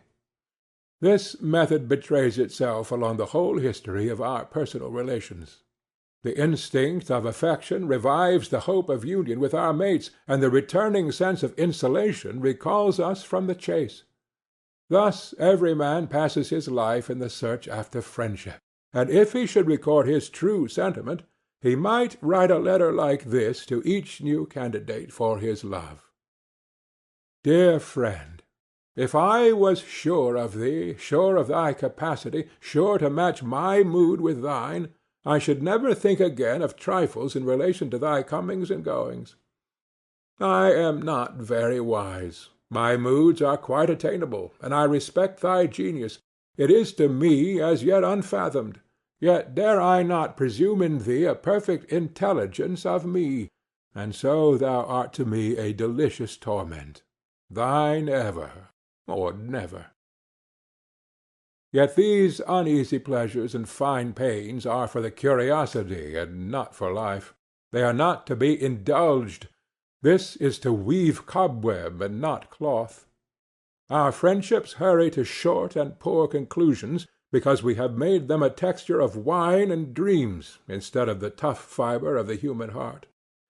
The laws of friendship are austere and eternal, of one web with the laws of nature and of morals. But we have aimed at a swift and petty benefit, to suck a sudden sweetness. We snatch at the slowest fruit in the whole garden of God, which many summers and many winters must ripen. We seek our friend not sacredly, but with an adulterate passion which would appropriate him to ourselves, in vain. We are harmed all over with subtle antagonisms, which, as soon as we meet, begin to play, and translate all poetry into stale prose. Almost all people descend to meet. All association must be a compromise, and, what is worst, the very flower and aroma of the flower of each of the beautiful natures disappears as they approach each other. What a perpetual disappointment is actual society, even of the virtuous and gifted!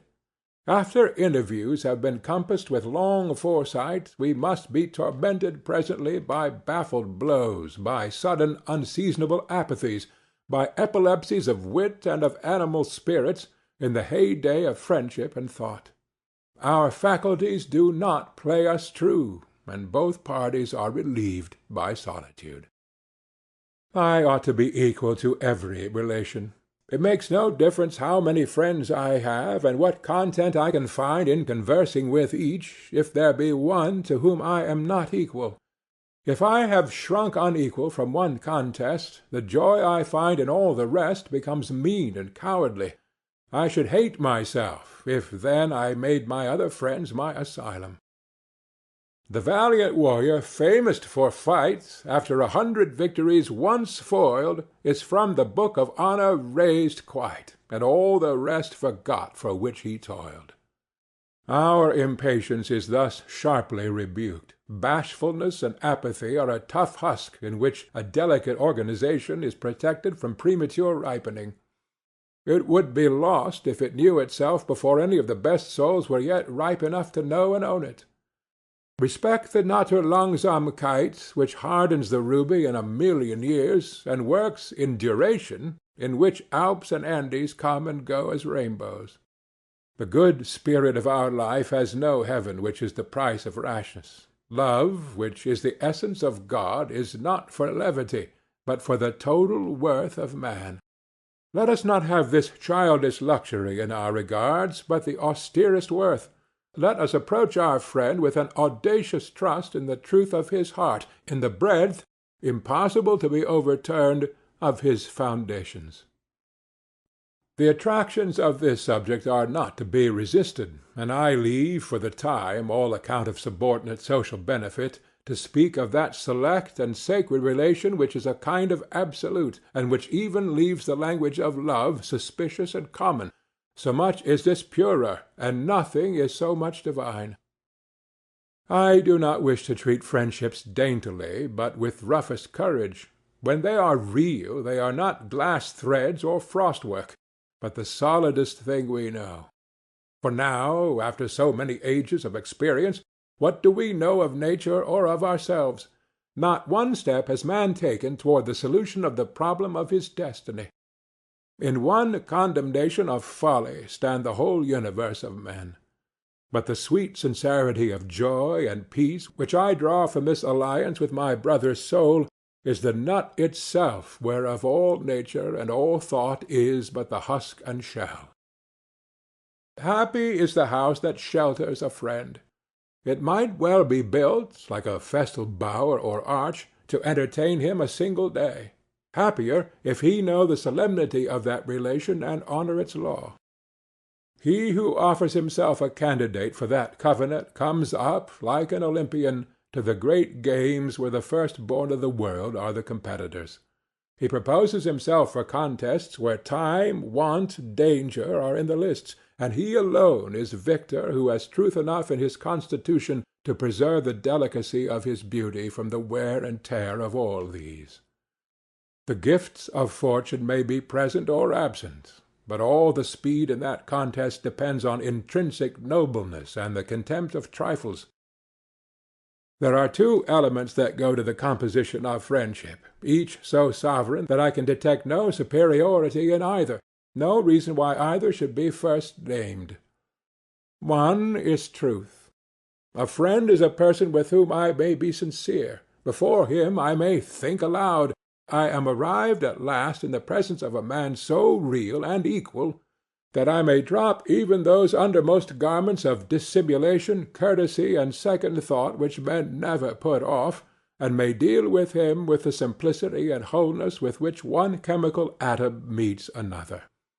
Sincerity is the luxury allowed, like diadems and authority, only to the highest rank, that being permitted to speak truth, as having none above it to court or conform unto. Every man alone is sincere. At the entrance of a second person, hypocrisy begins. We parry and fend the approach of our fellow men by compliments, by gossip, by amusements, by affairs. We cover up our thought from him under 100 folds. I knew a man who under a certain religious frenzy cast off this drapery, and, omitting all compliment and commonplace, spoke to the conscience of every person he encountered, and that with great insight and beauty. At first he was resisted, and all men agreed he was mad, but persisting, as indeed he could not help doing, for some time in this course, he attained to the advantage of bringing every man of his acquaintance into true relations with him. No man would think of speaking falsely with him, or of putting him off with any chat of markets or reading-rooms. But every man was constrained by so much sincerity to the like plain dealing, and what love of nature, what poetry, what symbol of truth he had, he did certainly show him. But to most of us society shows not its face and eye, but its side and its back. To stand in true relations with men in a false age is worth a fit of insanity, is it not? We can seldom go erect.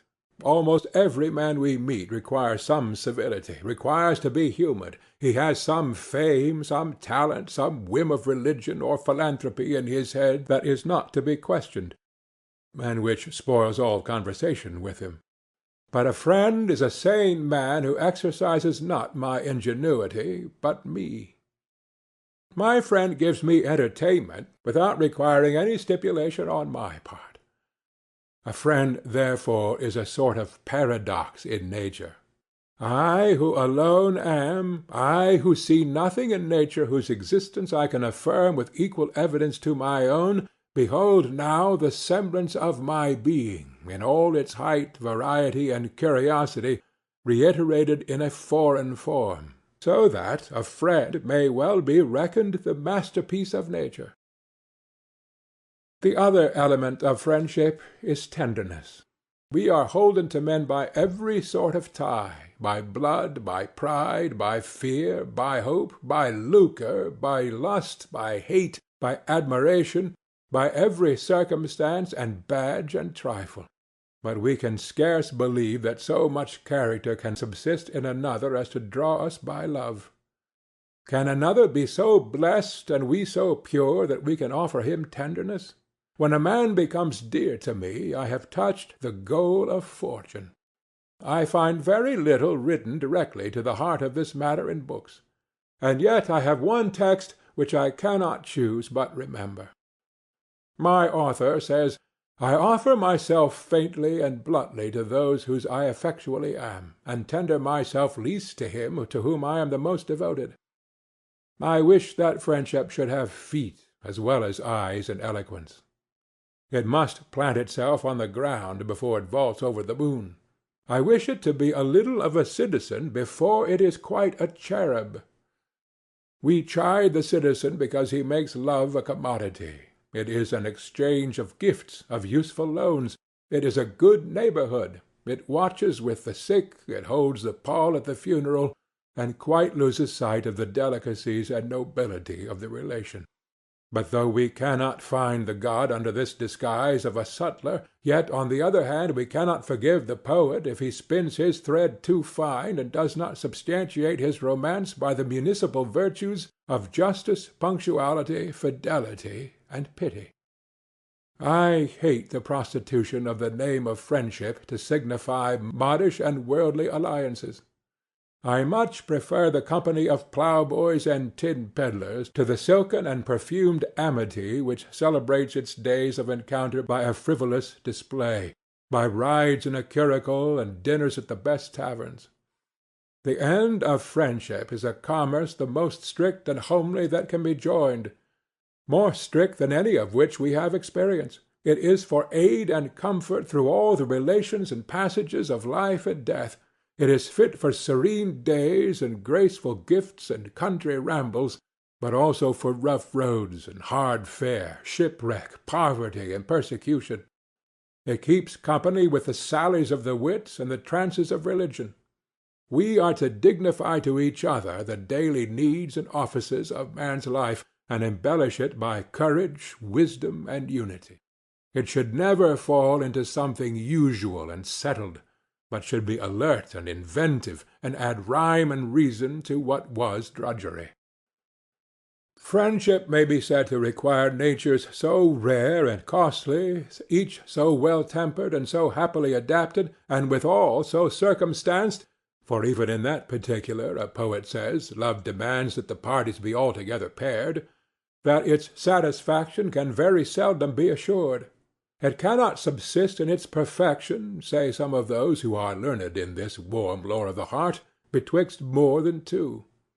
I am not quite so strict in my terms, perhaps because I have never known so high a friendship as others. I please my imagination more with a circle of godlike men and women, variously related to each other, and between whom subsists a lofty intelligence. But I find this law of 1-to-1 peremptory for conversation, which is the practice and consummation of friendship. Do not mix waters too much. The best mix is ill as good and bad. You shall have very useful and cheering discourse at several times with two several men, but let all three of you come together, and you shall not have one new and hearty word. Two may talk, and one may hear, but three cannot take part in a conversation of the most sincere and searching sort. In good company there is never such discourse between two across the table as takes place when you leave them alone. In good company the individuals merge their egotism into a social soul exactly coextensive with the several consciousnesses there present. No partialities of friend to friend, no fondnesses of brother to sister, of wife to husband, are there pertinent, but quite otherwise. Only he may then speak who can sail on the common thought of the party, and not poorly limited to his own. Now this convention, which good sense demands, destroys the high freedom of great conversation, which requires an absolute running of two souls into one. No two men but being left alone with each other enter into simpler relations. Yet it is affinity that determines which two shall converse.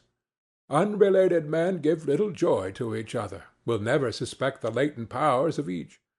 We talk sometimes of a great talent for conversation, as if it were a permanent property in some individuals.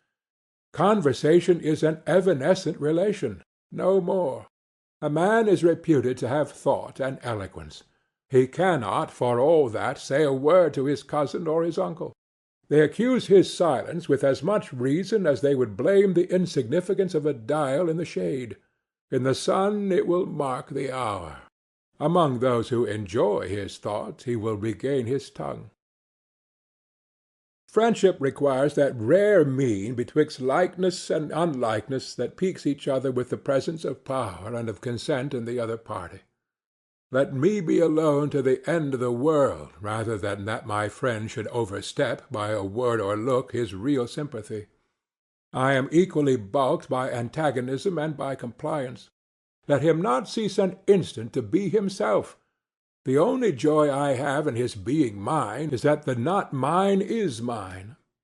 I hate, where I looked for a manly furtherance, or at least a manly resistance, to find a mush of concession. Better be a nettle in the side of your friend than his echo.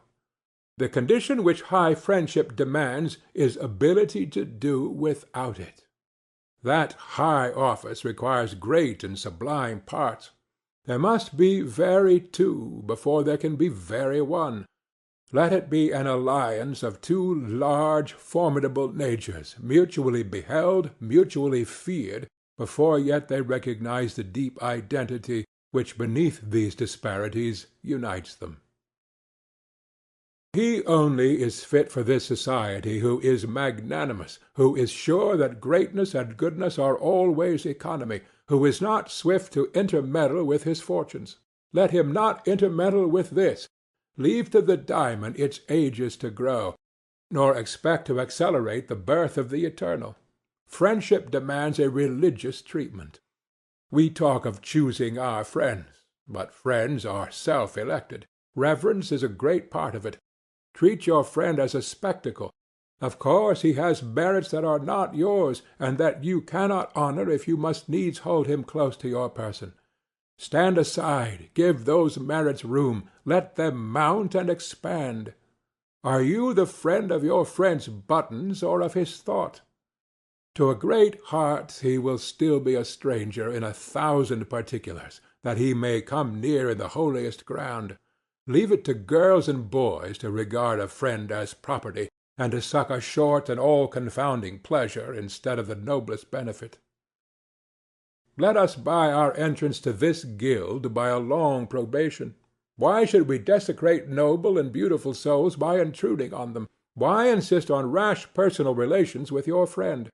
Why go to his house, or know his mother and brother and sisters? Why be visited by him at your own? Are these things material to our covenant? Leave this touching and clawing. Let him be to me a spirit. A message, a thought, a sincerity, a glance from him I want, but not news nor pottage. I can get politics and chat and neighborly conveniences from cheaper companions.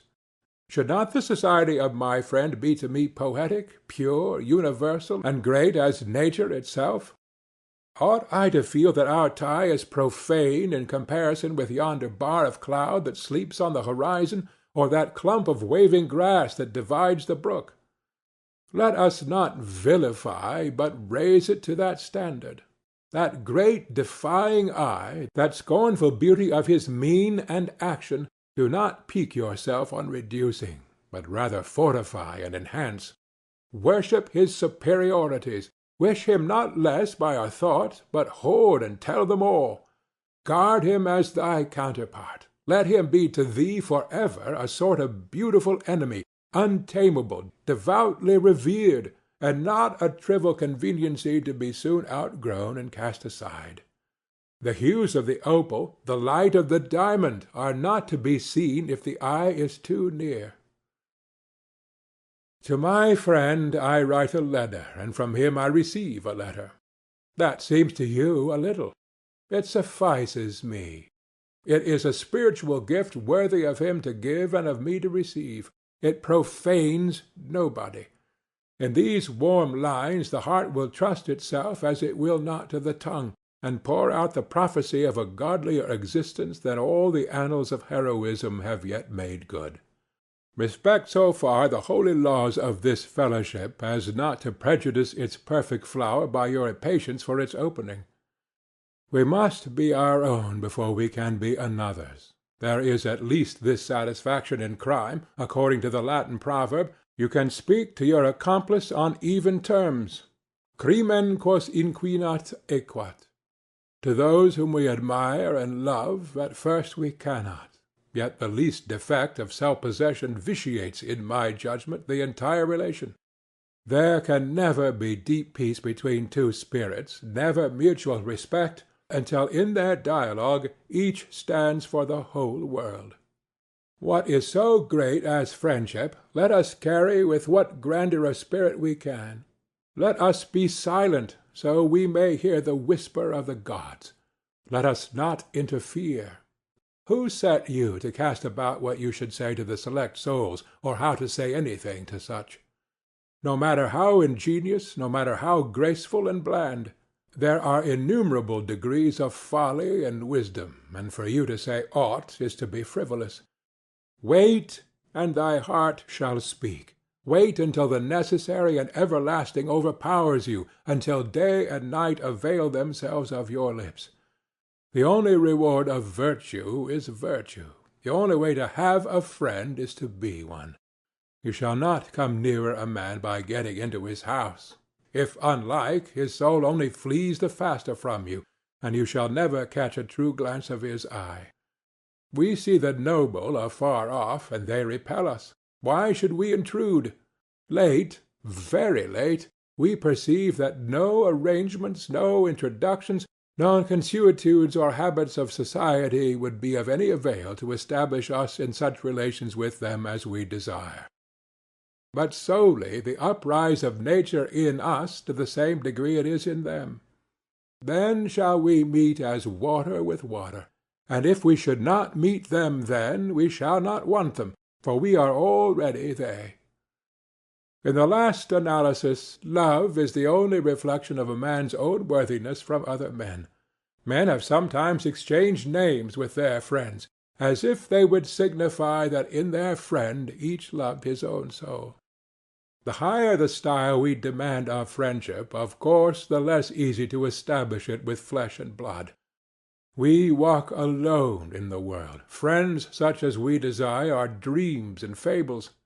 But a sublime hope cheers ever the faithful heart that elsewhere, in other regions of the universal power, souls are now acting, enduring, and daring which can love us and which we can love. We may congratulate ourselves that the period of nonage, of follies, of blunders, and of shame is past in solitude, and when we are finished men we shall grasp heroic hands in heroic hands. Only be admonished by what you already see, not to strike leagues of friendship with cheap persons where no friendship can be. Our impatience betrays us into rash and foolish alliances which no god intends. By persisting in your path, though you forfeit the little, you gain the great.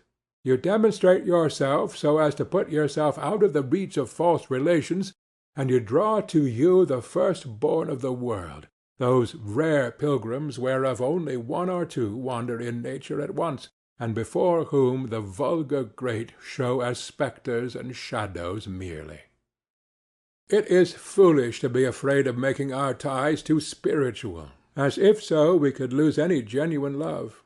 Whatever correction of our popular views we make from insight, nature will be sure to bear us out in, and though it seem to rob us of some joy, will repay us with a greater. Let us feel, if we will, the absolute insulation of man.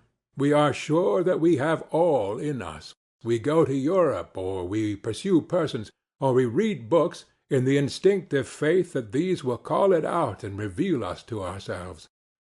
Beggars all. The persons are such as we. The Europe, an old fabled garment of dead persons. The books, their ghosts. Let us drop this idolatry. Let us give over this mendicancy. Let us even bid our dearest friends farewell and defy them, saying, "Who are you? Unhand me. I will be dependent no more." Ah, seest thou not, O brother, that thus we part only to meet again on a higher platform, and only be more each other's because we are more our own? A friend is Janus-faced. He looks to the past and the future. He is the child of all my foregoing hours, the prophet of those to come, and the harbinger of a greater friend. I do then with my friends as I do with my books. I would have them where I can find them, but I seldom use them. We must have society on our own terms, and admit or exclude it on the slightest cause. I cannot afford to speak much after my friend. If he is great, he makes me so great that I cannot descend to converse. In the great days presentiments hover before me in the firmament. I ought then to dedicate myself to them. I go in that I may seize them. I go out that I may seize them. I fear only that I may lose them receding into the sky, in which now they are only a patch of brighter light. Then, though I prize my friends, I cannot afford to talk with them and study their visions, lest I lose my own. It would indeed give me a certain household joy to quit this lofty seeking, this spiritual astronomy or search of stars, and come down to warm sympathies with you. But then I know well I shall mourn always the vanishing of my mighty gods. It is true, next week I shall have languid moods when I can well afford to occupy myself with foreign objects. Then I shall regret the lost literature of your mind, and wish you were by my side again. But if you come, perhaps you will fill my mind only with new visions, not with yourself, but with your lustres, and I shall not be able any more than now to converse with you. So I will owe to my friends this evanescent intercourse. I will receive from them not what they have, but what they are. They shall give me that which properly they cannot give, but which emanates from them. But they shall not hold me by any relations less subtle and pure. We will meet as though we met not, and part as though we parted not. It has seemed to me lately more possible than I knew to carry a friendship greatly on one side without due correspondence on the other. Why should I cumber myself with regrets that the receiver is not capacious? It never troubles the sun that some of his rays fall wide and vain into ungrateful space, and only a small part on the reflecting planet. Let your greatness educate the crude and cold companion. If he is unequal, he will presently pass away. But thou art enlarged by thy own shining, and, no longer a mate for frogs and worms, dost soar and burn with the gods of the empyrean. It is thought a disgrace to love unrequited, but the great will see that true love cannot be unrequited. True love transcends the unworthy object, and dwells and broods on the eternal, and when the poor interposed mask crumbles, it is not sad, but feels rid of so much earth, and feels its independency the surer. Yet these things may hardly be said without a sort of treachery to the relation. The essence of friendship is entireness, a total magnanimity and trust. It must not surmise or provide for infirmity. It treats its object as a god, that it may deify both. End of Friendship.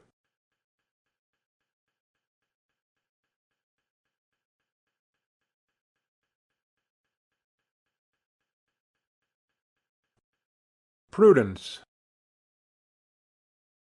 Theme no poet gladly sung, fair to old and foul to young. Scorn not thou the love of parts and the articles of arts. Grandeur of the perfect sphere thanks the atoms that cohere. What right have I to write on prudence, whereof I have little, and that of the negative sort? My prudence consists in avoiding and going without, not in the inventing of means and methods, not in adroit steering, not in gentle repairing. I have no skill to make money spend well, no genius in my economy, and whoever sees my garden discovers that I must have some other garden. Yet I love facts, and hate lubricity and people without perception. Then I have the same title to write on prudence that I have to write on poetry or holiness. We write with aspiration and antagonism as well as from experience. We paint those qualities which we do not possess. The poet admires the man of energy and tactics. The merchant breeds his son for the church or the bar. And where a man is not vain and egotistic, he shall find what he has not by his praise. Moreover, it would be hardly honest in me not to balance these fine lyric words of love and friendship with words of coarser sound, and whilst my debt to my senses is real and constant, not to own it in passing. Prudence is the virtue of the senses. It is the science of appearances. It is the outmost action of the inward life. It is God taking thought for oxen. It moves matter after the laws of matter. It is content to seek health of body by complying with physical conditions, and health of mind by the laws of the intellect. The world of the senses is a world of shows. It does not exist for itself, but has a symbolic character. And a true prudence or law of shows recognizes the co-presence of other laws, and knows that its own office is subaltern, knows that it is surface and not centre where it works. Prudence is false when detached. It is legitimate when it is the natural history of the soul incarnate, when it unfolds the beauty of laws within the narrow scope of the senses. There are all degrees of proficiency in knowledge of the world. It is sufficient to our present purpose to indicate 3. One class live to the utility of the symbol, esteeming health and wealth a final good. Another class live above this mark to the beauty of the symbol, as the poet and artist and the naturalist and man of science. A third class live above the beauty of the symbol to the beauty of the thing signified. These are wise men. The first class have common sense, the second taste, and the third spiritual perception. Once in a long time a man traverses the whole scale, and sees and enjoys the symbol solidly, then also has a clear eye for its beauty, and lastly, whilst he pitches his tent on this sacred volcanic isle of nature, does not offer to build houses and barns thereon, reverencing the splendor of the god which he sees bursting through each chink and cranny. The world is filled with the proverbs and acts and winkings of a base prudence, which is a devotion to matter, as if we possessed no other faculties than the palate, the nose, the touch, the eye, and ear.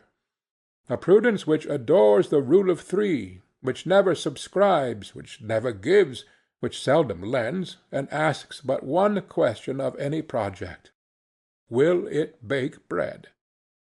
This is a disease, like a thickening of the skin until the vital organs are destroyed. But culture, revealing the high origin of the apparent world, and aiming at the perfection of the man as the end, degrades everything else, as health and bodily life, into means. It sees prudence not to be a several faculty, but a name for wisdom and virtue conversing with the body and its wants. Cultivated men always feel and speak so, as if a great fortune, the achievement of a civil or social measure, great personal influence, a graceful and commanding address, had their value as proofs of the energy of the spirit. If a man lose his balance and immerse himself in any trades or pleasures for their own sake, he may be a good wheel or pin, but he is not a cultivated man. The spurious prudence, making the senses final, is the god of sots and cowards, and is the subject of all comedy. It is nature's joke, and therefore literature's. The true prudence limits this sensualism by admitting the knowledge of an internal and real world. This recognition once made, the order of the world and the distribution of affairs and times, being studied with the co-perception of their subordinate place, will reward any degree of attention. For our existence, thus apparently attached in nature to the sun and the returning moon and the periods which they mark, so susceptible to climate and to country, so alive to social good and evil, so fond of splendor and so tender to hunger and cold and debt, reads all its primary lessons out of these books. Prudence does not go behind nature and ask whence it is. It takes the laws of the world whereby man's being is conditioned as they are, and keeps these laws that it may enjoy their proper good. It respects space and time, climate, want, sleep, the law of polarity, growth, and death. There revolve, to give bound and period to his being on all sides, the sun and moon, the great formalists in the sky. Here lies stubborn matter, and will not swerve from its chemical routine. Here is a planted globe, pierced and belted with natural laws, and fenced and distributed externally with civil partitions and properties which impose new restraints on the young inhabitant. We eat of the bread which grows in the field. We live by the air which blows around us, and we are poisoned by the air that is too cold or too hot, too dry or too wet. Time, which shows us vacant, indivisible, and divine in its coming, is slit and peddled into trifles and tatters. A door is to be painted, a lock to be repaired. I want wood or oil or meal or salt. The house smokes, or I have a headache. Then the tax, and an affair to be transacted with a man without heart or brains, and the stinging recollection of an injurious or very awkward word. These eat up the hours. Do what we can, summer will have its flies. If we walk in the woods, we must feed mosquitoes. If we go a-fishing, we must expect a wet coat. Then climate is a great impediment to idle persons. We often resolve to give up the care of the weather, but we still regard the clouds and the rain. We are instructed by these petty experiences which usurp the hours and years. The hard soil and 4 months of snow make the inhabitant of the northern temperate zone wiser and abler than his fellow who enjoys the fixed smile of the tropics. The islander may ramble all day at will. At night he may sleep on a mat under the moon, and wherever a wild date-tree grows, nature has, without a prayer even, spread a table for his morning meal. The northerner is perforce a householder. He must brew, bake, salt, and preserve his food, and pile wood and coal. But as it happens that not one stroke can labor lay to without some new acquaintance with nature, and as nature is inexhaustibly significant, the inhabitants of these climates have always excelled the southerner in force. Such is the value of these matters that a man who knows other things can never know too much of these. Let him have accurate perceptions. Let him, if he have hands, handle; if eyes, measure and discriminate. Let him accept and hive every fact of chemistry, natural history, and economics. The more he has, the less he is willing to spare any one. Time is always bringing the occasions that disclose their value. Some wisdom comes out of every natural and innocent action. The domestic man, who loves no music so well as his kitchen clock and the airs which the logs sing to him as they burn on the hearth, has solaces which others never dream of. The application of means to ends ensures victory, and the songs of victory, not less in a farm or a shop than in the tactics of party or of war. The good husband finds method as efficient in the packing of firewood in a shed or in the harvesting of fruits in the cellar as in peninsular campaigns or the files of the Department of State. In the rainy day he builds a workbench, or gets his tool-box set in the corner of the barn-chamber, and stored with nails, gimlet, pincers, screw-driver, and chisel. Herein he tastes an old joy of youth and childhood, the cat-like love of garrets, presses, and corn-chambers, and of the conveniences of long housekeeping. His garden or his poultry-yard tells him many pleasant anecdotes. One might find argument for optimism in the abundant flow of this saccharine element of pleasure in every suburb and extremity of the good world. Let a man keep the law, any law, and his way will be strewn with satisfactions. There is more difference in the quality of our pleasures than in the amount. On the other hand, nature punishes any neglect of prudence. If you think the senses final, obey their law. If you believe in the soul, do not clutch at sensual sweetness before it is ripe on the slow tree of cause and effect. It is vinegar to the eyes to deal with men of loose and imperfect perception.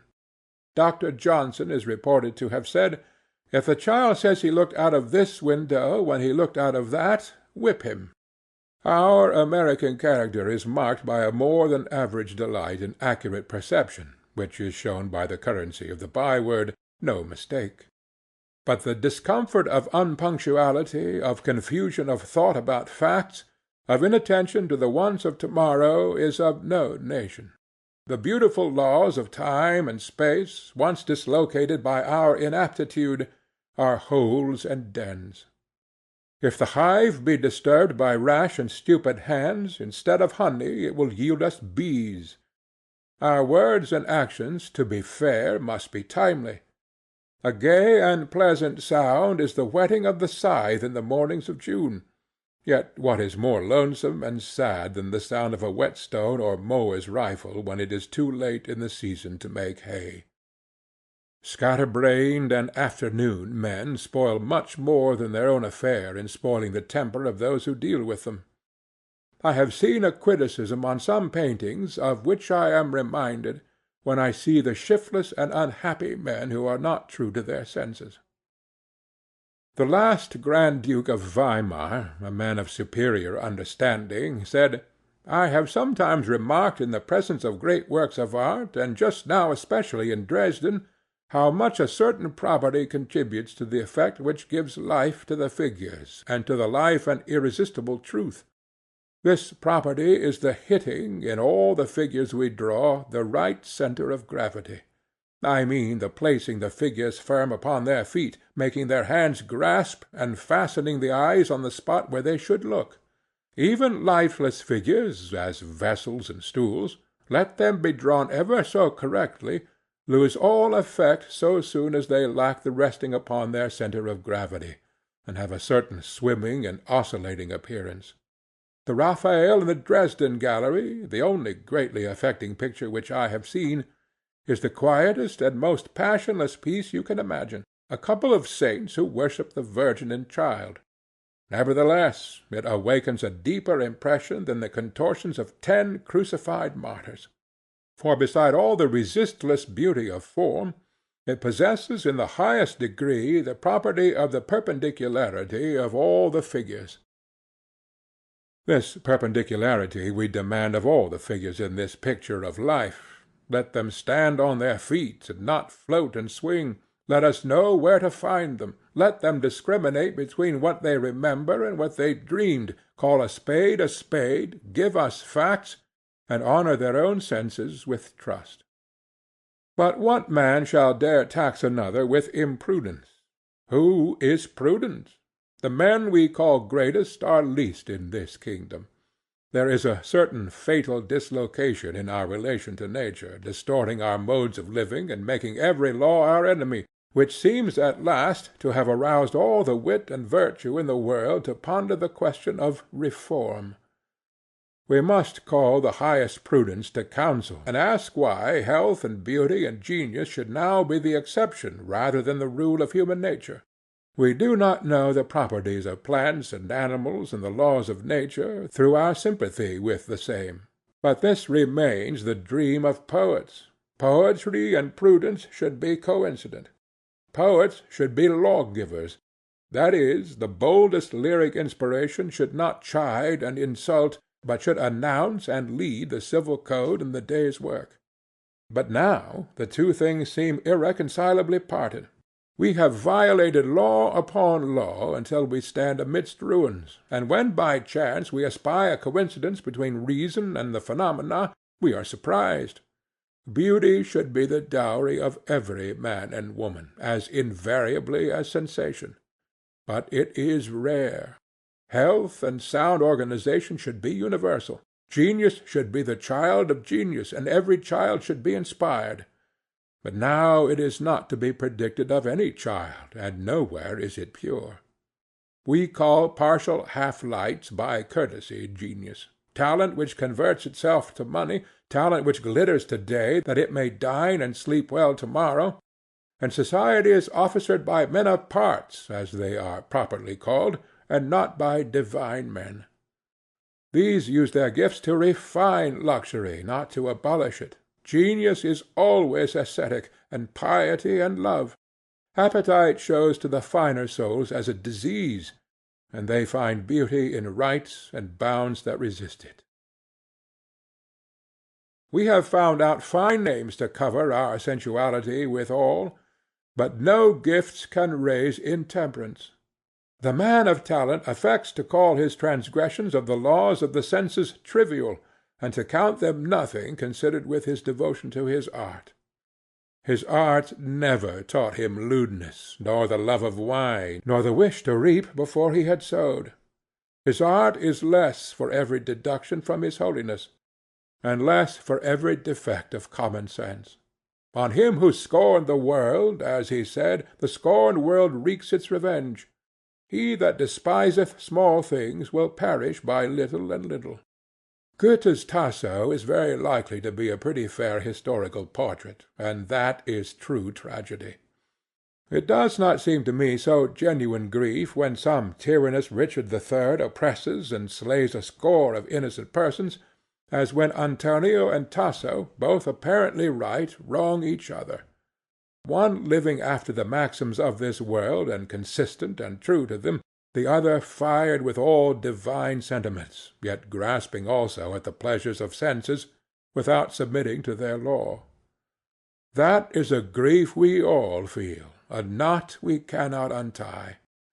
Tasso's is no infrequent case in modern biography. A man of genius, of ardent temperament, reckless of physical laws, self-indulgent, becomes presently unfortunate, querulous, a discomfortable cousin, a thorn to himself and to others. The scholar shames us by his bifold life. Whilst something higher than prudence is active, he is admirable. When common sense is wanted, he is an encumbrance. Yesterday Caesar was not so great. To-day the felon at the gallows' foot is not more miserable. Yesterday radiant with the light of the world in which he lives, the first of men, and now oppressed by wants and by sickness, for which he must thank himself. He resembles the pitiful dwellers whom travellers describe as frequenting the bazaars of Constantinople, who skulk about all day, yellow, emaciated, ragged, sneaking, and at evening, when the bazaars are open, slink to the opium shop, swallow their morsel, and become tranquil and glorified seers. And who has not seen the tragedy of imprudent genius struggling for years with paltry pecuniary difficulties, at last sinking, chilled, exhausted, and fruitless, like a giant slaughtered by pins? Is it not better that a man should accept the first pains and mortifications of this sort, which nature is not slack in sending him, as hints that he must expect no other good than the just fruit of his own labor and self-denial? Health, bread, climate, social position have their importance, and he will give them their due. Let him esteem nature a perpetual counsellor, and her perfections the exact measure of our deviations. Let him make the night night and the day day. Let him control the habit of expense. Let him see that as much wisdom may be expended on a private economy as on an empire, and as much wisdom may be drawn from it. The laws of the world are written out for him on every piece of money in his hand. There is nothing he will not be the better for knowing, were it only the wisdom of poor Richard, or the State Street prudence of buying by the acre to sell by the foot, or the thrift of the agriculturist, to stick a tree between whiles because it will grow whilst he sleeps, or the prudence which consists in husbanding little strokes of the tool, little portions of time, particles of stock, and small gains. The eye of prudence will never shut. Iron, if kept at the ironmonger's, will rust. Beer, if not brewed in the right state of the atmosphere, will sour. Timber of ships will rot at sea, or if laid up high and dry, will strain, warp, and dry rot. Money, if kept by us, yields no rent and is liable to loss. If invested, is liable to depreciation of the particular kind of stock. Strike, says the smith, the iron is white. Keep the rake, says the haymaker, as nigh the scythe as you can, and the cart as nigh the rake. Our Yankee trade is reputed to be very much on the extreme of this prudence. It takes bank notes, good, bad, clean, ragged, and saves itself by the speed with which it passes them off. Iron cannot rust, nor beer sour, nor timber rot, nor calicoes go out of fashion, nor money stocks depreciate, in the few swift moments in which the Yankee suffers any one of them to remain in his possession. In skating over thin ice, our safety is in our speed. Let him learn a prudence of a higher strain. Let him learn that everything in nature, even motes and feathers, go by law and not by luck, and that what he sows he reaps. By diligence and self-command let him put the bread he eats at his own disposal, that he may not stand in bitter and false relations to other men, for the best good of wealth is freedom. Let him practice the minor virtues. How much of human life is lost in waiting? Let him not make his fellow creatures wait. How many words and promises are promises of conversation? Let his be words of fate. When he sees a folded and sealed scrap of paper float round the globe in a pine ship, and come safe to the eye for which it was written, amidst a swarming population, let him likewise feel the admonition to integrate his being across all these distracting forces, and keep a slender human word among the storms, distances, and accidents that drive us hither and thither, and, by persistency, make the paltry force of one man reappear to redeem its pledge after months and years in the most distant climates. We must not try to write the laws of any one virtue looking at that only. Human nature loves no contradictions, but is symmetrical. The prudence which secures an outward well-being is not to be studied by one set of men, whilst heroism and holiness are studied by another, but they are reconcilable. Prudence concerns the present time, persons, property, and existing forms, but as every fact hath its roots in the soul, and if the soul were changed, would cease to be, or would become some other thing. The proper administration of outward things will always rest on a just apprehension of their cause and origin. That is, the good man will be the wise man, and the single-hearted the politic man. Every violation of truth is not only a sort of suicide in the liar, but is a stab at the health of human society. On the most profitable lie the course of events presently lays a destructive tax. While frankness invites frankness, puts the parties on a convenient footing, and makes their business a friendship. Trust men, and they will be true to you. Treat them greatly, and they will show themselves great, though they make an exception in your favor to all their rules of trade. So, in regard to disagreeable and formidable things, prudence does not consist in evasion or in flight, but in courage.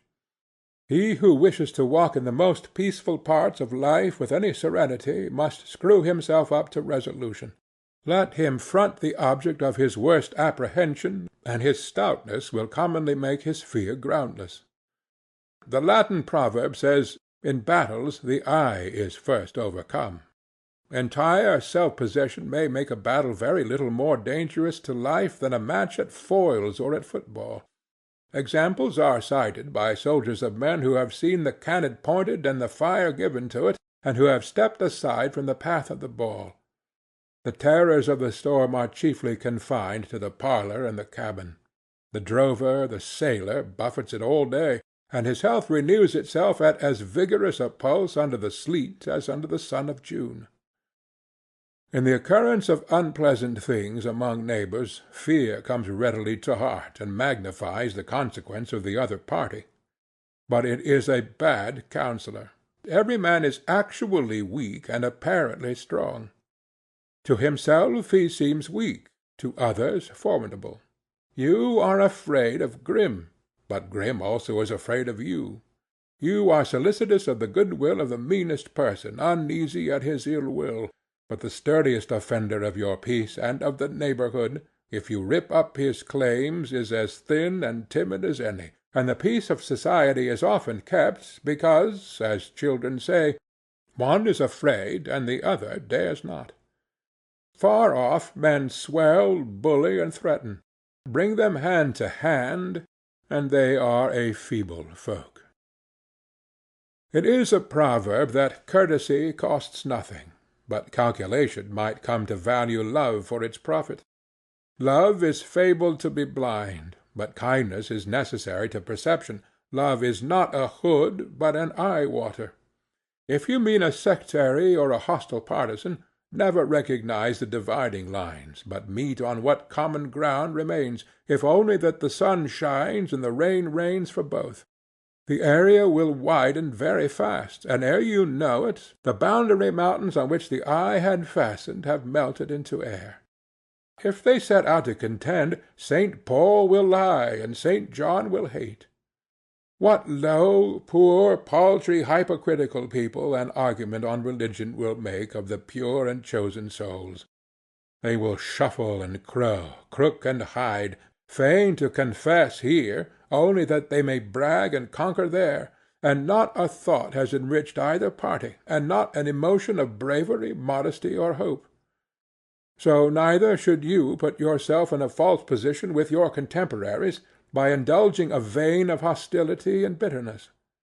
Though your views are in straight antagonism to theirs, assume an identity of sentiment, assume that you are saying precisely that which all think, and in the flow of wit and love roll out your paradoxes in solid column, with not the infirmity of a doubt. So at least shall you get an adequate deliverance. The natural motions of the soul are so much better than the voluntary ones that you will never do yourself justice in dispute. The thought is not then taken hold of by the right handle, does not show itself proportioned and in its true bearings, but bears extorted, hoarse, and half witness. But assume a consent, and it shall presently be granted, since really and underneath their external diversities all men are of one heart and mind. Wisdom will never let us stand with any man or men on an unfriendly footing. We refuse sympathy and intimacy with people as if we waited for some better sympathy and intimacy to come. But whence and when? To-morrow will be like to-day. Life wastes itself whilst we are preparing to live. Our friends and fellow-workers die off from us. Scarcely can we say we see new men, new women approaching us. We are too old to regard fashion, too old to expect patronage of any greater or more powerful. Let us suck the sweetness of those affections and consuetudes that grow near us. These old shoes are easy to the feet. Undoubtedly we can easily pick faults in our company. We can easily whisper names prouder and that tickle the fancy more. Every man's imagination hath its friends, and life would be dearer with such companions. But if you cannot have them on good mutual terms, you cannot have them. If not the deity, but our ambition hues and shapes the new relations, their virtue escapes, as strawberries lose their flavor in garden beds. Thus truth, frankness, courage, love, humility, and all the virtues range themselves on the side of prudence, or the act of securing a present well-being. I do not know if all matter will be found to be made of one element, as oxygen or hydrogen, at last, but the world of manners and actions is wrought of one stuff, and begin where we will, we are pretty sure in a short space to be mumbling our 10 Commandments. End of Prudence.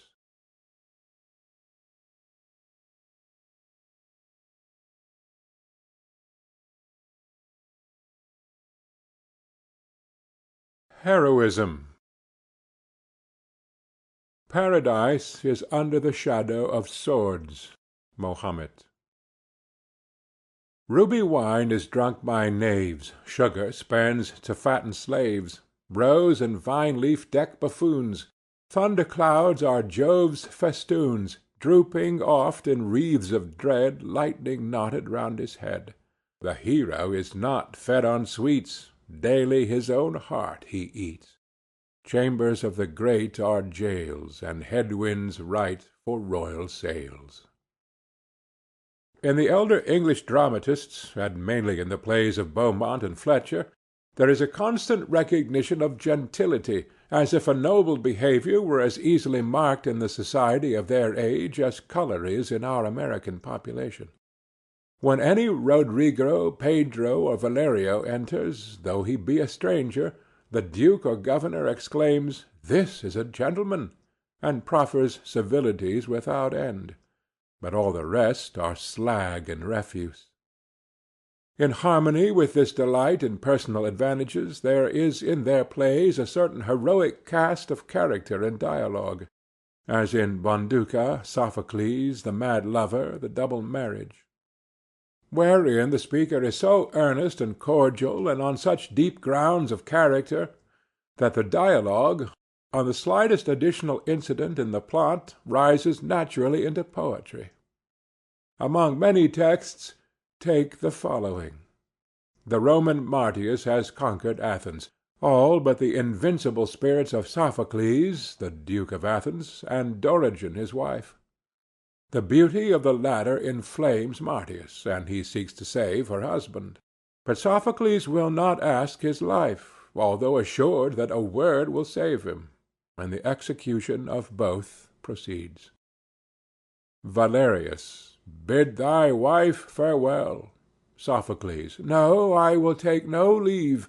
My Dorigen, yonder above, about Ariadne's crown, my spirit shall hover for thee. Pray thee, haste. Dorigen, stay, Sophocles, with this tie up my sight. Let not soft nature so transformed be, and lose her gentler sexed humanity, to make me see my lord bleed. So 'tis well. Never one object underneath the sun will I behold before my Sophocles. Farewell. Now teach the Romans how to die. Martius, dost know what 'tis to die?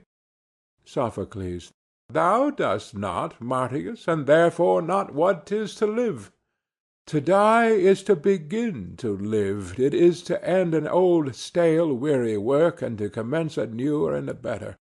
'Tis to leave deceitful knaves for the society of gods and goodness.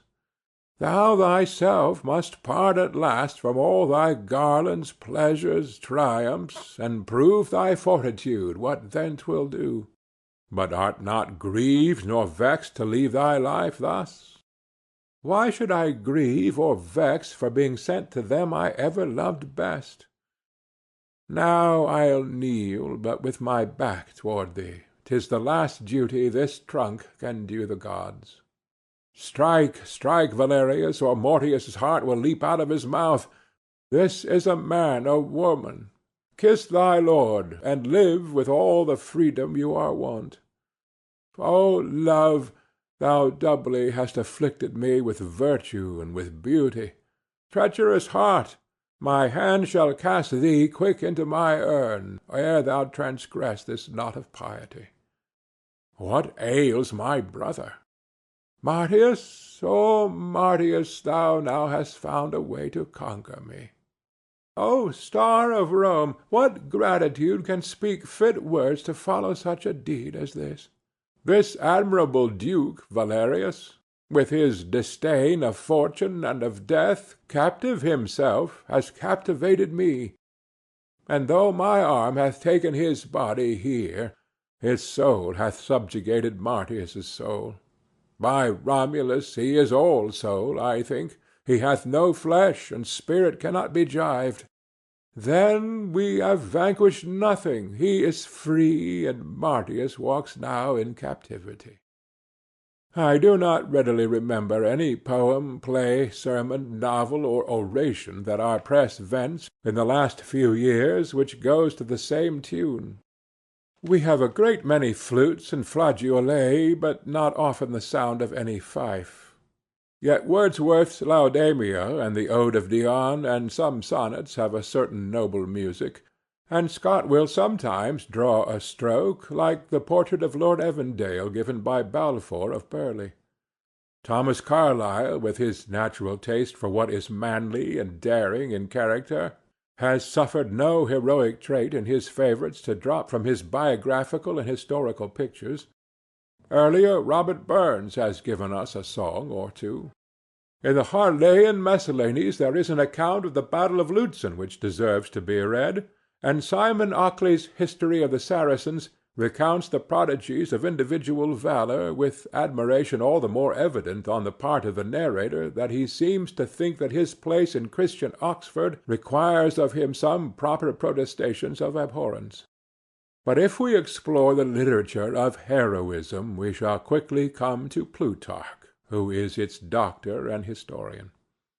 To him we owe the Brasidas, the Dion, the Epaminondas, the Scipio of old, and I must think we are more deeply indebted to him than to all the ancient writers. Each of his lives is a refutation to the despondency and cowardice of our religious and political theorists. A wild courage, a stoicism, not of the schools, but of the blood, shines in every anecdote, and has given that book its immense fame. We need books of this tart, cathartic virtue more than books of political science or of private economy. Life is a festival only to the wise. Seen from the nook and chimney side of prudence, it wears a ragged and dangerous front. The violations of the laws of nature by our predecessors and our contemporaries are punished in us also. The disease and deformity around us certify the infraction of natural, intellectual, and moral laws, and often violation on violation to breed such compound misery. A lockjaw that bends a man's head back to his heels, hydrophobia that makes him bark at his wife and babies, insanity that makes him eat grass, war, plague, cholera, famine, indicate a certain ferocity in nature which, as it had its inlet by human crime, must have its outlet by human suffering. Unhappily, no man exists who is not in his own person become to some amount a stockholder in the sin, and so made himself liable to a share in the expiation. Our culture, therefore, must not omit the arming of the man. Let him hear in season that he is born into the state of war, and that the commonwealth and his own well-being require that he should not go dancing in the weeds of peace, but warned, self-collected, and neither defying nor dreading the thunder, let him take both reputation and life in his hand, and with perfect urbanity dare the gibbet and the mob by the absolute truth of his speech and the rectitude of his behavior. Towards all this external evil the man within the breast assumes a warlike attitude, and affirms his ability to cope single-handed with the infinite army of enemies. To this military attitude of the soul we give the name of heroism. Its rudest form is the contempt for safety and ease which makes the attractiveness of war. It is a self-trust which slights the restraints of prudence, in the plenitude of its energy and power to repair the harms it may suffer. The hero is a mind of such balance that no disturbances can shake his will, but pleasantly, and as it were merrily, he advances to his own music, alike in frightful alarms and in the tipsy mirth of universal dissoluteness. There is something not philosophical in heroism. There is something not holy in it. It seems not to know that other souls are of one texture with it. It has pride. It is the extreme of individual nature.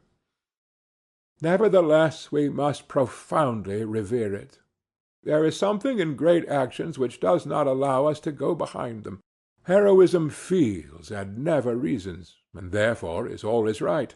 and although a different breeding, different religion, and greater intellectual activity would have modified or even reversed the particular action, yet for the hero that thing he does is the highest deed, and is not open to the censure of philosophers or divines. It is the avowal of the unschooled man that he finds a quality in him that is negligent of expense, of health, of life, of danger, of hatred, of reproach, and knows that his will is higher and more excellent than all actual and all possible antagonists. Heroism works in contradiction to the voice of mankind, and in contradiction, for a time, to the voice of the great and good. Heroism is an obedience to a secret impulse of an individual's character. Now to no other man can its wisdom appear as it does to him, for every man must be supposed to see a little farther on his own proper path than any one else. Therefore just and wise men take umbrage at his act, until after some little time be past. Then they see it to be in unison with their acts. All prudent men see that the action is clean contrary to a sensual prosperity. For every heroic act measures itself by its contempt of some external good. But it finds its own success at last, and then the prudent also extol. Self-trust is the essence of heroism. It is the state of the soul at war, and its ultimate objects are the last defiance of falsehood and wrong, and the power to bear all that can be inflicted by evil agents. It speaks the truth, and it is just, generous, hospitable, temperate, scornful of petty calculations, and scornful of being scorned. It persists. It is of an undaunted boldness, and of a fortitude not to be wearied out. Its jest is the littleness of common life. That false prudence which dotes on health and wealth is the butt and merriment of heroism. Heroism, like Plotinus, is almost ashamed of its body. What shall it say, then, to the sugar-plums and cats' cradles, to the toilet, compliments, quarrels, cards, and custard, which rack the wit of all society? What joys has kind nature provided for us dear creatures! There seems to be no interval between greatness and meanness. When the spirit is not master of the world, then it is its dupe. Yet the little man takes the great hoax so innocently, works in it so headlong, and believing is born red and dies grey, arranging his toilet, attending on his own health, laying traps for sweet food and strong wine, setting his heart on a horse or a rifle, made happy with little gossip or little praise, that the great soul cannot choose but laugh at such earnest nonsense. Indeed, these humble considerations make me out of love with greatness. What a disgrace is it to me to take note how many pairs of silk stockings thou hast, namely, these and those that were the peach-colored ones, or to bear the inventory of thy shirts, as one for superfluity and one other for use. Citizens, thinking after the laws of arithmetic, consider the inconvenience of receiving strangers at their fireside, reckon narrowly the loss of time and the unusual display. The soul of a better quality thrusts back the unseasonable economy into the vaults of life, and says, I will obey the god, and the sacrifice and the fire he will provide. Ibn Hankel, the Arabian geographer, describes a heroic extreme in the hospitality of Sogod in Bulgaria. When I was in Sogod I saw a great building like a palace, the gates of which were open and fixed back to the wall with large nails. I asked the reason, and was told that the house had not been shut night or day for 100 years. Strangers may present themselves at any hour and in whatever number. The master has amply provided for the reception of the men and their animals, and is never happier than when they tarry for some time. Nothing of the kind have I seen in any other country. The magnanimous know very well that they who give time, or money, or shelter to the stranger, so it be done for love and not for ostentation, do, as it were, put God under obligation to them, so perfect are the compensations of the universe. In some way the time they seem to lose is redeemed, and the pains they seem to take remunerate themselves. These men fan the flame of human love and raise the standard of civil virtue among mankind. But hospitality must be for service and not for show, or it pulls down the host. The brave soul rates itself too high to value itself by the splendor of its table and draperies. It gives what it hath and all it hath, but its own majesty can lend a better grace to bannocks and fair water than belong to city feasts. The temperance of the hero proceeds from the same wish to do no dishonor to the worthiness he has, but he loves it for its elegancy, not for its austerity. It seems not worth his while to be solemn and denounce with bitterness flesh-eating or wine-drinking, the use of tobacco or opium or tea or silk or gold. A great man scarcely knows how he dines, how he dresses, but without railing or precision his living is natural and poetic. John Eliot, the Indian apostle, drank water, and said of wine, "It is a noble, generous liquor, and we shall be humbly thankful for it. But, as I remember, water was made before it." Better still is the temperance of King David, who poured out on the ground under the Lord the water which 3 of his warriors had brought him to drink, at the peril of their lives. It is told of Brutus that when he fell on his sword after the battle of Philippi, he quoted a line of Euripides, "O virtue! I have followed thee through life, and I find thee at last but a shade." I doubt not the hero is slandered by this report. The heroic soul does not sell its justice and its nobleness. It does not ask to dine nicely and to sleep warm. The essence of greatness is the perception that virtue is enough. Poverty is its ornament. It does not need plenty, and can very well abide its loss. But that which takes my fancy most in the heroic class is the good humor and hilarity they exhibit. It is a height to which common duty can very well attain, to suffer and to dare with solemnity. But these rare souls set opinion, success, and life at so cheap a rate that they may not soothe their enemies by petitions or the show of sorrow, but wear their own habitual greatness. Scipio, charged with peculation, refuses to do himself so great a disgrace as to wait for justification, though he had the scroll of his accounts in his hands, but tears it to pieces before the tribunes. Socrates' condemnation of himself to be maintained in all honor in the Prytaneum during his life, and Sir Thomas More's playfulness at the scaffold are of the same strain. In Beaumont and Fletcher's Sea Voyage, Juletta tells the stout captain and his company, "Why, slaves, 'tis in our power to hang ye." "Very likely, 'tis in our powers then to be hanged, and scorn ye." These replies are sound and whole. Sport is the bloom and glow of a perfect health. The great will not condescend to take anything seriously. All must be as gay as the song of a canary, though it were the building of cities, or the eradication of old and foolish churches and nations, which have cumbered the earth long thousands of years. Simple hearts put all the history and customs of this world behind them, and play their own game in innocent defiance of the blue laws of the world. And such would appear, could we see the human race assembled in vision, like little children frolicking together, though to the eyes of mankind at large they wear a stately and solemn garb of works and influences. The interest these fine stories have for us, the power of a romance over the boy who grasps the forbidden book under his bench at school, our delight in the hero, is the main fact to our purpose. All these great and transcendent properties are ours. If we dilate in beholding the Greek energy, the Roman pride, it is that we are already domesticating the same sentiment. Let us find room for this great guest in our small houses. The first step of worthiness will be to disabuse us of our superstitious associations with places and times, with number and size.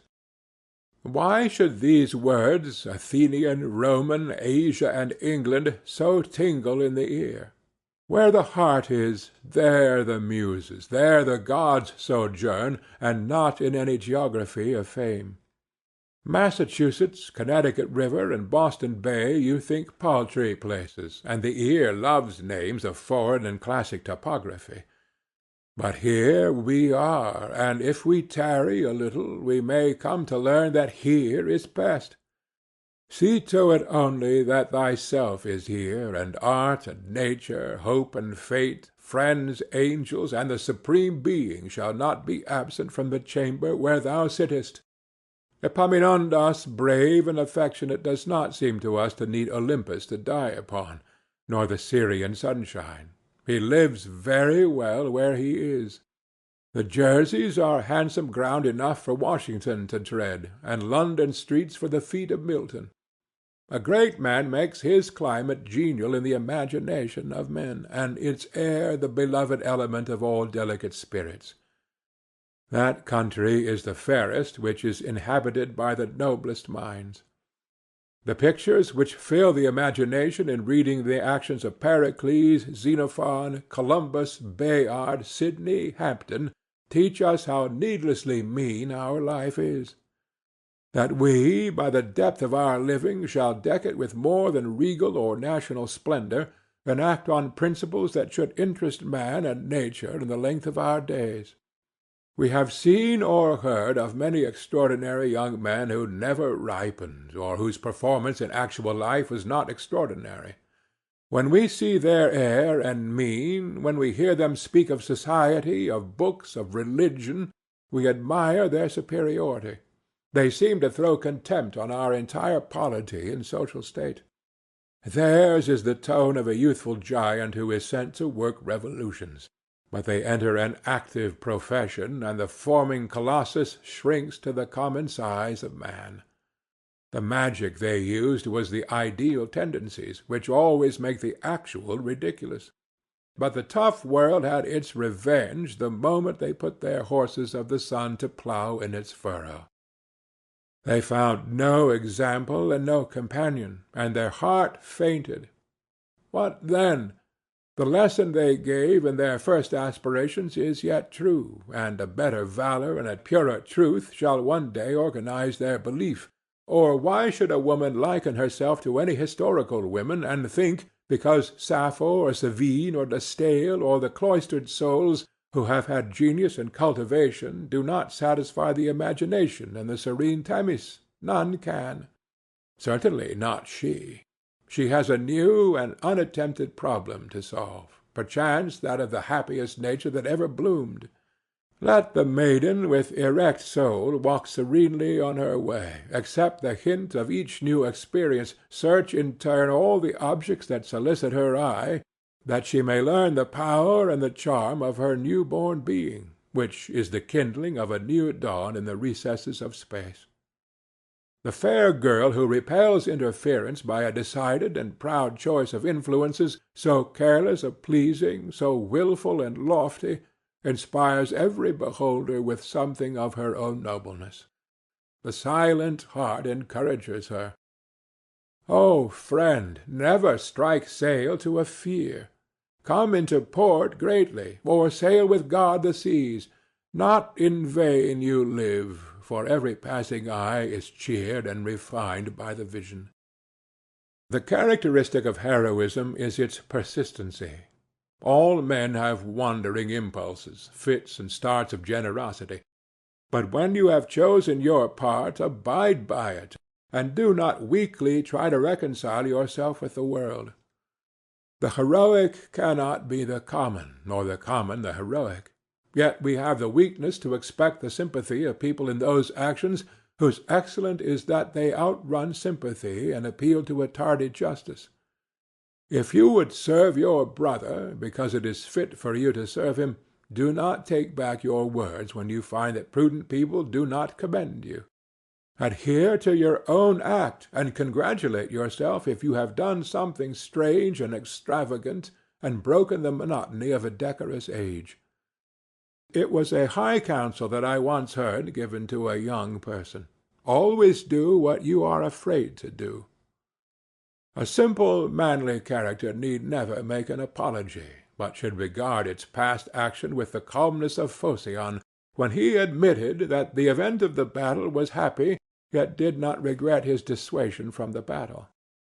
There is no weakness or exposure for which we cannot find consolation in the thought. This is part of my constitution, part of my relation and office to my fellow creature.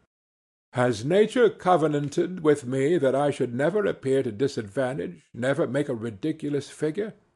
Let us be generous of our dignity as well as of our money. Greatness once and forever has done with opinion. We tell our charities, not because we wish to be praised for them, not because we think they have great merit, but for our justification. It is a capital blunder, as you discover when another man recites his charities. To speak the truth, even with some austerity, to live with some rigor of temperance or some extremes of generosity, seems to be an asceticism which common good nature would appoint to those who are at ease and in plenty, in sign that they feel a brotherhood with the great multitude of suffering men. And not only need we breathe and exercise the soul by assuming the penalties of abstinence, of debt, of solitude, of unpopularity, but it behooves the wise man to look with a bold eye into those rarer dangers which sometimes invade men, and to familiarize himself with disgusting forms of disease, with sounds of execration, and the vision of violent death. Times of heroism are generally times of terror, but the day never shines in which this element may not work. The circumstances of man, we say, are historically somewhat better in this country and at this hour than perhaps ever before. More freedom exists for culture. He will not now run against an axe at the first step out of the beaten track of opinion. But whoso is heroic will always find crises to try his edge. Human virtue demands her champions and martyrs, and the trial of persecution always proceeds. It is but the other day that the brave Lovejoy gave his breast to the bullets of a mob for the rights of free speech and opinion, and died when it was better not to live.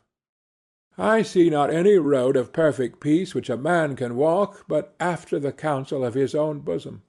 Let him quit too much association, let him go home much, and establish himself in those courses he approves. The unremitting retention of simple and high sentiments in obscure duties is hardening the character to that temper which will work with honor, if need be in the tumult or on the scaffold. Whatever outrages have happened to men may befall a man again, and very easily in a republic, if there appear any signs of a decay of religion. Coarse slander, fire, tar and feathers, and the gibbet, the youth may freely bring home to his mind, and with what sweetness of temper he can, and inquire how fast he can fix his sense of duty, braving such penalties, whenever it may please the next newspaper and a sufficient number of his neighbors to pronounce his opinions incendiary. It may calm the apprehension of calamity in the most susceptible heart to see how quick a bound nature has set to the utmost infliction of malice. We rapidly approach a brink over which no enemy can follow us. Let them rave. Thou art quiet in thy grave. In the gloom of our ignorance of what shall be, in the hour when we are deaf to the higher voices, who does not envy those who have seen safely to an end their manful endeavor? Who that sees the meanness of our politics but only congratulates Washington that he is long already wrapped in his shroud, and forever safe, that he has laid sweet in his grave the hope of humanity not yet subjugated in him? Who does not sometimes envy the good and brave who are no more to suffer from the tumults of the natural world, and await with curious complacency the speedy term of his own conversation with finite nature? And yet the love that will be annihilated sooner than treacherous has already made death impossible, and affirms itself no mortal, but a native of the deeps of absolute and inextinguishable being. End of Heroism.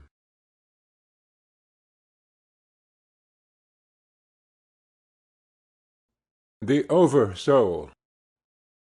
This recording is in the public domain. Read by Bomnefeld. But souls that of his own good life partake, he loves as his own self. Dear as his eye they are to him, he'll never them forsake.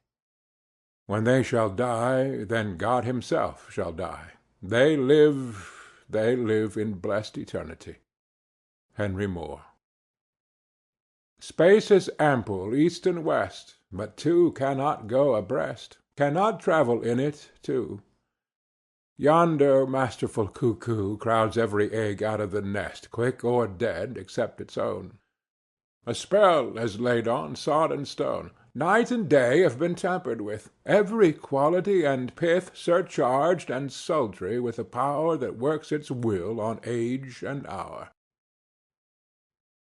There is a difference between one and another hour of life in their authority and subsequent effect. Our faith comes in moments, our vice is habitual. Yet there is a depth in those brief moments which constrains us to ascribe more reality to them than to all other experiences. For this reason, the argument which is always forthcoming to silence those who conceive extraordinary hopes of man, namely the appeal to experience, is forever invalid and vain. He must explain this hope. We grant that human life is mean, but how did we find out that it was mean? What is the ground of this uneasiness of ours, of this odd discontent? What is the universal sense of want and ignorance but the fine innuendo by which the soul makes its enormous claim? Why do men feel that the natural history of man has never been written, but he is always leaving behind what you have said of him, and it becomes old and books of metaphysics worthless? The philosophy of 6,000 years has not searched the chambers and magazines of the soul. In its experiments there has always retained, in the last analysis, a residuum it could not resolve. Man is a stream whose source is hidden. Our being is descending into us from we know not whence. The most exact calculator has no prescience that somewhat incalculable may not balk the very next moment. I am constrained every moment to acknowledge a higher origin for events than the will I call mine. As with events, so it is with thoughts. When I watch that flowing river, which, out of the regions I see not, pours for a season its streams into me, I see that I am a pensioner, not a cause, but a surprised spectator of this ethereal water; that I desire and look up and put myself in the attitude of reception, but from some alien energy the visions come. The supreme critic on the errors of the past and the present, and the only prophet of that which must be, is that great nature in which we rest as the earth lies in the soft arms of the atmosphere, that unity, that over-soul, within which every man's particular being is contained and made one with all other; that common heart of which all sincere conversation is the worship, to which all right action is submission; that overpowering reality which confutes our tricks and talents, and contains every one to pass for what he is, and to speak from his character and not from his tongue, and which evermore tends to pass into our thought and hand and become wisdom and virtue and power and beauty. We live in succession, in division, in parts, in particles. Meantime, within man is the soul of the whole, the wise silence, the universal beauty to which every part and particle is equally related, the eternal One. And this deep power in which we exist, and whose beatitude is all accessible to us, is not only self-sufficing and perfect in every hour, but the act of seeing and the thing seen, the seer and the spectacle, the subject and the object, are one. We see the world piece by piece, as the sun, the moon, the animal, the tree; but the whole, of which these are the shining parts, is the soul. Only by the vision of that wisdom can the horoscope of the ages be read, and by falling back on our better thoughts, by yielding to the spirit of prophecy which is innate in every one, we can know what it saith. Every man's words who speaks from that life must sound vain to those who do not dwell in the same thought on their own part. I dare not speak for it. My words do not carry its august sense. They fall short and cold. Only itself can inspire whom it will, and behold, their speech shall be lyrical and sweet, and universal as the rising of the wind. Yet I desire, even by profane words, if I may not use sacred, to indicate the heaven of this deity, and to report what hints I have collected of the transcendent simplicity and energy of the highest law. If we consider what happens in conversation, in reveries, in remorse, in times of passion, in surprises, in the instructions of dreams, wherein often we see ourselves in masquerade, the droll disguises only magnifying and enhancing a real element, and forcing it on our distinct notice, we shall catch many hints that will broaden and lighten into knowledge of the secret of nature. All goes to show that the soul in man is not an organ, but animates and exercises all the organs, is not a function like the power of memory, of calculation, of comparison, but uses these as hands and feet. It is not a faculty, but a light. It is not the intellect or the will, but the master of the intellect and the will. Is the background of our being in which they lie, an immensity not possessed and that cannot be possessed. From within or behind, a light shines through us upon things, and makes us aware that we are nothing, but the light is all. A man is a facade of a temple wherein all wisdom and all good abide. What we commonly call man, the eating, drinking, planting, counting man, does not, as we know him, represent himself, but misrepresents himself. Him we do not respect, but the soul, whose organ he is, would he let it appear through his action, would make our knees bend. When it breathes through his intellect, it is genius. When it breathes through his will, it is virtue. When it flows through his affection, it is love. And the blindness of the intellect begins when it would be something of itself. The weakness of the will begins when the individual would be something of himself. All reform aims in some one particular to let the soul have its way through us. In other words, to engage us to obey. Of this pure nature every man is at some time sensible. Language cannot paint it with his colors. It is too subtle. It is undefinable, unmeasurable. But we know that it pervades and contains us. We know that all spiritual being is in man. A wise old proverb says, God comes to see us without bell. That is, as there is no screen or ceiling between our heads and the infinite heavens, so there is no bar or wall in the soul where man, the effect, ceases and God, the cause, begins. The walls are taken away. We lie open on one side to the deeps of spiritual nature, to the attributes of God. Justice we see and know. Love, freedom, power. These natures no man ever got above, but they tower over us, and most in the moment when our interests tempt us to wound them. The sovereignty of this nature whereof we speak is made known by its independency of these limitations, which circumscribe us on every hand. The soul circumscribes all things. As I have said, it contradicts all experience. In like manner it abolishes time and space. The influence of the senses has in most men overpowered the mind to that degree that the walls of time and space have come to look real and insurmountable, and to speak with levity of these limits is, in the world, the sign of insanity. Yet time and space are but inverse measures of the force of the soul. The spirit sports with time, can crowd eternity into an hour, or stretch an hour to eternity. We are often made to feel that there is another youth and age than that which is measured from the year of our natural birth. Some thoughts always find us young, and keep us so. Such a thought is the love of the universal and eternal beauty. Every man parts from that contemplation with the feeling that it rather belongs to ages than to mortal life. The least activity of the intellectual powers redeems us in a degree from the conditions of time. In sickness, in languor, give us a strain of poetry or a profound sentence, and we are refreshed. Or produce a volume of Plato or Shakespeare, or remind us of their names, and instantly we come into a feeling of longevity. See how the deep divine thought reduces centuries and millenniums, and makes itself present through all the ages. Is the teaching of Christ less effective now than it was when first his mouth was opened? The emphasis of facts and persons in my thought has nothing to do with time. And so always the soul's scale is one, the scale of the senses and the understanding is another.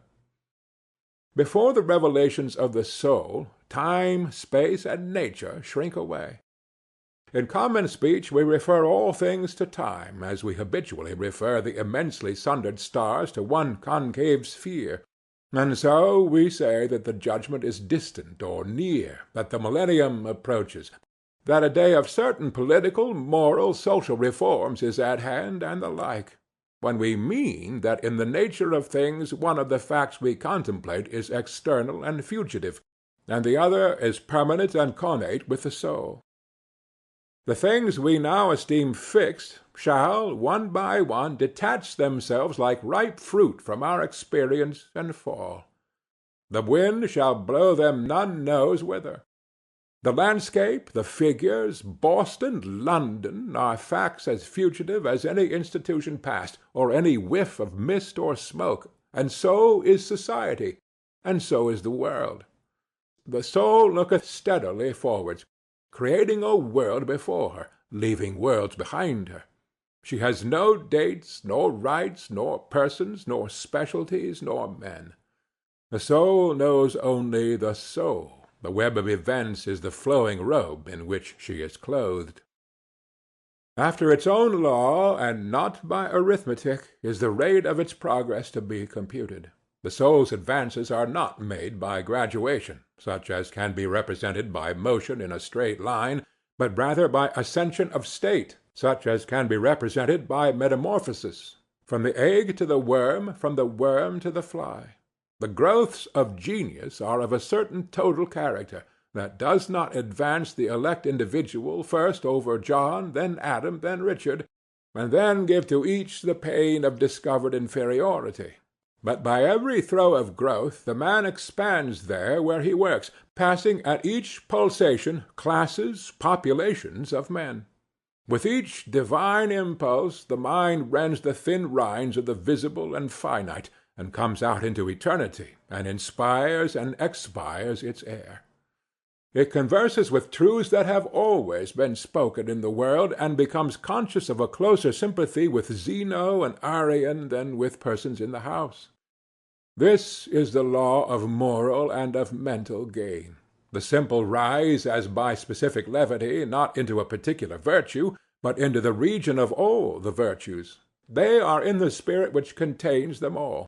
The soul requires purity, but purity is not it; requires justice, but justice is not that; requires beneficence, but is somewhat better; so that there is a kind of dissent and accommodation felt when we leave speaking of moral nature to urge a virtue which it enjoins. To the well-born child all the virtues are natural, and not painfully acquired. Speak to his heart, and the man becomes suddenly virtuous. Within the same sentiment is the germ of intellectual growth, which obeys the same law. Those who are capable of humility, of justice, of love, of aspiration, stand already on a platform that commands the sciences and arts, speech and poetry, action and grace. For whoso dwells in this moral beatitude already anticipates those special powers which men prize so highly. The lover has no talent, no skill, which passes for quite nothing with his enamored maiden, however little she may possess of related faculty. And the heart which abandons itself to the supreme mind finds itself related to all its works, and will travel a royal road to particular knowledges and powers. In ascending to this primary and aboriginal settlement we have come from our remote station on the circumference instantaneously to the centre of the world, where, as in the closet of God, we see causes and anticipate the universe, which is but a slow effect. One mode of the divine teaching is the incarnation of the spirit in a form, in forms like my own. I live in society with persons who answer to thoughts in my own mind, or express a certain obedience to the great instincts to which I live. I see its presence to them. I am certified of a common nature, and these other souls, these separated selves, draw me as nothing else can. They stir in me the new emotions we call passion, of love, hatred, fear, admiration, pity. Thence come conversation, competition, persuasion, cities, and war. Persons are supplementary to the primary teaching of the soul. In youth we are mad for persons. Childhood and youth see all the world in them. But the larger experience of man discovers the identical nature appearing through them all. Persons themselves acquaint us with the impersonal. In all conversation between two persons tacit reference is made, as to a third party, to a common nature. That third party or common nature is not social, it is impersonal, is God. And so, in groups where debate is earnest, and especially on high questions, the company become aware that the thought rises to an equal level in all bosoms, that all have a spiritual property in what was said, as well as the sayer. They all become wiser than they were. It arches over them like a temple, this unity of thought in which every heart beats with nobler sense of power and duty, and thinks and acts with unusual solemnity. All are conscious of attaining a higher self-possession. It shines for all. There is a certain wisdom of humanity which is common to the greatest men with the lowest, and which our ordinary education often labors to silence and obstruct.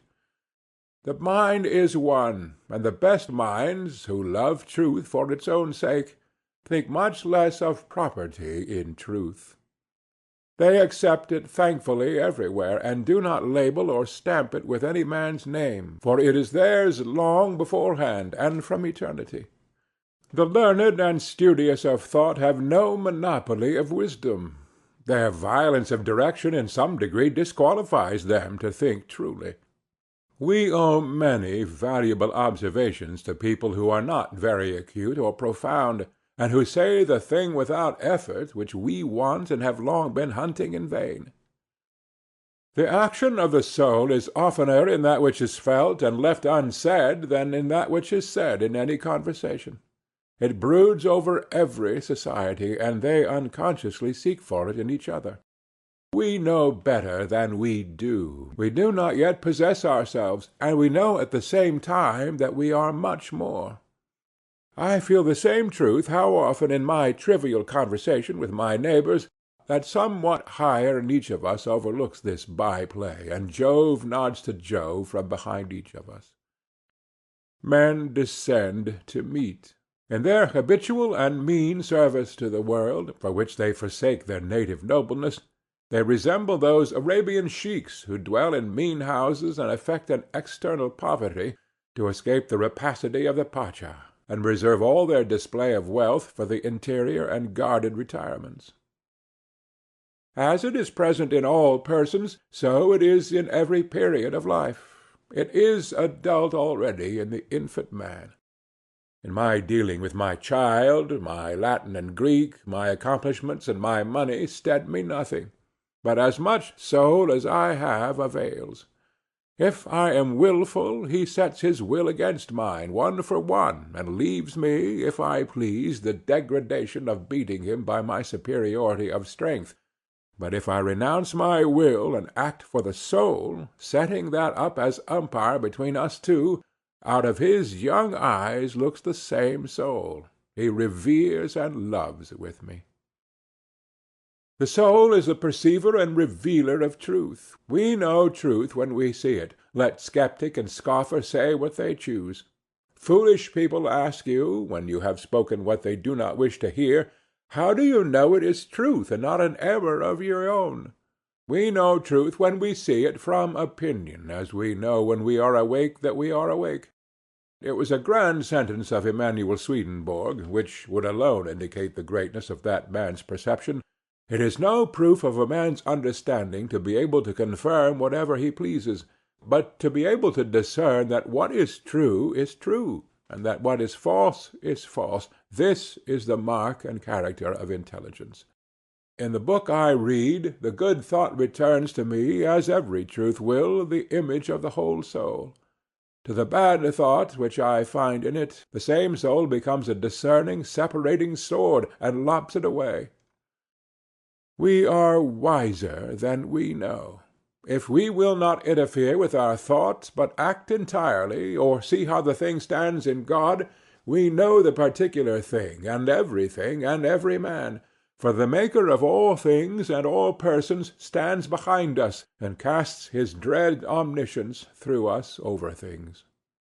But beyond this recognition of its own in particular passages of the individual's experience, it also reveals truth.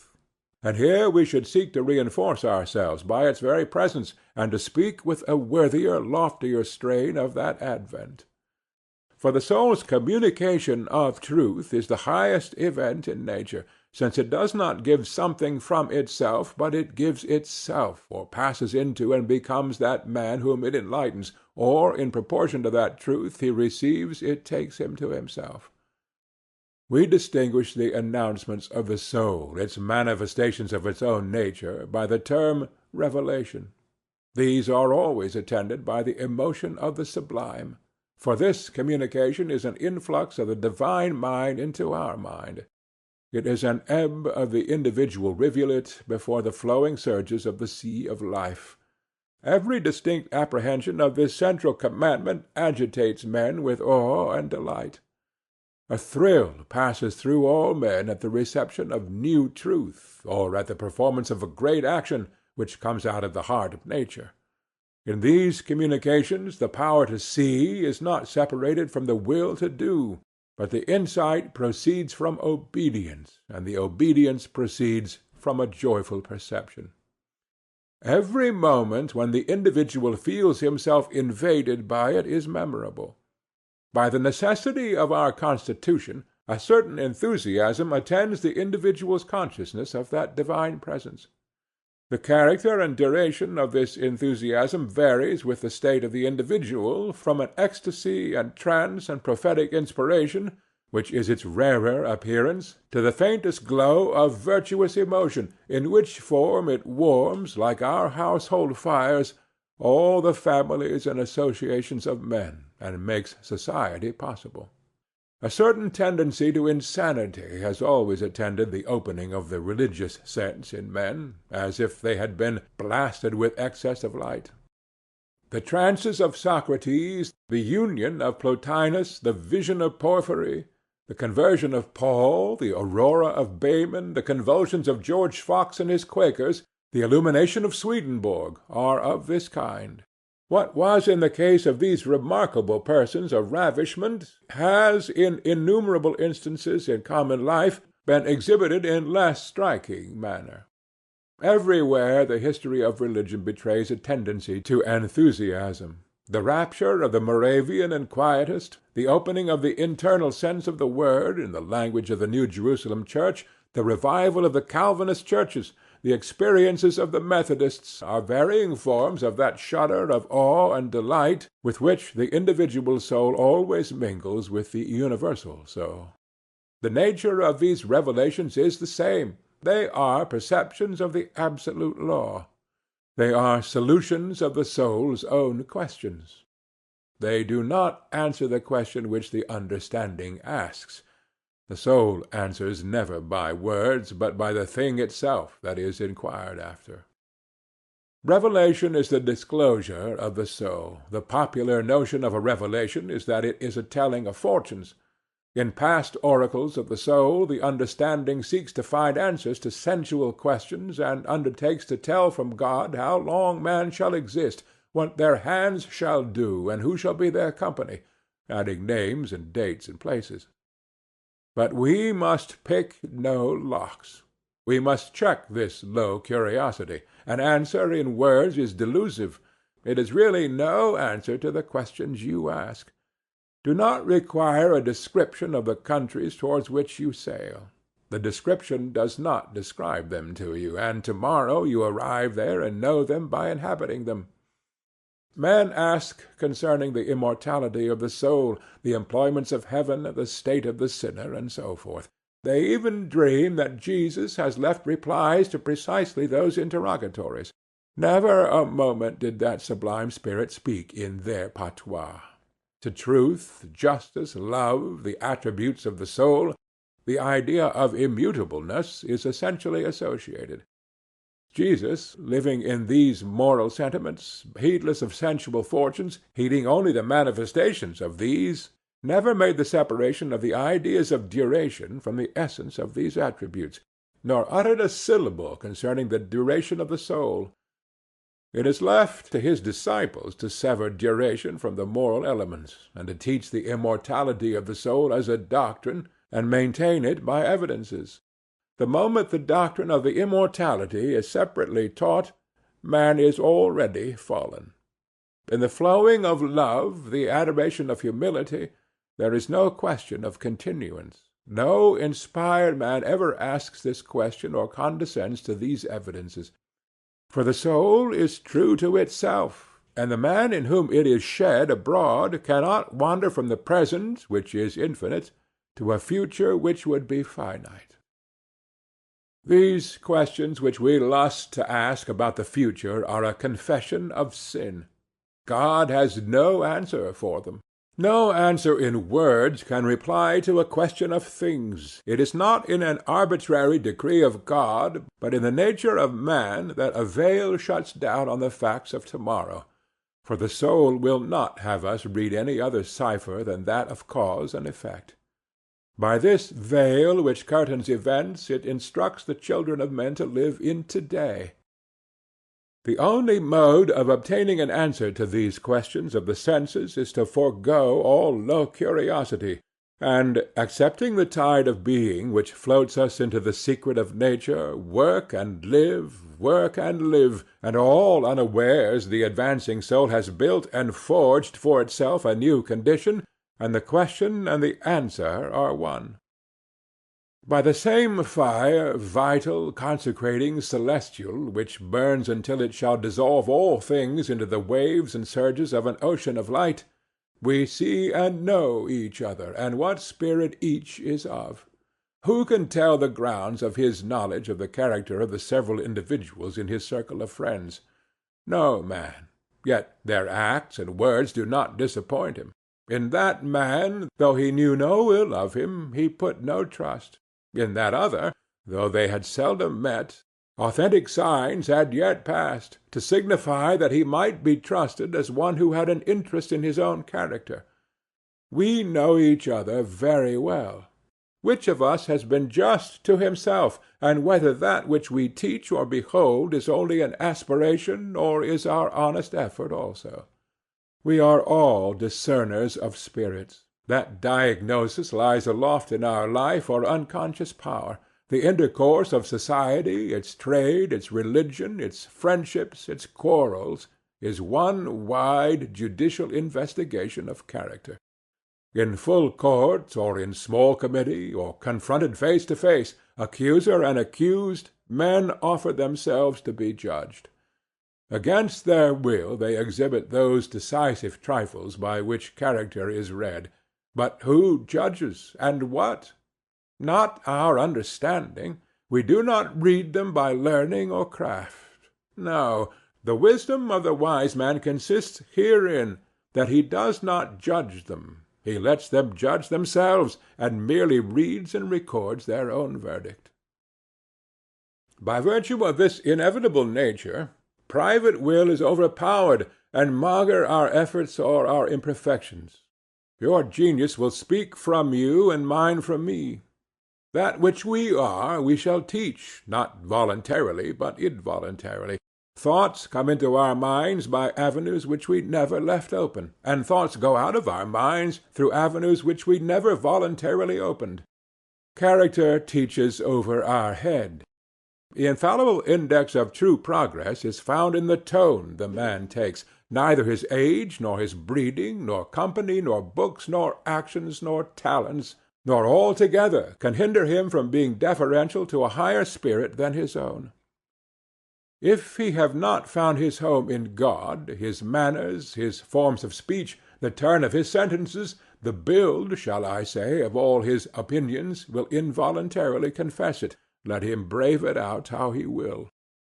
If he have found his centre, the deity will shine through him, through all the disguises of ignorance, of ungenial temperament, of unfavorable circumstance. The tone of seeking is one, and the tone of having is another.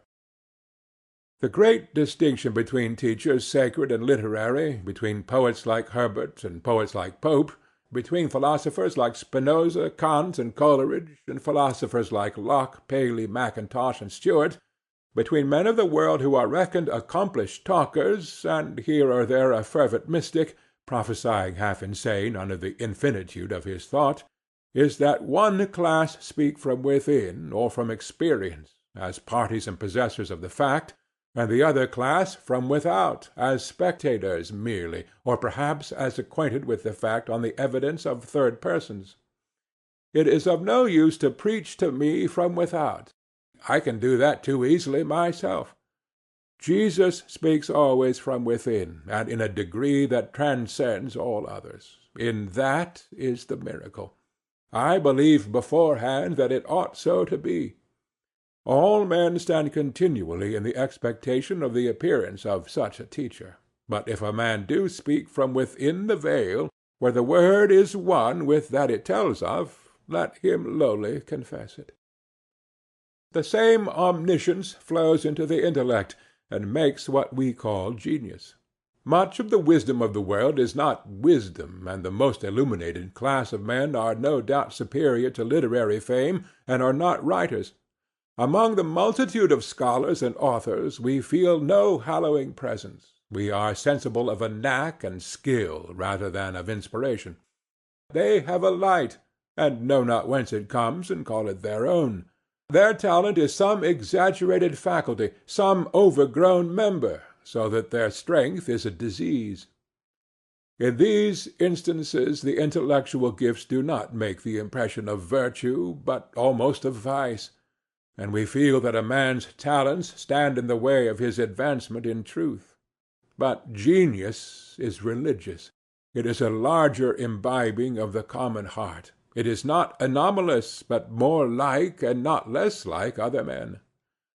There is in all great poets a wisdom of humanity which is superior to any talents they exercise. The author, the wit, the partisan, the fine gentleman, does not take place of the man.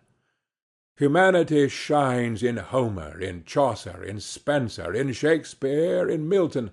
They are content with truth. They use the positive degree. They seem frigid and phlegmatic to those who have been spiced with the frantic passion and violent coloring of inferior but popular writers. For they are poets by the free course which they allow to the informing soul, which through their eyes beholds again and blesses the things which it hath made. The soul is superior to its knowledge, wiser than any of its works.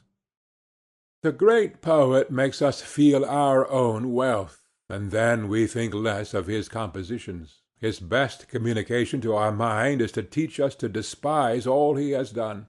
Shakespeare carries us to such a lofty strain of intelligent activity as to suggest a wealth which beggars his own, and we then feel that the splendid works which he has created, and which in other hours we extol as a sort of self-existent poetry, take no stronger hold of real nature than the shadow of a passing traveller on the rock.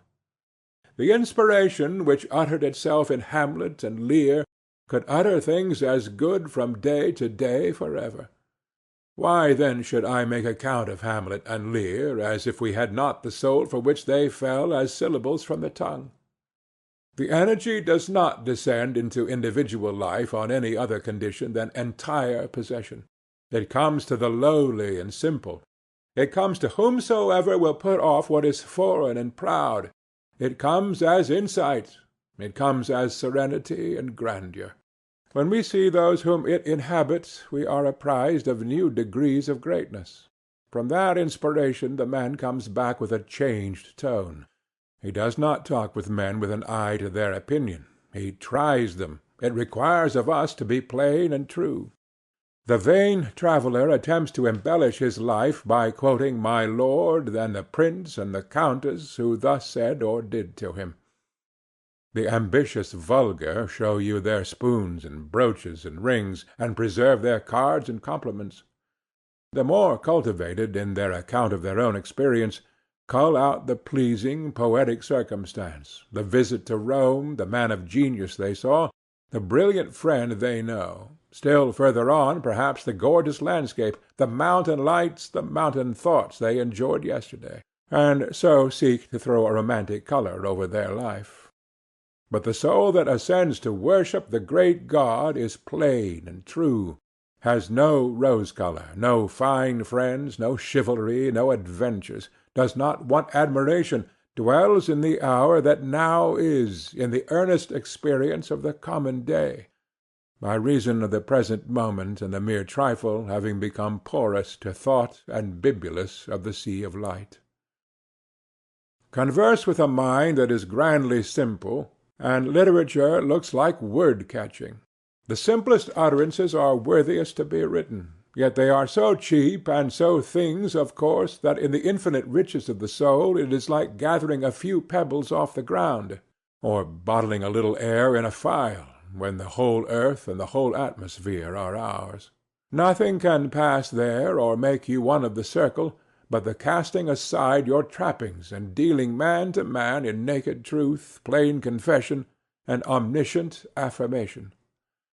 Souls such as these treat you as gods would, walk as gods in the earth, accepting without any admiration your wit, your bounty, your virtue even, say rather your act of duty, for your virtue they own as their proper blood, royal as themselves, and over-royal, and the father of the gods. But what rebuke their plain fraternal bearing casts on the mutual flattery with which authors solace each other and wound themselves? These flatter not. I do not wonder that these men go to see Cromwell and Christina and Charles the Second and James the First and the Grand Turk, for they are, in their own elevation, the fellows of kings, and must feel the servile tone of conversation in the world. They must always be a godsend to princes, for they confront them, a king to a king, without ducking or concession, and give a high nature the refreshment and satisfaction of resistance, of plain humanity, of even companionship, and of new ideas. They leave them wiser and superior men. Souls like these make us feel that sincerity is more excellent than flattery. Deal so plainly with man and woman as to constrain the utmost sincerity and destroy all hope of trifling with you. It is the highest compliment you can pay.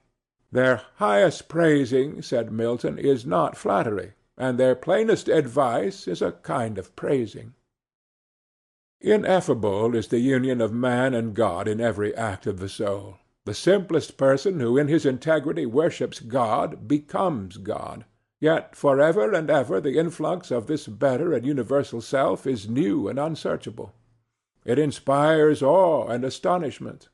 How dear, how soothing to man arises the idea of God peopling the lonely place, effacing the scars of our mistakes and disappointments.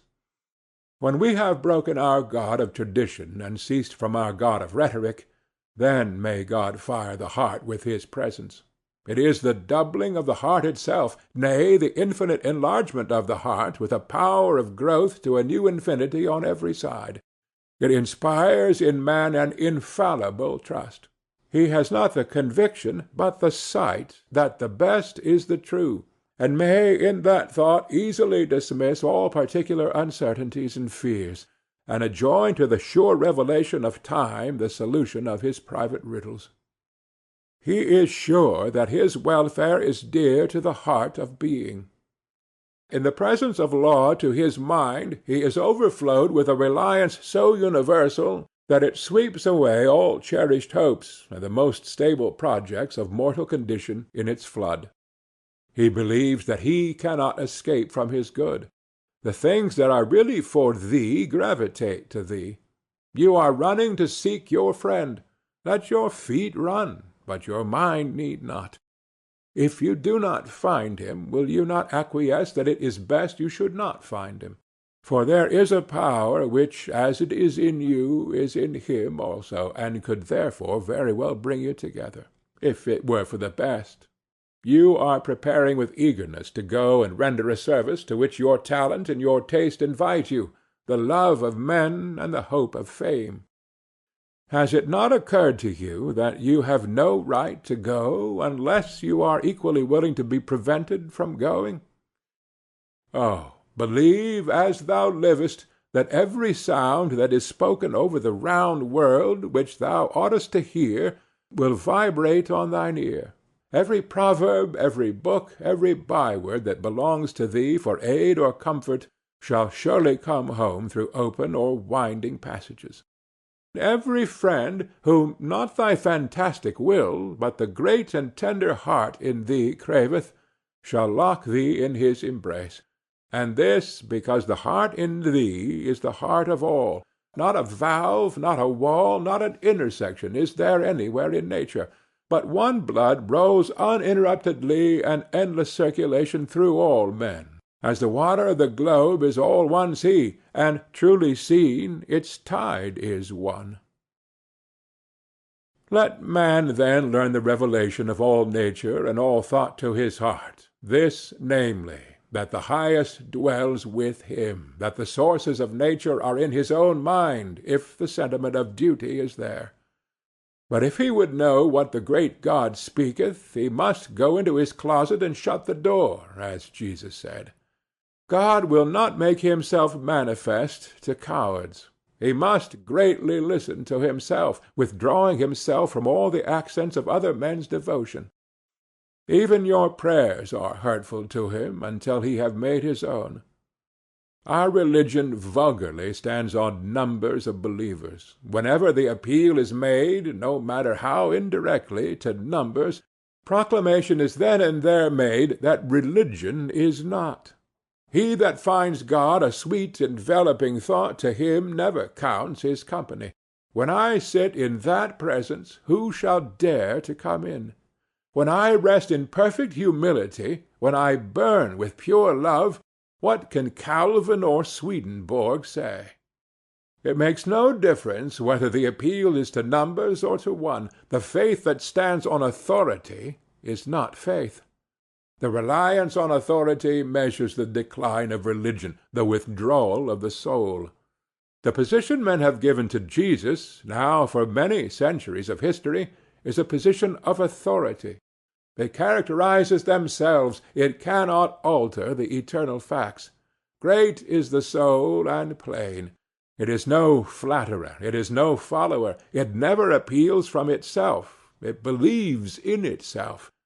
Before the immense possibilities of man, all mere experience, all past biography, however spotless and sainted, shrinks away.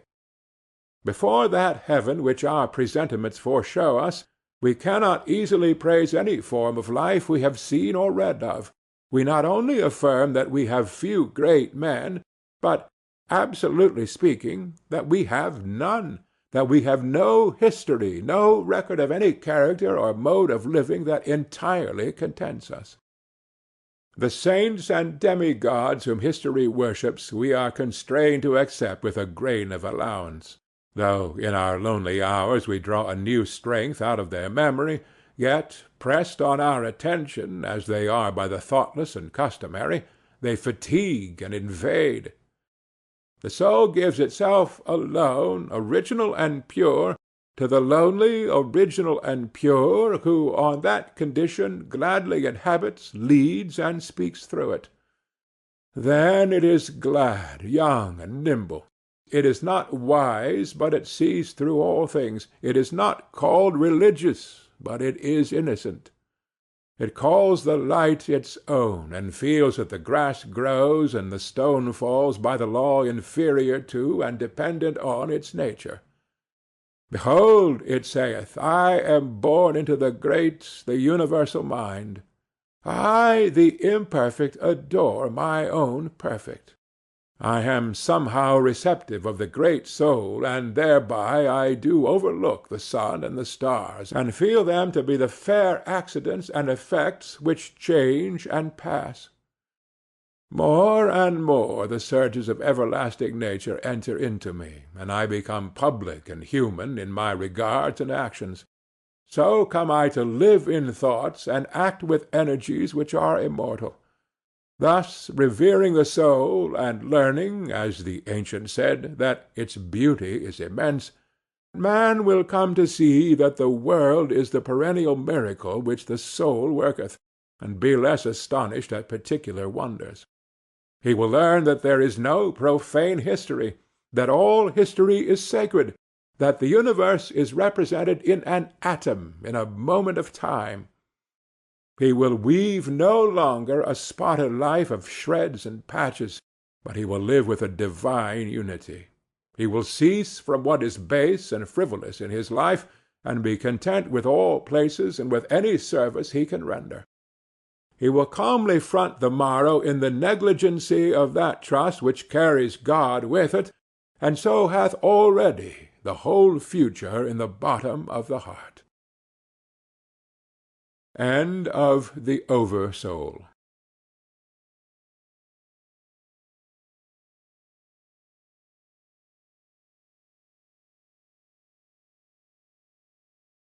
Circles. Nature centres into balls, and her proud ephemerals, fast to surface and outside, scan the profile of the sphere.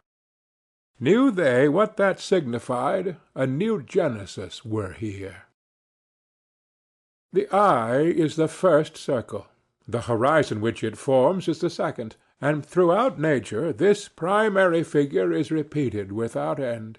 It is the highest emblem in the cipher of the world. St. Augustine described the nature of God as a circle whose centre was everywhere and its circumference nowhere. We are all our lifetime reading the copious sense of this first of forms. One moral we have already deduced in considering the circular or compensatory character of every human action. Another analogy we shall now trace, that every action admits of being outdone. Our life is an apprenticeship to the truth that around every circle another can be drawn, that there is no end in nature, but every end is a beginning, and that there is always another dawn risen on mid-noon, and under every deep a lower deep opens. The fact, as far as it symbolizes the moral fact of the unattainable, the flying perfect, around which the hands of man can never meet, at once the inspirer and the condemner of every success, may conveniently serve us to connect many illustrations of human power in every department. There are no fixtures in nature. The universe is fluid and volatile. Permanence is but a word of degrees. Our globe seen by God as a transparent law, not a mass of facts. The law dissolves the fact and holds it fluid. Our culture is the predominance of an idea which draws after it this train of cities and institutions. Let us rise into another idea. They will disappear.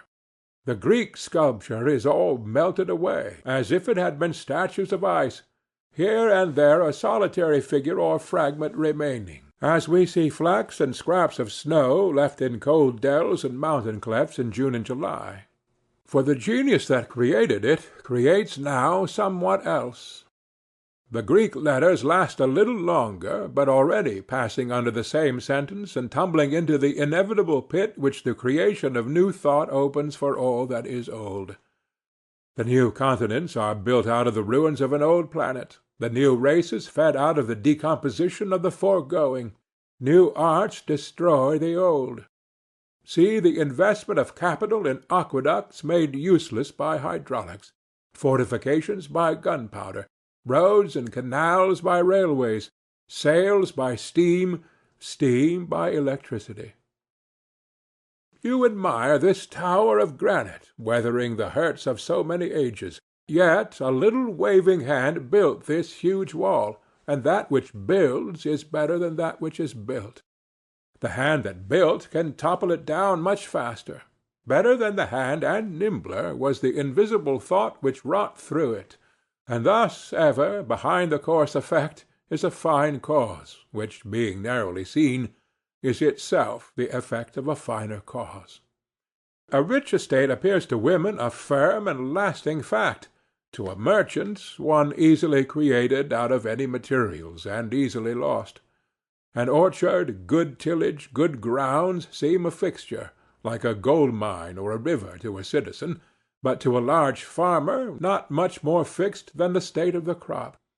Nature looks provokingly stable and secular, but it has a cause like all the rest, and when once I comprehend that, will these fields stretch so immovably wide, those leaves hang so individually considerable?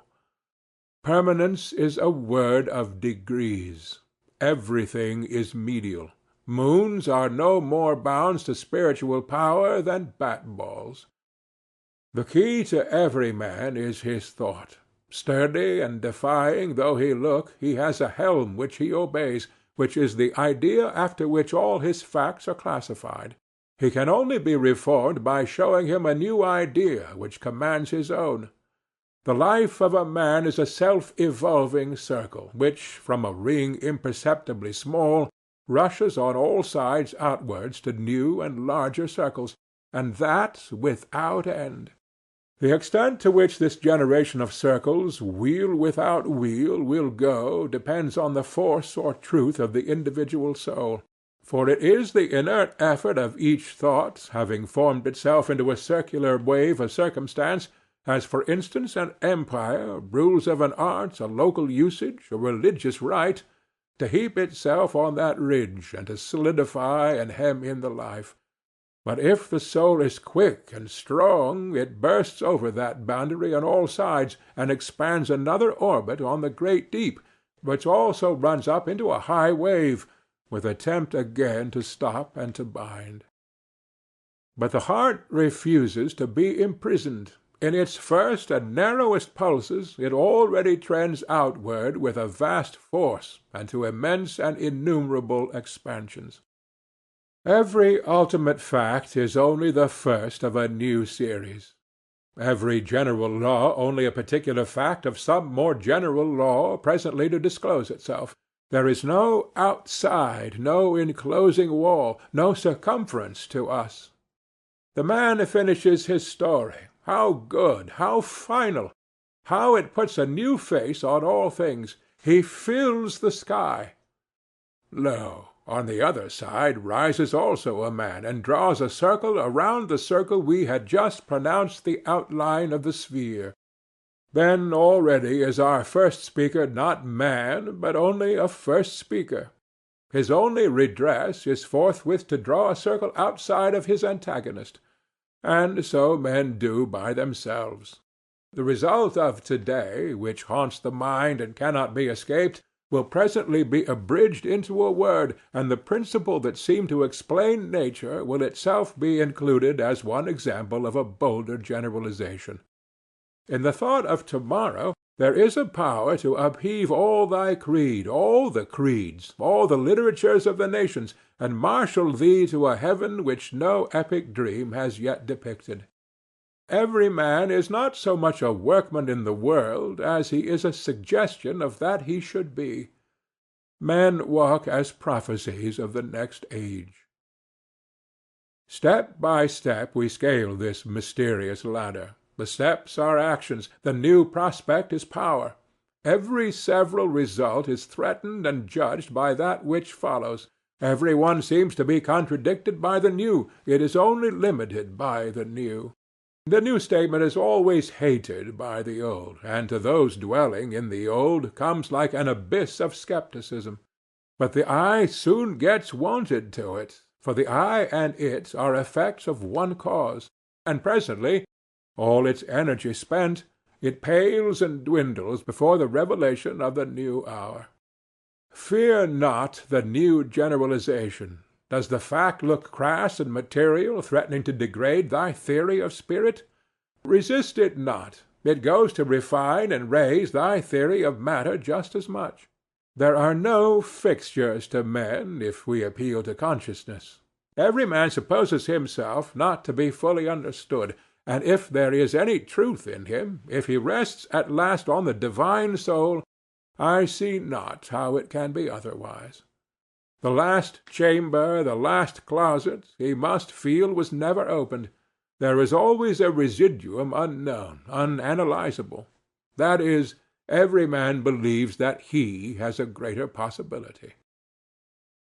Our moods do not believe in each other. Today I am full of thoughts and can write what I please. I see no reason why I should not have the same thought, the same power of expression tomorrow. What I write, whilst I write it, seems the most natural thing in the world. But yesterday I saw a dreary vacuity in this direction in which now I see so much, and a month hence, I doubt not, I shall wonder who he was that wrote so many continuous pages. Alas for this infirm faith, this will not strenuous, this vast ebb of a vast flow! I am God in nature. I am a weed by the wall. The continual effort to raise himself above himself, to work a pitch above his last height, betrays itself in a man's relations. We thirst for approbation, yet cannot forgive the approver.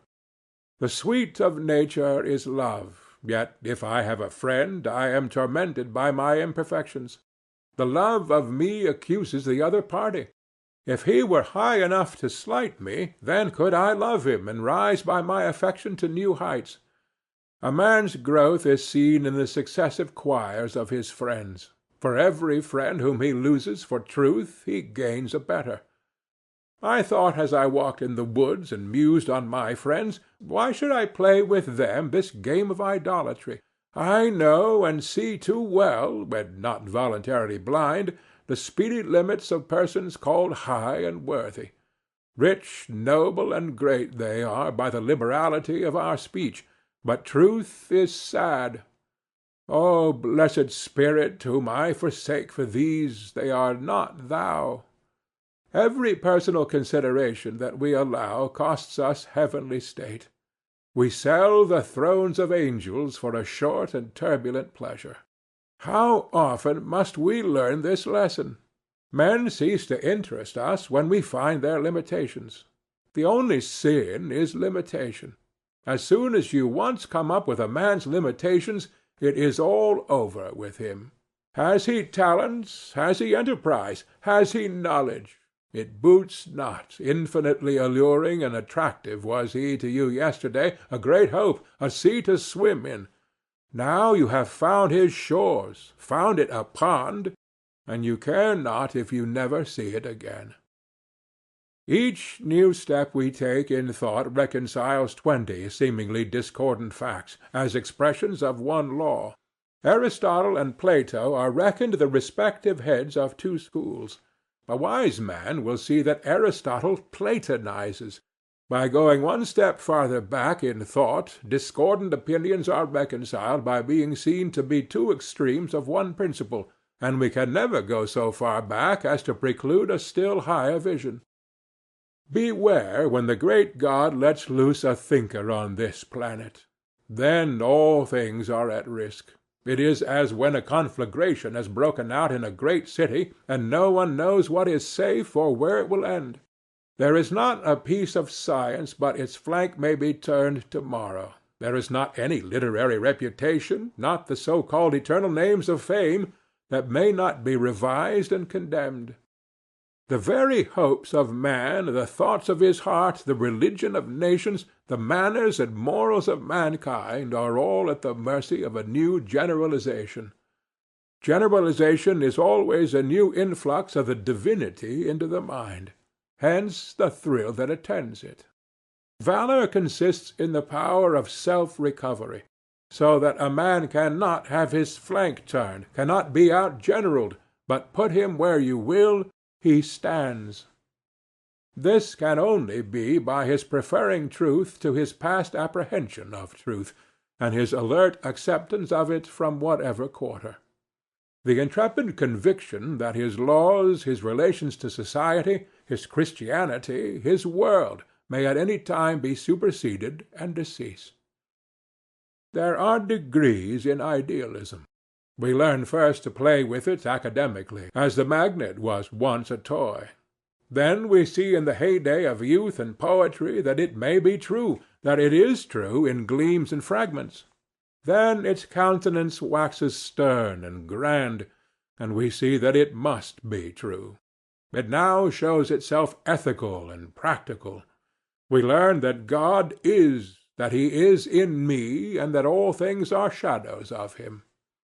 The idealism of Berkeley is only a crude statement of the idealism of Jesus, and that again is a crude statement of the fact that all nature is the rapid efflux of goodness executing and organizing itself. Much more obviously is history and the state of the world at any one time directly dependent on the intellectual classification then existing in the minds of men. The things which are dear to men at this hour are so on account of the ideas which have emerged on their mental horizon, and which cause the present order of things as a tree bears its apples. A new degree of culture would instantly revolutionize the entire system of human pursuits. Conversation is a game of circles. In conversation we pluck up the termini which bound the common of silence on every side. The parties are not to be judged by the spirit they partake and even express under this Pentecost. Tomorrow they will have receded from this high-water mark. Tomorrow you shall find them stooping under the old pack-saddles. Yet let us enjoy the cloven flame whilst it glows on our walls.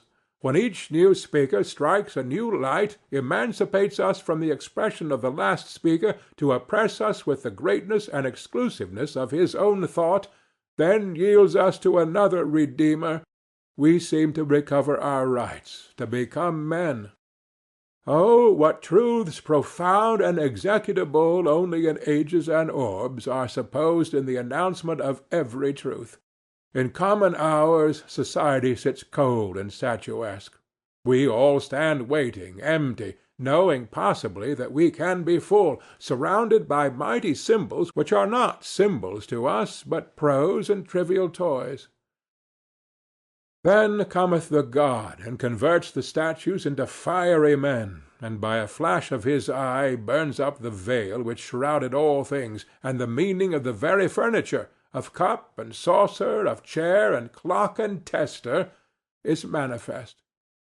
The facts which loomed so large in the fogs of yesterday, property, climate, breeding, personal beauty, and the like, have strangely changed their proportions.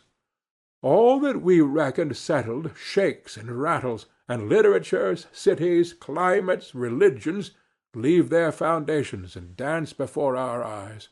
And yet here again see the swift circumspection. Good as is discourse, silence is better, and shames it. The length of the discourse indicates the distance of thought betwixt the speaker and the hearer.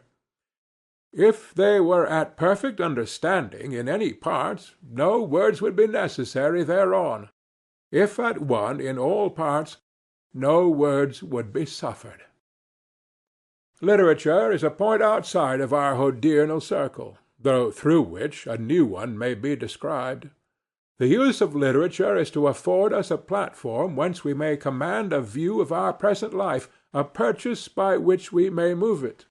We fill ourselves with ancient learning, install ourselves the best we can in Greek, in Punic, in Roman houses, only that we may wiselier see French, English, and American houses and modes of living. In like manner, we see literature best from the midst of wild nature, or from the din of affairs, or from a high religion. The field cannot be well seen from within the field. The astronomer must have his diameter of the earth's orbit as a base to find the parallax of any star. Therefore we value the poet. All the argument and all the wisdom is not in the encyclopedia, or the treatise on metaphysics, or the body of divinity, but in the sonnet or the play. In my daily work I incline to repeat my old steps, and do not believe in remedial force, in the power of change and reform. But some Petrarch or Ariosto, filled with the new wine of his imagination, writes me an ode or a brisk romance, full of daring thought and action. He smites and arouses me with his shrill tones, breaks up my whole chain of habits, and I open my eye on my own possibilities. He claps wings to the sides of all the solid old lumber of the world, and I am capable once more of choosing a straight path in theory and practice. We have the same need to command a view of the religion of the world. We can never see Christianity from the catechism. From the pastures, from a boat in the pond, from amidst the songs of wooden birds, we possibly may. Cleansed by the elemental light and wind, steeped in the sea of beautiful forms which the field offers us, we may chance to cast a right glance back upon biography. Christianity is rightly dear to the best of mankind. Yet was there never a young philosopher whose breeding had fallen into the Christian church by whom the brave text of Paul's was not specially prized? Then shall also the Son be subject unto him who put all things under him, that God may be all in all. Let the claims and virtues of persons be never so great and welcome, the instinct of man presses eagerly onward to the impersonal and illimitable, and gladly arms itself against the dogmatism of bigots with this generous word out of the book itself. The natural world may be conceived of as a system of concentric circles, and we now and then detect in nature slight dislocations which apprise us that this surface on which we now stand is not fixed, but sliding. These manifold tenacious qualities, this chemistry and vegetation, these metals and animals, which seem to stand there for their own sake, are means and methods only, are words of God, and as fugitive as other words. Has the naturalist or chemist learned his craft, who has explored the gravity of atoms and the elective affinities, who has not yet discerned the deeper law whereof this is only a partial or approximate statement, namely, that like draws to like, and that the goods which belong to you gravitate to you, and need not be pursued with pains and cost? Yet is that statement approximate also, and not final. Omnipresence is a higher fact. Not through subtle subterranean channels need friend and fact be drawn to their counterpart, but, rightly considered, these things proceed from the eternal generation of the soul. Cause and effect are two sides of one fact. The same law of eternal procession ranges all that we call the virtues, and extinguishes each in the light of a better. The great man will not be prudent in the popular sense. All his prudence will be so much deduction from his grandeur. But it behooves each to see, when he sacrifices prudence, to what god he devotes it. If to ease and pleasure, he had better be prudent still. If it to a great trust, he can well spare his mule and panniers, who has a winged chariot inside. Geoffrey draws on his boots to go through the woods, that his feet may be safer from the bite of snakes. Aaron never thinks of such a peril. In many years neither is harmed by such an accident. Yet it seems to me that with every precaution you take against such an evil, you put yourselves into the power of the evil. I suppose that the highest prudence is the lowest prudence. Is this too sudden a rushing from the centre to the verge of our orbit? Think how many times we shall fall back into pitiful calculations before we take up our rest in the great sentiment, or make the verge of today the new centre. Besides, your bravest sentiment is familiar to the humblest men. The poor and the low have their way of expressing the last facts of philosophy as well as you. Blessed be nothing, and the worse things are, the better they are proverbs which express the transcendentalism of common life. One man's justice is another's injustice, one man's beauty another's ugliness, one man's wisdom another's folly, as one beholds the same objects from a higher point. One man thinks justice consists in paying debts, and has no measure in his abhorrence of another who is very remiss in this duty, and makes the creditor wait tediously. But the second man has his own way of looking at things, asks himself which debt must I pay first, the debt to the rich or the debt to the poor, the debt of money or the debt of thought to mankind, of genius to nature. For you, O broker, there is no other principle but arithmetic. For me, commerce is of trivial import. Love, faith, truth of character, the aspiration of man, these are sacred. Nor can I detach one duty, like you, from all other duties, and concentrate my forces mechanically on the payment of moneys. Let me live onward. You shall find that, though slower, the progress of my character will liquidate all these debts without injustice to higher claims. If a man should dedicate himself to the payment of notes, would not this be injustice? Does he owe no debt but money? And are all claims on him to be postponed to a landlord's or a banker's? There is no virtue which is final. All are initial. The virtues of society are vices of the saint. The terror of reform is the discovery that we must cast away our virtues, or what we have always esteemed such, into the same pit that has consumed our grosser vices. Forgive his crimes. Forgive his virtues too. These smaller faults half converts to the right. It is the highest power of divine moments that they abolish our contritions also. I accuse myself of sloth and unprofitableness day by day. But when these waves of God flow into me, I no longer reckon lost time. I no longer poorly compute my possible achievement by what remains to me of the month or the year. For these moments confer a sort of omnipresence and omnipotence which asks nothing of duration, but sees that the energy of the mind is commensurate with the work to be done, without time. And thus, O circular philosopher, I hear some reader exclaim, you have arrived at a fine Pyrrhonism, at an equivalence and indifferency of all actions, and would fain teach us that if we are true, forsooth, our crimes shall be lively stones, out of which we shall construct the temple of the true God. I am not careful to justify myself. I own I am gladdened by seeing the predominance of the saccharine principle throughout vegetable nature, and not less by beholding in morals that unrestrained inundation of the principle of good into every chink and hole that selfishness has left open, yea, into selfishness and sin itself, so that no evil is pure, no hell itself without its extreme satisfactions. But lest I should mislead any when I have my own head and obey my whims, let me remind the reader that I am only an experimenter.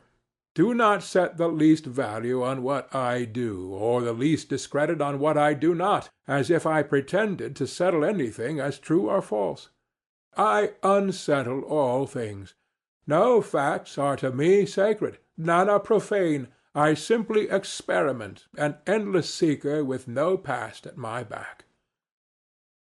Yet this incessant movement and progression which all things partake could never become sensible to us, but by contrast to some principle or fixture or stability in the soul. Whilst the eternal generation of circles proceeds, the eternal generator abides. That central life is somewhat superior to creation, superior to knowledge and thought, and contains all its circles. For ever it labors to create a life and thought as large and excellent as itself, but in vain, for that which is made instructs how to make it better. Thus there is no sleep, no pause, no preservation, but all things renew, germinate, and spring. Why should we import rags and relics into the new hour? Nature abhors the old, and old age seems the only disease. All things run into this one. We call it by many names: fever, intemperance, insanity, stupidity, and crime. They are all forms of old age. They are rest, conservatism, appropriation, inertia. Not newness, not the way onward. We grizzle every day. I see no need of it. Whilst we converse with what is above us, we do not grow old, but grow young. Infancy, youth, receptive, aspiring, with religious eyes looking upward, counts itself nothing and abandons itself to the instruction flowing from all sides. But the man and woman of 70 assume to know all. They have outlived their hope. They renounce aspiration, accept the actual for the necessary, and talk down to the young. Let them then become organs of the Holy Ghost. Let them be lovers. Let them behold truth, and their eyes are uplifted, their wrinkles smoothed, they are perfumed again with hope and power. This old age ought not to creep on a human mind. In nature every moment is new. The past is always swallowed and forgotten. The coming only is sacred. But nothing is secure but life, transition, the energizing spirit. No love can be bound by oath or covenant to secure it against a higher love. No truth so sublime but it may be trivial tomorrow in the light of new thoughts. People wish to be settled. Only as far as they are unsettled is there any hope for them. Life is a series of surprises. We do not guess today the mood, the pleasure, the power of tomorrow when we are building up our being. Of lower states, of acts of routine and sense, we can tell somewhat, but the masterpieces of God, the total growths and universal movements of the soul, he hideth. They are incalculable. I can know that truth is divine and helpful, but how it shall help me I can have no guess, for so to be is the sole inlet of so to know.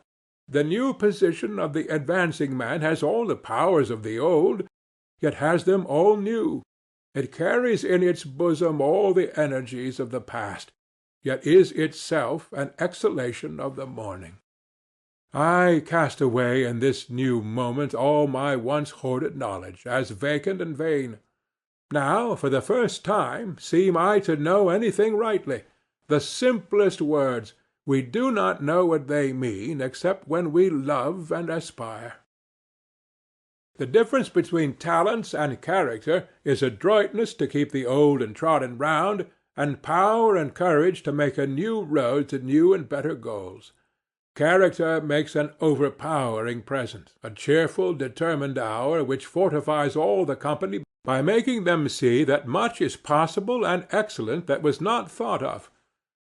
Character dulls the impression of particular events.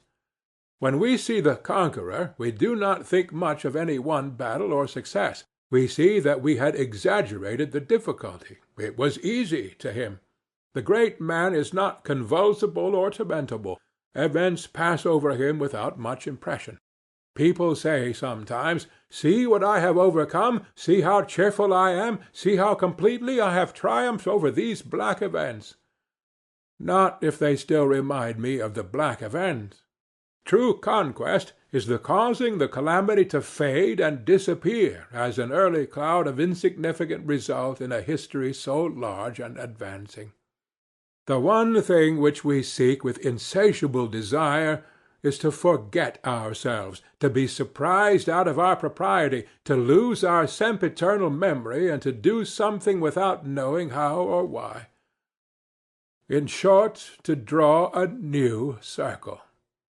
Nothing great was ever achieved without enthusiasm. The way of life is wonderful. It is by abandonment.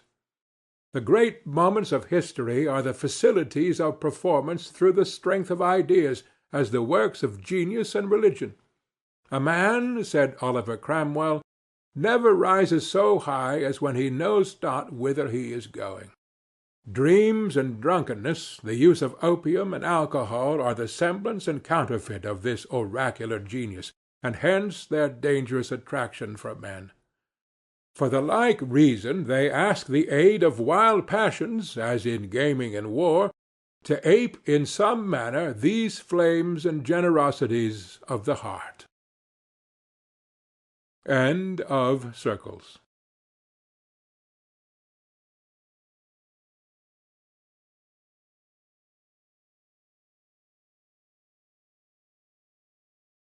Intellect. Go, speed the stars of thought onto their shining goals. The sower scatters broad his seed, the wheat thou strewest be souls. Every substance is negatively electric to that which stands above it in the chemical tables, positively to that which stands below it. Water dissolves wood and iron and salt. Air dissolves water. Electric fire dissolves air. But the intellect dissolves the fire, gravity, laws, method, and the subtlest unnamed relations of nature in its restless menstruum. Intellect lies behind genius, which is intellect constructive. Intellect is the simple power anterior to all action or construction. Gladly would I unfold in calm degrees a natural history of the intellect, but what man has yet been able to mark the steps and boundaries of that transparent essence? The first questions are always to be asked, and the wisest doctor is gravelled by the inquisitiveness of a child. How can we speak of the action of the mind under any divisions, as of its knowledge, of its ethics, of its works, and so forth, since it melts will into perception, knowledge into act? Each becomes the other. Itself alone is. Its vision is not the vision of the eye, but is union with the things known. Intellect and intellection signify to the common ear consideration of abstract truth. The considerations of time and place, of you and me, of profit and hurt, tyrannize over most men's souls. Intellect separates the fact considered from you, from all local and personal reference, and discerns it as if it existed for its own sake. Heraclitus looked upon the affections as dense and colored mists. In the fog of good and evil affections it is hard for man to walk forward in a straight line. Intellect is void of affection, and sees an object as it stands in the light of science, cool and disengaged. The intellect goes out of the individual, floats over its own personality, and regards it as a fact, and not as I and mine. He who is immersed in what concerns person or place cannot see the problem of existence. This the intellect always ponders. Nature shows all things formed and bound. The intellect pierces the form, overleaps the wall, detects intrinsic likeness between remote things, and reduces all things into a few principles. The making of fact the subject of thought raises it. All that mass of mental and moral phenomena which we do not make objects of voluntary thought come within the power of fortune. They constitute the circumstance of daily life. They are subject to change, to fear, and hope. Every man beholds his human condition with a degree of melancholy. As a ship aground is battered by the waves, so man, imprisoned in mortal life, lies open to the mercy of coming events. But a truth separated by the intellect is no longer the subject of destiny. We behold it as a god upraised above care and fear. And so any fact in our life, or any record of our fancies or reflections, disentangled from the web of our unconsciousness, becomes an object impersonal and immortal. It is the past restored but embalmed. A better art than that of Egypt has taken fear and corruption out of it. It is eviscerated of care. It is offered for science. What is addressed to us for contemplation does not threaten us, but makes us intellectual beings. The growth of the intellect is spontaneous in every expansion. The mind that grows could not predict the times, the means, the mode of that spontaneity. God enters by a private door into every individual. Long prior to the age of reflection is the thinking of the mind. Out of darkness it came insensibly into marvellous light of today. In the period of infancy it accepted and disposed of all impressions from the surrounding creation after its own way. Whatever any mind doth or saith is after a law, and this native law remains over it after it has come to reflection or conscious thought. In the most worn, pedantic, introverted self-tormentor's life, the greatest part is incalculable by him, unforeseen, unimaginable, and must be, until he can take himself up by his own ears. What am I? What has my will done to make me that I am? Nothing. I have been floated into this thought, this hour, this connection of events, by secret currents of might and mind, and my ingenuity and wilfulness have not thwarted, have not aided to any appreciable degree. Our spontaneous action is always the best. You cannot with your best deliberation and heed come so close to any question as your spontaneous glance shall bring you whilst you rise from your bed or walk abroad in the morning after meditating the matter before sleep on the previous night. Our thinking is a pious reception. Our truth of thought is therefore visited as much by too violent direction given by our will as by too great negligence. We do not determine what we will think. We will open our senses, clear away as we can all obstruction from the fact, and suffer the intellect to see. We have little control over our thoughts. We are the prisoners of ideas. They catch us up for moments into their heaven, and so fully engage us that we take no thought for the morrow, gaze like children, without an effort to make them our own. By and by we fall out of that rapture, bethink us where we have been, what we have seen, and repeat as truly as we can what we have beheld. As far as we can recall these ecstasies, we carry away in the ineffaceable memory the result, and all men and all the ages confirm it. It is called truth. But the moment we cease to report, and attempt to correct and contrive, it is not truth. If we consider what persons have stimulated or profited us, we shall receive the superiority of the spontaneous or intuitive principle over the arithmetical or logical. The first contains the second, but virtual and latent. We want in every man a long logic. We cannot pardon the absence of it, but it must not be spoken. Logic is the procession or proportionate unfolding of the intuition. But its virtue is as silent method. The moment it would appear as propositions and have a separate value, it is worthless. In every man's mind some images, words, and facts remain, without effort on his part to imprint them, which others forget, and afterwards these illustrate to him important laws. All our progress is an unfolding, like the vegetable bud. You have first an instinct, then an opinion, then a knowledge, as the plant has root, bud, and fruit. Trust the instinct to the end, though you can render no reason. It is vain to hurry it. By trusting it to the end, it shall ripen into truth, and you shall know why you believe. Each mind has its own method. A true man never acquires after college rules. What you have aggregated in a natural manner surprises and delights when it is produced. For we cannot oversee each other's secret, and hence the differences between men in natural endowment are insignificant in comparison with their commonwealth. Do you think the porter and the cook have no anecdotes, no experiences, no wonders for you? Everybody knows as much as the savants. The walls of rude minds are scrawled all over with facts, with thoughts.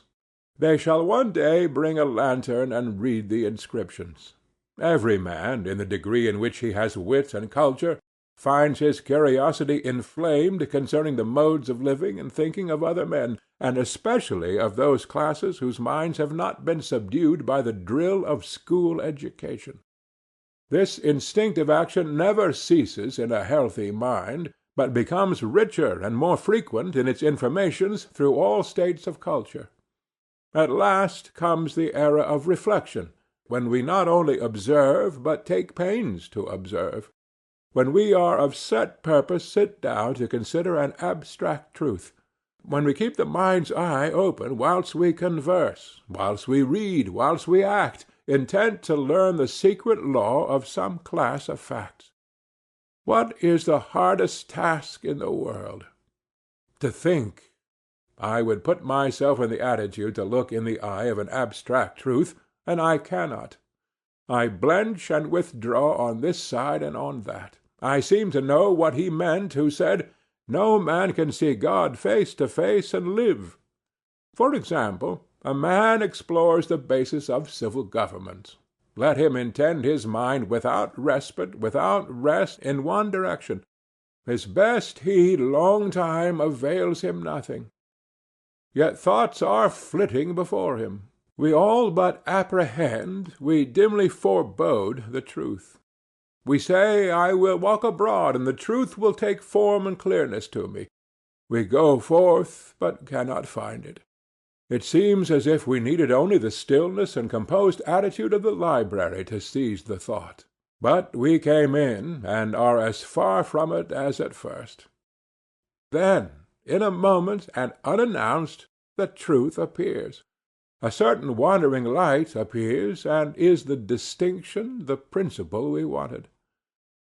But the oracle comes because we had previously laid siege to the shrine.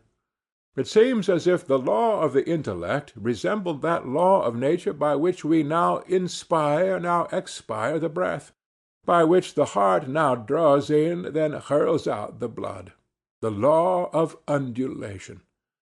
So now you must labor with your brains, and now you must forbear your activity and see what the great soul showeth.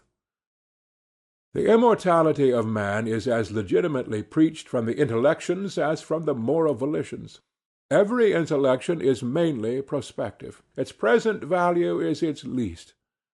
Inspect what delights you in Plutarch, in Shakespeare, in Cervantes. Each truth that a writer acquires is a lantern, which he turns full on what facts and thoughts lay already in his mind, and behold, all the mats and rubbish which had littered his garret become precious. Every trivial fact in his private biography becomes an illustration of this new principle, revisits the day, and delights all men by its piquancy and new charm.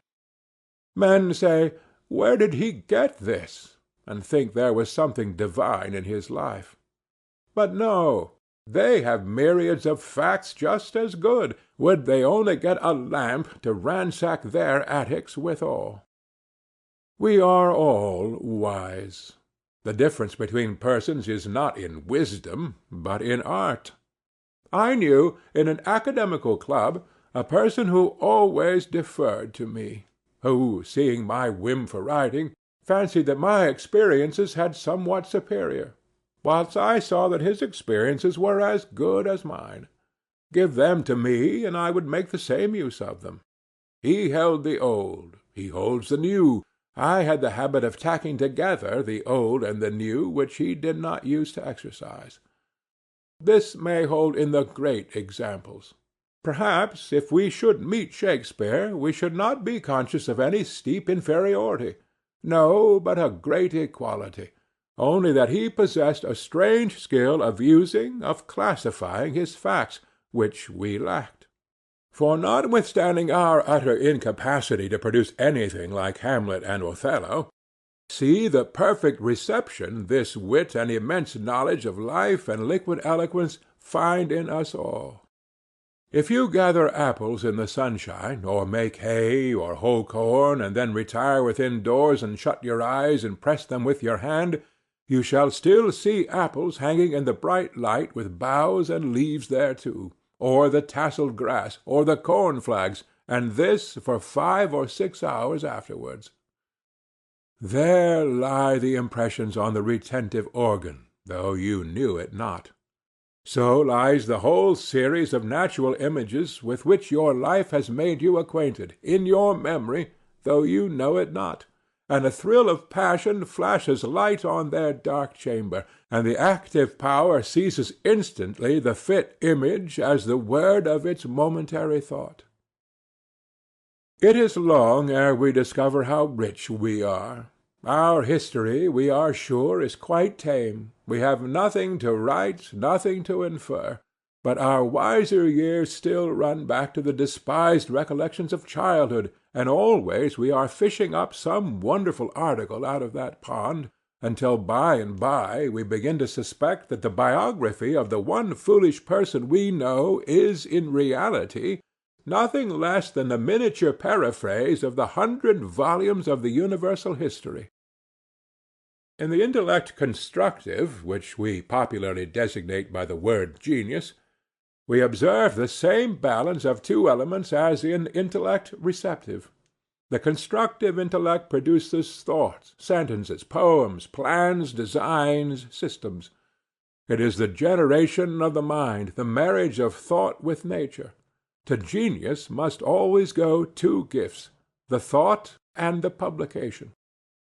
The first is revelation, always a miracle, which no frequency of occurrence or incessant study can ever familiarize, but which must always leave the inquirer stupid with wonder. It is the advent of truth into the world, a form of thought now for the first time bursting into the universe, a child of the old eternal soul, a piece of genuine and immeasurable greatness. It seems, for the time, to inherit all that has yet existed, and to dictate to the unborn. It affects every thought of man, and goes to fashion every institution. But to make it available, it needs a vehicle or art by which it is conveyed to men.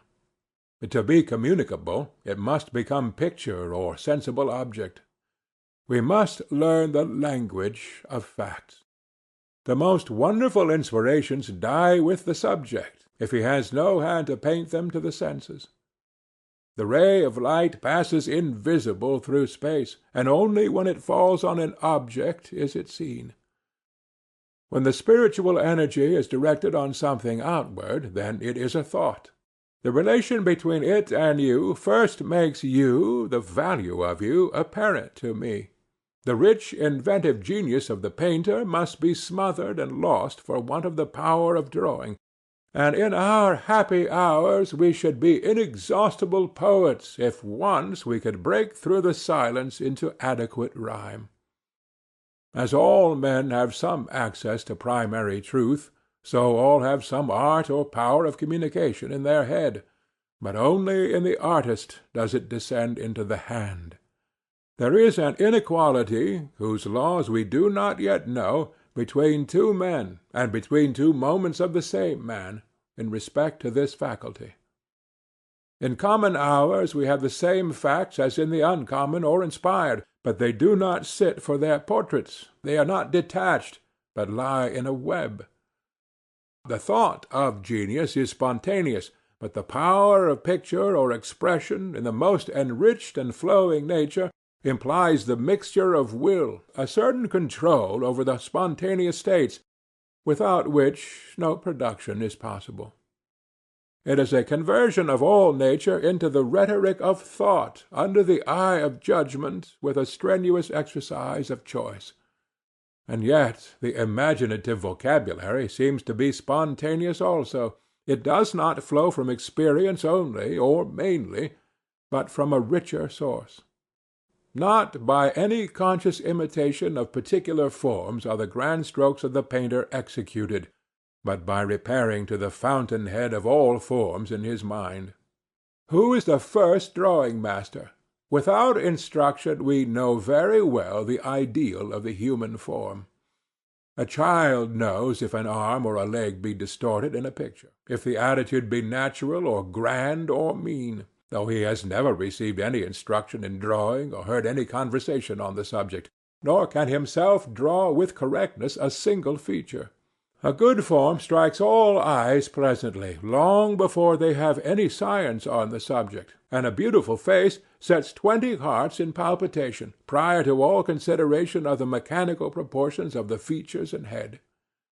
We may owe to dreams some light on the fountain of this skill, for as soon as we let our will go, and let the unconscious states ensue, see what cunning draftsmen we are. We entertain ourselves with wonderful forms of men, of women, of animals, of gardens, of woods, and of monsters, and the mystic pencil wherewith we then draw has no awkwardness or inexperience, no meagreness or poverty. It can design well and group well. Its composition is full of art. Its colours are well laid on, and the whole canvas it paints is lifelike, and apt to touch us with terror, with tenderness, with desire, and with grief. Neither are the artist's copies from experience ever mere copies, but always touched and softened by tints from this ideal domain.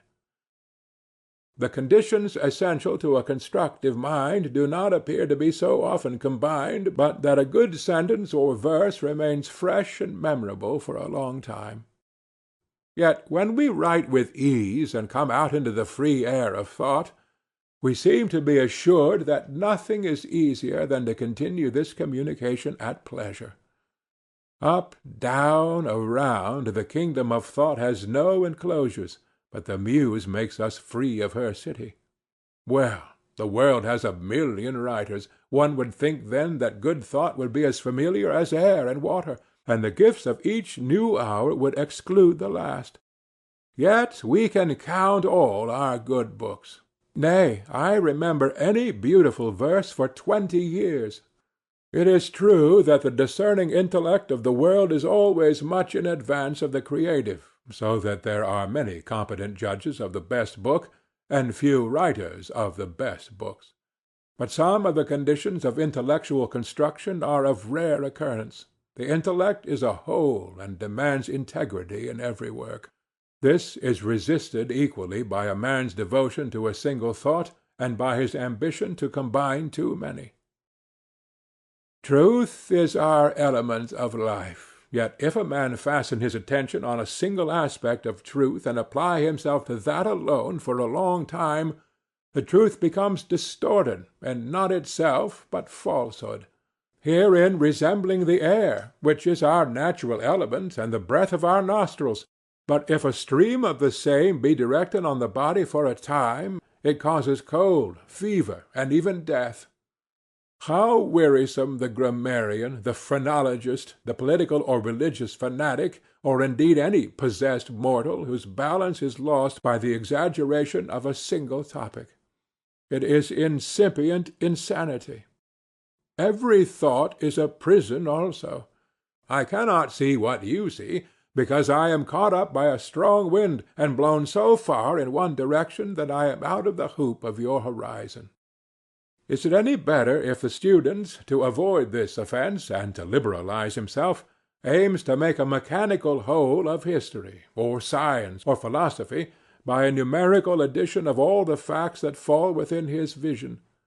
The world refuses to be analyzed by addition and subtraction. When we are young, we spend much time and pains in filling our notebooks with all definitions of religion, love, poetry, politics, art, in the hope that in the course of a few years we shall have condensed into our encyclopedia the net value of all the theories at which the world has yet arrived. But year after year our tables get no completeness, and at last we discover that our curve is a parabola, whose arcs will never meet. Neither by detachment, neither by aggression, is the integrity of the intellect transmitted to its works, but by a vigilance which brings the intellect in its greatness and best state to operate every moment. It must have the same wholeness which nature has. Although no diligence can rebuild the universe in a model by the best accumulation or disposition of details, yet does the world reappear in miniature in every event, so that all the laws of nature may be read in the smallest fact. The intellect must have the like perfection in its apprehension and in its works. For this reason, an index or mercury of intellectual proficiency is the perception of identity. We talk with accomplished persons who appear to be strangers in nature. The cloud, the tree, the turf, the bird are not theirs, have nothing of them. The world is only their lodging and table.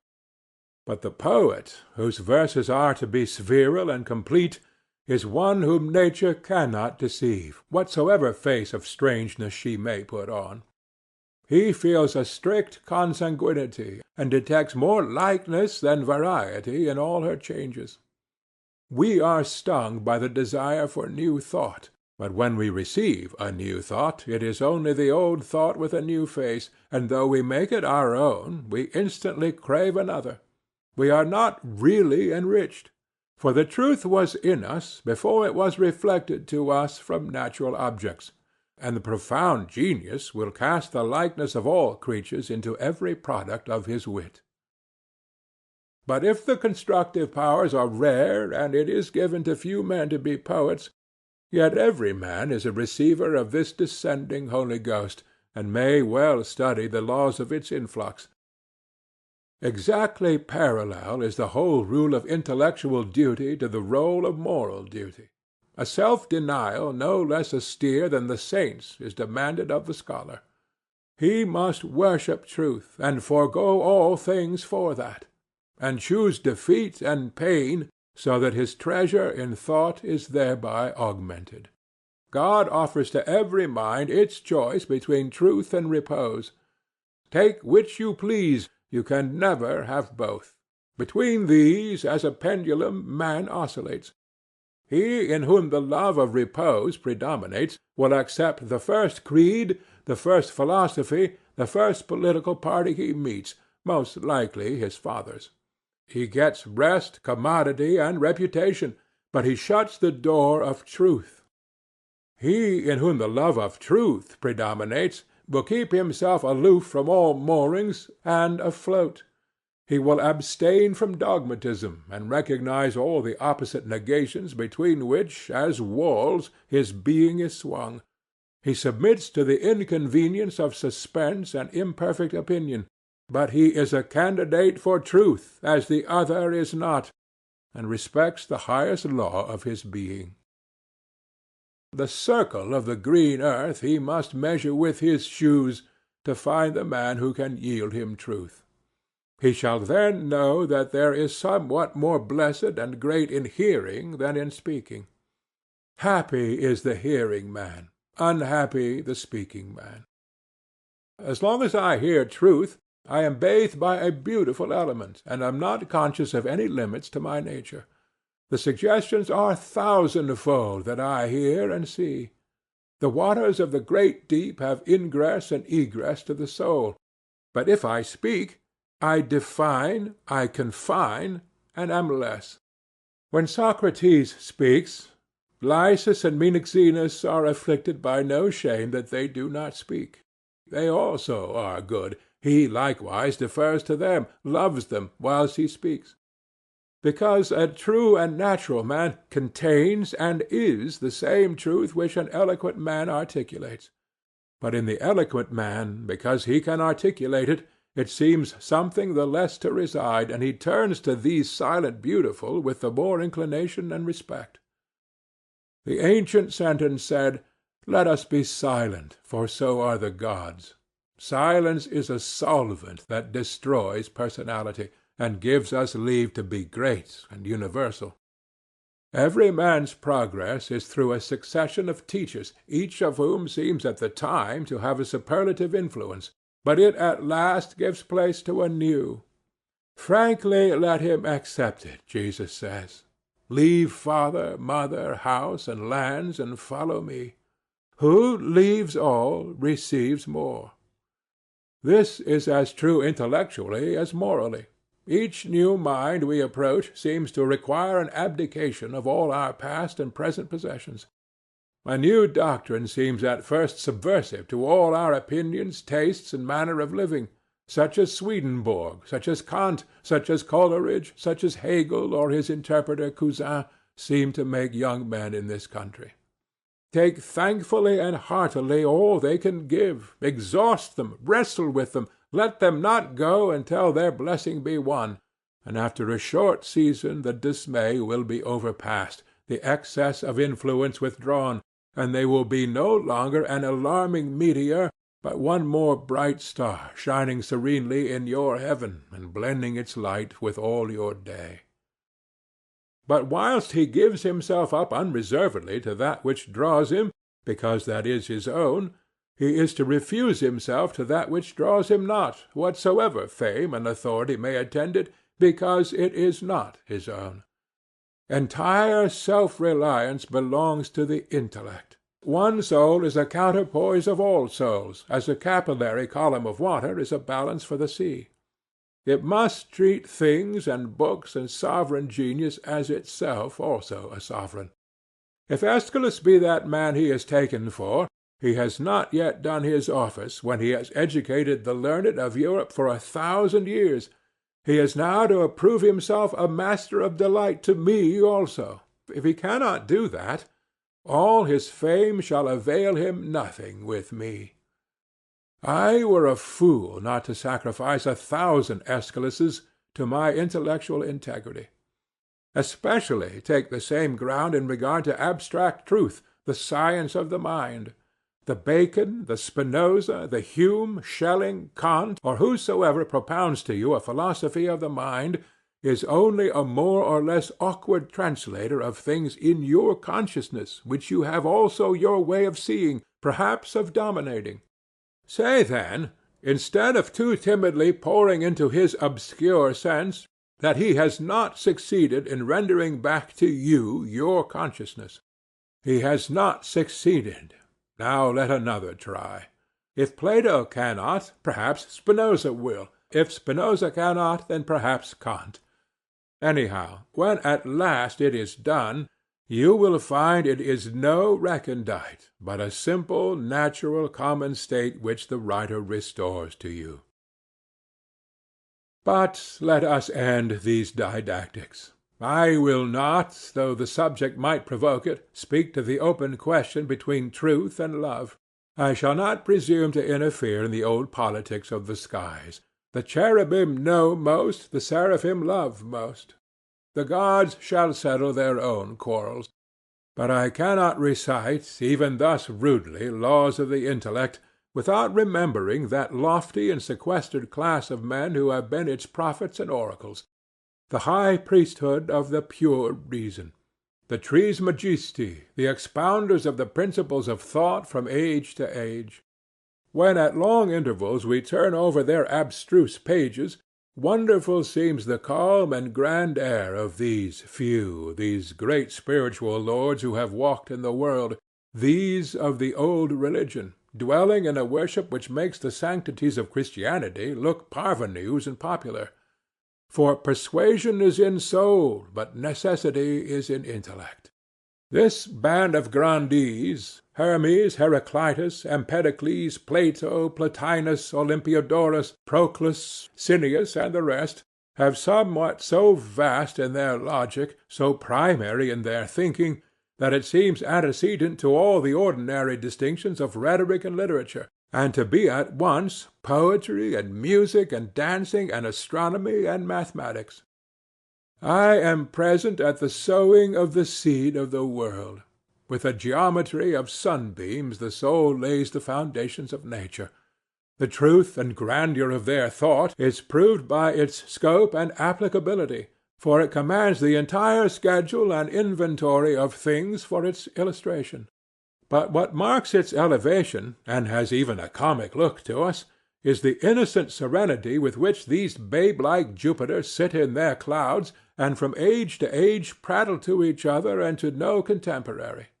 Well assured that their speech is intelligible and the most natural thing in the world, they add thesis to thesis, without a moment's heed of the universal astonishment of the human race below, who do not comprehend their plainest argument, nor do they ever relent so much as to insert a popular or explaining sentence, nor satisfy the least displeasure or petulance at the dullness of their amazed auditory.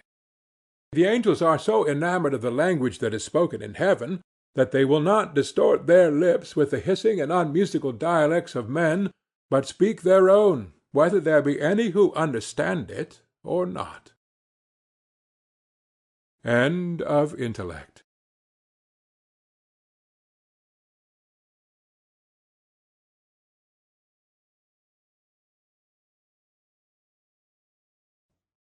Art. give to barrows, trays, and pans grace and glimmer of romance. Bring the moonlight into noon, hid in gleaming piles of stone. On the city's paved street plant gardens lined with lilac sweet. Let spouting fountains cool the air, singing in the sun-baked square.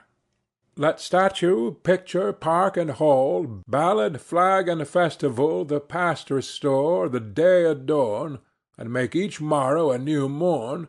So shall the drudge in dusty frock spy behind the city clock retinues of airy kings, skirts of angels, starry wings, his fathers shining in bright fables, his children fed at heavenly tables. 'Tis the privilege of art thus to play its cheerful part, man in earth to acclimate, and bend the exile to his fate. And, moulded of one element with the days and firmament, teach him on these as stairs to climb, and live on even terms with time, whilst upper life the slender rill of human sense doth overfill. Because the soul is progressive, it never quite repeats itself, but in every act attempts the production of a new and fairer whole. This appears in works both of the useful and the fine arts, if we employ the popular distinction of works according to their aim either at use or beauty. Thus, in our fine arts, not imitation but creation is the aim. In landscapes, the painter should give a suggestion of a fairer creation than we know. The details, the prose of nature he should omit, and give us only the spirit and splendor. He should know that the landscape has beauty for his eye because it expresses a thought which is to him good, and this because the same power which sees through his eyes is seen in that spectacle. And he will come to value the expression of nature, and not nature itself, and so exalt in his copy the features that please him. He will give the gloom of gloom, and the sunshine of sunshine. In a portrait he must inscribe the character and not the features, and must esteem the man who sits to him as himself only an imperfect picture or likeness of the aspiring original within. What is that abridgment and selection we observe in all spiritual activity, but itself the creative impulse? For it is the inlet of that higher illumination which teaches to convey a larger sense by simpler symbols. What is a man but nature's finer success in self-explication? What is a man but a finer and compacter landscape than the horizon figures? Nature's eclecticism. And what is his speech, his love of painting, love of nature, but a still finer success? All the weary miles and tons of space and bulk left out, and the spirit or moral of it contracted into a musical word, or the most cunning stroke of the pencil. But the artist must employ the symbols in use in his day and nation to convey his enlarged sense to his fellow men. Thus the new in art is always formed out of the old. The genius of the hour sets his ineffaceable seal on the work, and gives it an inexpressible charm for the imagination. As far as the spiritual character of the period overpowers the artist and finds expression in his work, so far it will retain a certain grandeur, and will represent to future beholders the unknown, the inevitable, the divine. No man can quite exclude this element of necessity from his labor. No man can quite emancipate himself from his age and country, or produce a model in which the education, the religion, the politics, usages, and arts of his times shall have no share. Though he were never so original, never so wilful and fantastic, he cannot wipe out of his work every trace of the thoughts amidst which it grew. The very avoidance betrays the usage he avoids. Above his will and out of his sight, he is necessitated by the air he breathes, and the idea on which he and his contemporaries live and toil, to share the manner of his times, without knowing what that manner is. Now, that which is inevitable in the work has a higher charm than individual talent can ever give, inasmuch as the artist's pen or chisel seems to have been held and guided by a gigantic hand to inscribe a line in the history of the human race. This circumstance gives a value to the Egyptian hieroglyphics, to the Indian, Chinese, and Mexican idols, however gross and shapeless. They denote the height of the human soul in that hour, and were not fantastic, but sprung from a necessity as deep as the world. Shall I now add that the whole extant product of the plastic arts has herein its highest value, as history, as a stroke drawn in the portrait of that fate, perfect and beautiful, according to whose ordinations all beings advance to their beatitude? Thus, historically viewed, it has been the office of art to educate the perception of beauty. We are immersed in beauty, but our eyes have no clear vision. It needs, by the exhibition of single traits, to assist and lead the dormant taste. We carve and paint, or we behold what is carved and painted, as students of the mystery of form. The virtue of art lies in detachment, in sequestering one object from the embarrassing variety. Until one thing comes out from the connection of things, there can be enjoyment, contemplation, but no thought. Our happiness and unhappiness are unproductive. The infant lies in a pleasing trance, but his individual character and his practical power depend on his daily progress in the separation of things, and dealing with one at a time. Love and all the passions concentrate all existence around a single form. It is the habit of certain minds to give an all-excluding fullness to the object, the thought, the word, they alight upon, and to make that, for the time, the deputy of the world. These are the artists, the orators, the leaders of society. The power to detach and to magnify by detaching is the essence of rhetoric in the hands of the orator and the poet.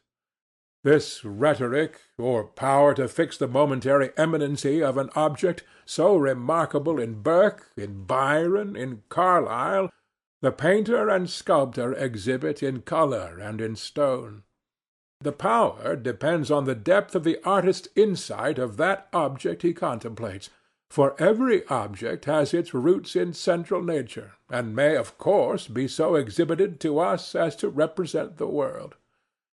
Therefore each work of genius is the tyrant of the hour, and concentrates attention on itself.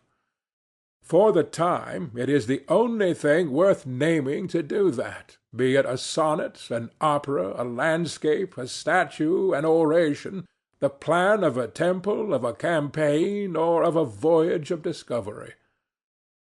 Presently we pass to some other object, which rounds itself into a whole as did the first. For example, a well-laid garden, and nothing seems worth doing but laying out of gardens. I should think fire the best thing in the world, if I were not acquainted with air and water and earth. For it is the right and property of all natural objects, of all genuine talents, of all native properties whatsoever, to be for their moment the top of the world. A squirrel leaping from bough to bough, and making the wood but one wide tree for his pleasure, fills the eye not less than a lion, is beautiful, self-sufficing, and stands then and there for nature. A good ballad draws my ear and heart whilst I listen as much as an epic has done before. A dog drawn by a master, or a litter of pigs, satisfies and is a reality not less than the frescoes of Angelo. From this succession of excellent objects we learn at last the immensity of the world, the opulence of human nature, which can run out to infinitude in any direction. But I also learned that what astonished and fascinated me in the first work astonished me in the second work also. That excellence of all things is one. The office of painting and sculpture seems to be merely initial. The best pictures can easily tell us their last secrets. The best pictures are rude drafts of a few of the miraculous dots and lines and dyes which make up the ever-changing landscape with figures amidst which we dwell. Painting seems to be to the eye what dancing is to the limbs. When that has educated the frame to self-possession, to nimbleness, to grace, the steps of the dancing master are better forgotten. So painting teaches me the splendor of color and the expression of form, and as I see many pictures and higher genius in the art, I see the boundless opulence of the pencil, the indifferency in which the artist stands free to choose out of the possible forms. If he can draw everything, why draw anything? And then is my eye opened to the eternal picture which Nature paints in the street, with moving men and children, beggars and fine ladies, draped in red and green and blue and gray, long-haired, grizzled, white-faced, black-faced, wrinkled, giant, dwarf, expanded, elfish, capped and based by heaven, earth, and sea. A gallery of sculpture teaches more austerely the same lesson. As picture teaches the coloring, so sculpture the anatomy of form. When I have seen fine statues and afterwards enter a public assembly, I understand well what he meant who said, "When I have been reading Homer, all men look like giants." I too see that painting and sculpture are gymnastics of the eye, its training to the niceties and curiosities of its function. There is no statue like this living man, with his infinite advantage over all ideal sculptures of perpetual variety. What a gallery of art have I here! No mannerist made these varied groups and diverse original single figures. Here is the artist himself improvising, grim and glad, at his block. Now one thought strikes him, now another, and with each moment he alters the whole air, attitude, and expression of his clay.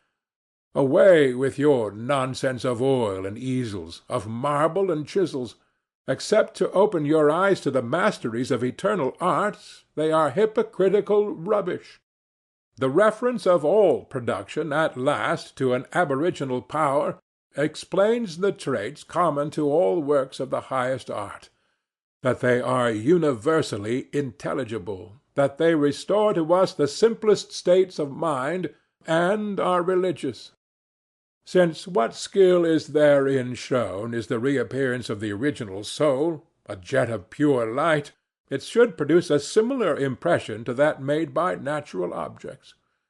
In happy hours, nature appears to us one with art, art perfected, the work of genius, and the individual, in whom simple tastes and susceptibility to all the great human influences overpower the accidents of a local and special culture, is the best critic of art. Though we travel the world over to find the beautiful, we must carry it with us, or we find it not.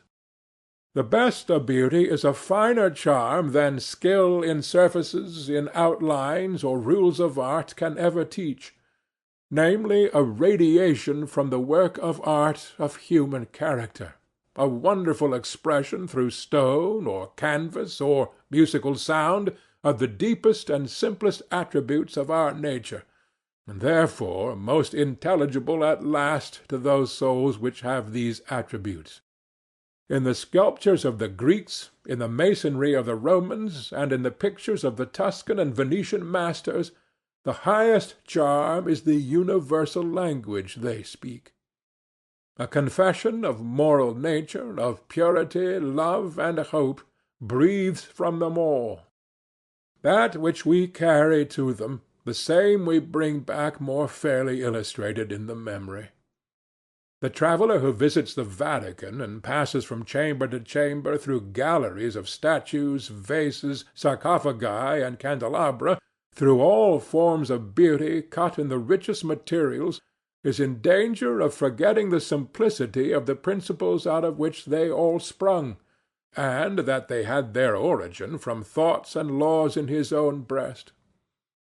He studies the technical rules on these wonderful remains, but forgets that these works were not always thus constellated, that they are the contributions of many ages and many countries, that each came out of the solitary workshop of one artist, who toiled perhaps in ignorance of the existence of other sculpture, created his work without other model save life, household life, and the sweet and smart of personal relations, of beating hearts and meeting eyes, of poverty and necessity and hope and fear. These were his inspirations, and these are the effects he carries home to your heart and mind. In proportion to his force, the artist will find in his work an outlet for his proper character. He must not be in any manner pinched or hindered by his material, but through his necessity of imparting himself, the adamant will be wax in his hands, and will allow an adequate communication of himself in his full stature and proportion. He need not cumber himself with a conventional nature and culture, nor ask what is the mode in Rome or in Paris, but that house and weather and manner of living which poverty and the fate of birth have made at once so odious and so dear, in the gray unpainted wood cabin on the corner of a New Hampshire farm, or in the log hut of the backwoods, or in the narrow lodging where he has endured the constraints and seeming of a city poverty, will serve as well as any other condition as the symbol of a thought which pours itself indifferently through all. I remember when in my younger days I had heard of the wonders of Italian painting. I fancied the great pictures would be great strangers, some surprising combination of color and form, a foreign wonder, barbaric pearl and gold, like the spontoons and standards of the militia, which play such pranks in the eyes and imaginations of schoolboys. I was to see and acquire I knew not what.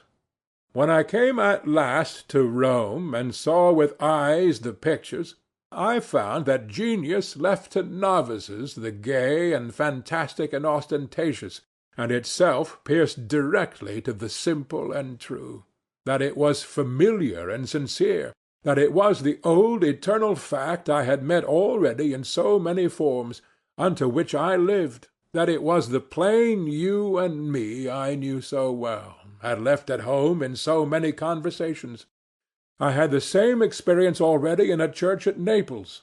There I saw that nothing was changed with me but the place, and said to myself, "Thou foolish child, hast thou come out hither over 4,000 miles of salt water to find that which was perfect to thee there at home?" That fact I saw again in the Academia at Naples, in the chambers of sculpture, and yet again when I came to Rome and to the paintings of Raphael, Angelo, Sacchi, Titian, and Leonardo da Vinci. What, old mole, workest thou in the earth so fast? It had travelled by my side. That which I fancied I had left in Boston was here in the Vatican, and again at Milan and at Paris, and made all travelling ridiculous as a treadmill. I now require this of all pictures, that they domesticate me, not that they dazzle me. Pictures must not be too picturesque. Nothing astonishes man so much as common sense and plain dealing. All great actions have been simple, and all great pictures are. The Transfiguration by Raphael is an eminent example of this peculiar merit. A calm, benignant beauty shines over all this picture, and goes directly to the heart. It seems almost to call you by name. The sweet and sublime face of Jesus is beyond praise, yet how it disappoints all florid expectations! This familiar, simple, home-speaking countenance is as if one should meet a friend. The knowledge of picture dealers has its value, but listen not to their criticism when your heart is touched by genius.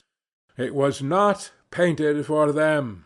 It was painted for you, for such as had eyes capable of being touched by simplicity and lofty emotions. Yet, when we have said all our fine things about the arts, we must end with a frank confession that the arts, as we know them, are but initial. Our best praise is given to what they aimed and promised, not to the actual result. He has conceived meanly of the resources of man who believes that the best age of production is past. The real value of the Iliad or the Transfiguration is as signs of power. Billows or ripples they are of the stream of tendency, tokens of the everlasting effort to produce, which even in its worst estate the soul betrays. Art has not yet come to its maturity if it do not put itself abreast with the most potent influences of the world, if it is not practical and moral, if it do not stand in connection with the conscience, if it do not make the poor and uncultivated feel that it addresses them with a voice of lofty cheer.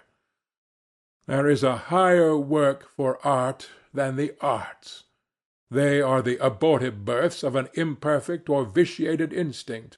Art is the need to create, but in its essence, immense and universal, it is impatient of working with lame or tied hands, and of making cripples and monsters, such as all pictures and statues are. Nothing less than the creation of man and nature is its end. A man should find in it an outlet for his whole energy. He may paint and carve only as long as he can do that. Art should exhilarate and throw down the walls of circumstance on every side, awakening in the beholder the same sense of universal relation and power which the work evinced in the artist, and its highest effect is to make new artists. Already history is old enough to witness the old age and disappearance of particular arts. The art of sculpture is long ago perished to any real effect. It was originally a useful art, a mode of writing, a savage's record of gratitude or devotion, and among a people possessed of a wonderful perception of form this childish carving was refined to the utmost splendor of effect. But it is the game of a rude and youthful people, and not the manly labor of a wise and spiritual nation. Under an oak tree loaded with leaves and nuts, under a sky full of eternal eyes, I stand in a thoroughfare. But in the works of our plastic arts, and especially of sculpture, creation is driven into a corner. I cannot hide from myself that there is a certain appearance of paltriness, as of toys in the trumpery of a theatre, in sculpture. Nature transcends all our moods of thought, and its secret we do not yet find.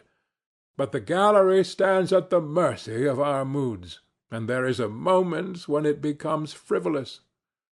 I do not wonder that Newton, with an attention habitually engaged on the paths of planets and suns, should have wondered what the Earl of Pembroke found to admire in stone dolls. Sculpture may serve to teach the pupil how deep is the secret of form, how purely the spirit can translate its meanings into the eloquent dialect. But the statue will look cold and false before that new activity which needs to roll through all things, and is impatient of counterfeits and things not alive. Picture and sculpture are the celebrations and festivities of form, but true art is never fixed, but always flowing. The sweetest music is not in the oratorio, but in the human voice, when it speaks from its instant life-tones of tenderness, truth, or courage. The oratorio has already lost its relation to the morning, to the sun and the earth, but that persuading voice is in tune with these. All works of art should not be detached, but extempore performances. The great man is a new statue in every attitude and action. A beautiful woman is a picture which drives all beholders nobly mad. Life may be lyric or epic, as well as a poem or a romance. A true announcement of the law of creation, if a man were found worthy to declare it, would carry art up into the kingdom of nature and destroy its separate and contrasted existence. The fountains of invention and beauty in modern society are all but dried up. A popular novel, a theatre, or a ballroom makes us feel that we are all paupers in the almshouse of this world, without dignity, without skill or industry. Art is as poor and low.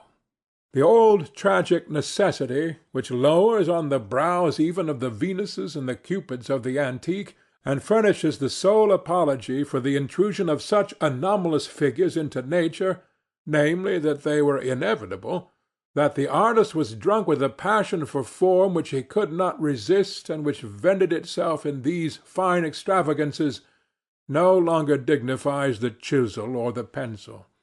But the artist and the connoisseur now seek in art the exhibition of their talent, or an asylum from the evils of life. Men are not well pleased with the figure they make in their own imaginations, and they flee to art, and convey their better sense in an oratorio, a statue, or a picture. Art makes the same effort which a sensual prosperity makes, namely, to detach the beautiful from the useful, to do up the work as unavoidable, and, hating it, pass on to enjoyment. These solaces and compensations, the division of beauty from use, the laws of nature do not permit. As soon as beauty is sought not from religion and love, but for pleasure, it degrades the seeker. High beauty is no longer attainable by him in canvas or in stone, in sound or in lyrical construction. An effeminate, prudent, sickly beauty, which is not beauty, is all that can be formed, for the hand can never execute anything higher than the character can inspire. The art that thus separates is itself first separated. Art must not be a superficial talent, but must begin farther back in man. Now men do not see nature to be beautiful, and they go to make a statue which shall be. They abhor men as tasteless, dull, and inconvertible, and console themselves with color bags and blocks of marble. They reject life as prosaic, and create a death which they call poetic. They dispatch the day's weary chores and fly to voluptuous reveries. They eat and drink that they may afterwards execute the ideal. Thus is art vilified. The name conveys to the mind its secondary and bad senses. It stands in the imagination as somewhat contrary to nature, and struck with death from the first. Would it not be better to begin higher up, to serve the ideal before they eat and drink, to serve the ideal in eating and drinking, in drawing the breath, and in the function of life? Beauty must come back to the useful arts, and the distinction between the fine and the useful arts be forgotten. If history were truly told, if life were nobly spent, it would be no longer easy or possible to distinguish the one from the other. In nature all is useful, all is beautiful. It is therefore beautiful because it is alive, moving, reproductive. It is therefore useful because it is symmetrical and fair. Beauty will not come at the call of a legislature, nor will it repeat in England or America its history in Greece. It will come, as always, unannounced, and spring up between the feet of brave and earnest men. It is in vain that we look for genius to reiterate its miracles in the old arts. It is its instinct to find beauty and holiness in new and necessary facts, in the field and roadside, in the shop and mill. Proceeding from a religious heart, it will raise to a divine use the railroad, the insurance office, the joint stock company. Our law, our primary assemblies, our commerce, the galvanic battery, the electric jar, the prism, and the chemist's retort, in which we seek now only an economical use. Is not the selfish and even cruel aspect which belongs to our great mechanical works, to mills, railways, and machinery, the effect of the mercenary impulses which these works obey? When its errands are noble and adequate, a steamboat bridging the Atlantic between old and New England and arriving at its ports with the punctuality of a planet is a step of man into harmony with nature. The boat at St. Petersburg, which plies along the Lena by magnetism, needs little to make it sublime. When science is learned in love, and its powers are wielded by love, they will appear the supplements and continuations of the material creation. End of Art. End of Essays, First Series, by Ralph Waldo Emerson. Read by Bob Newfound.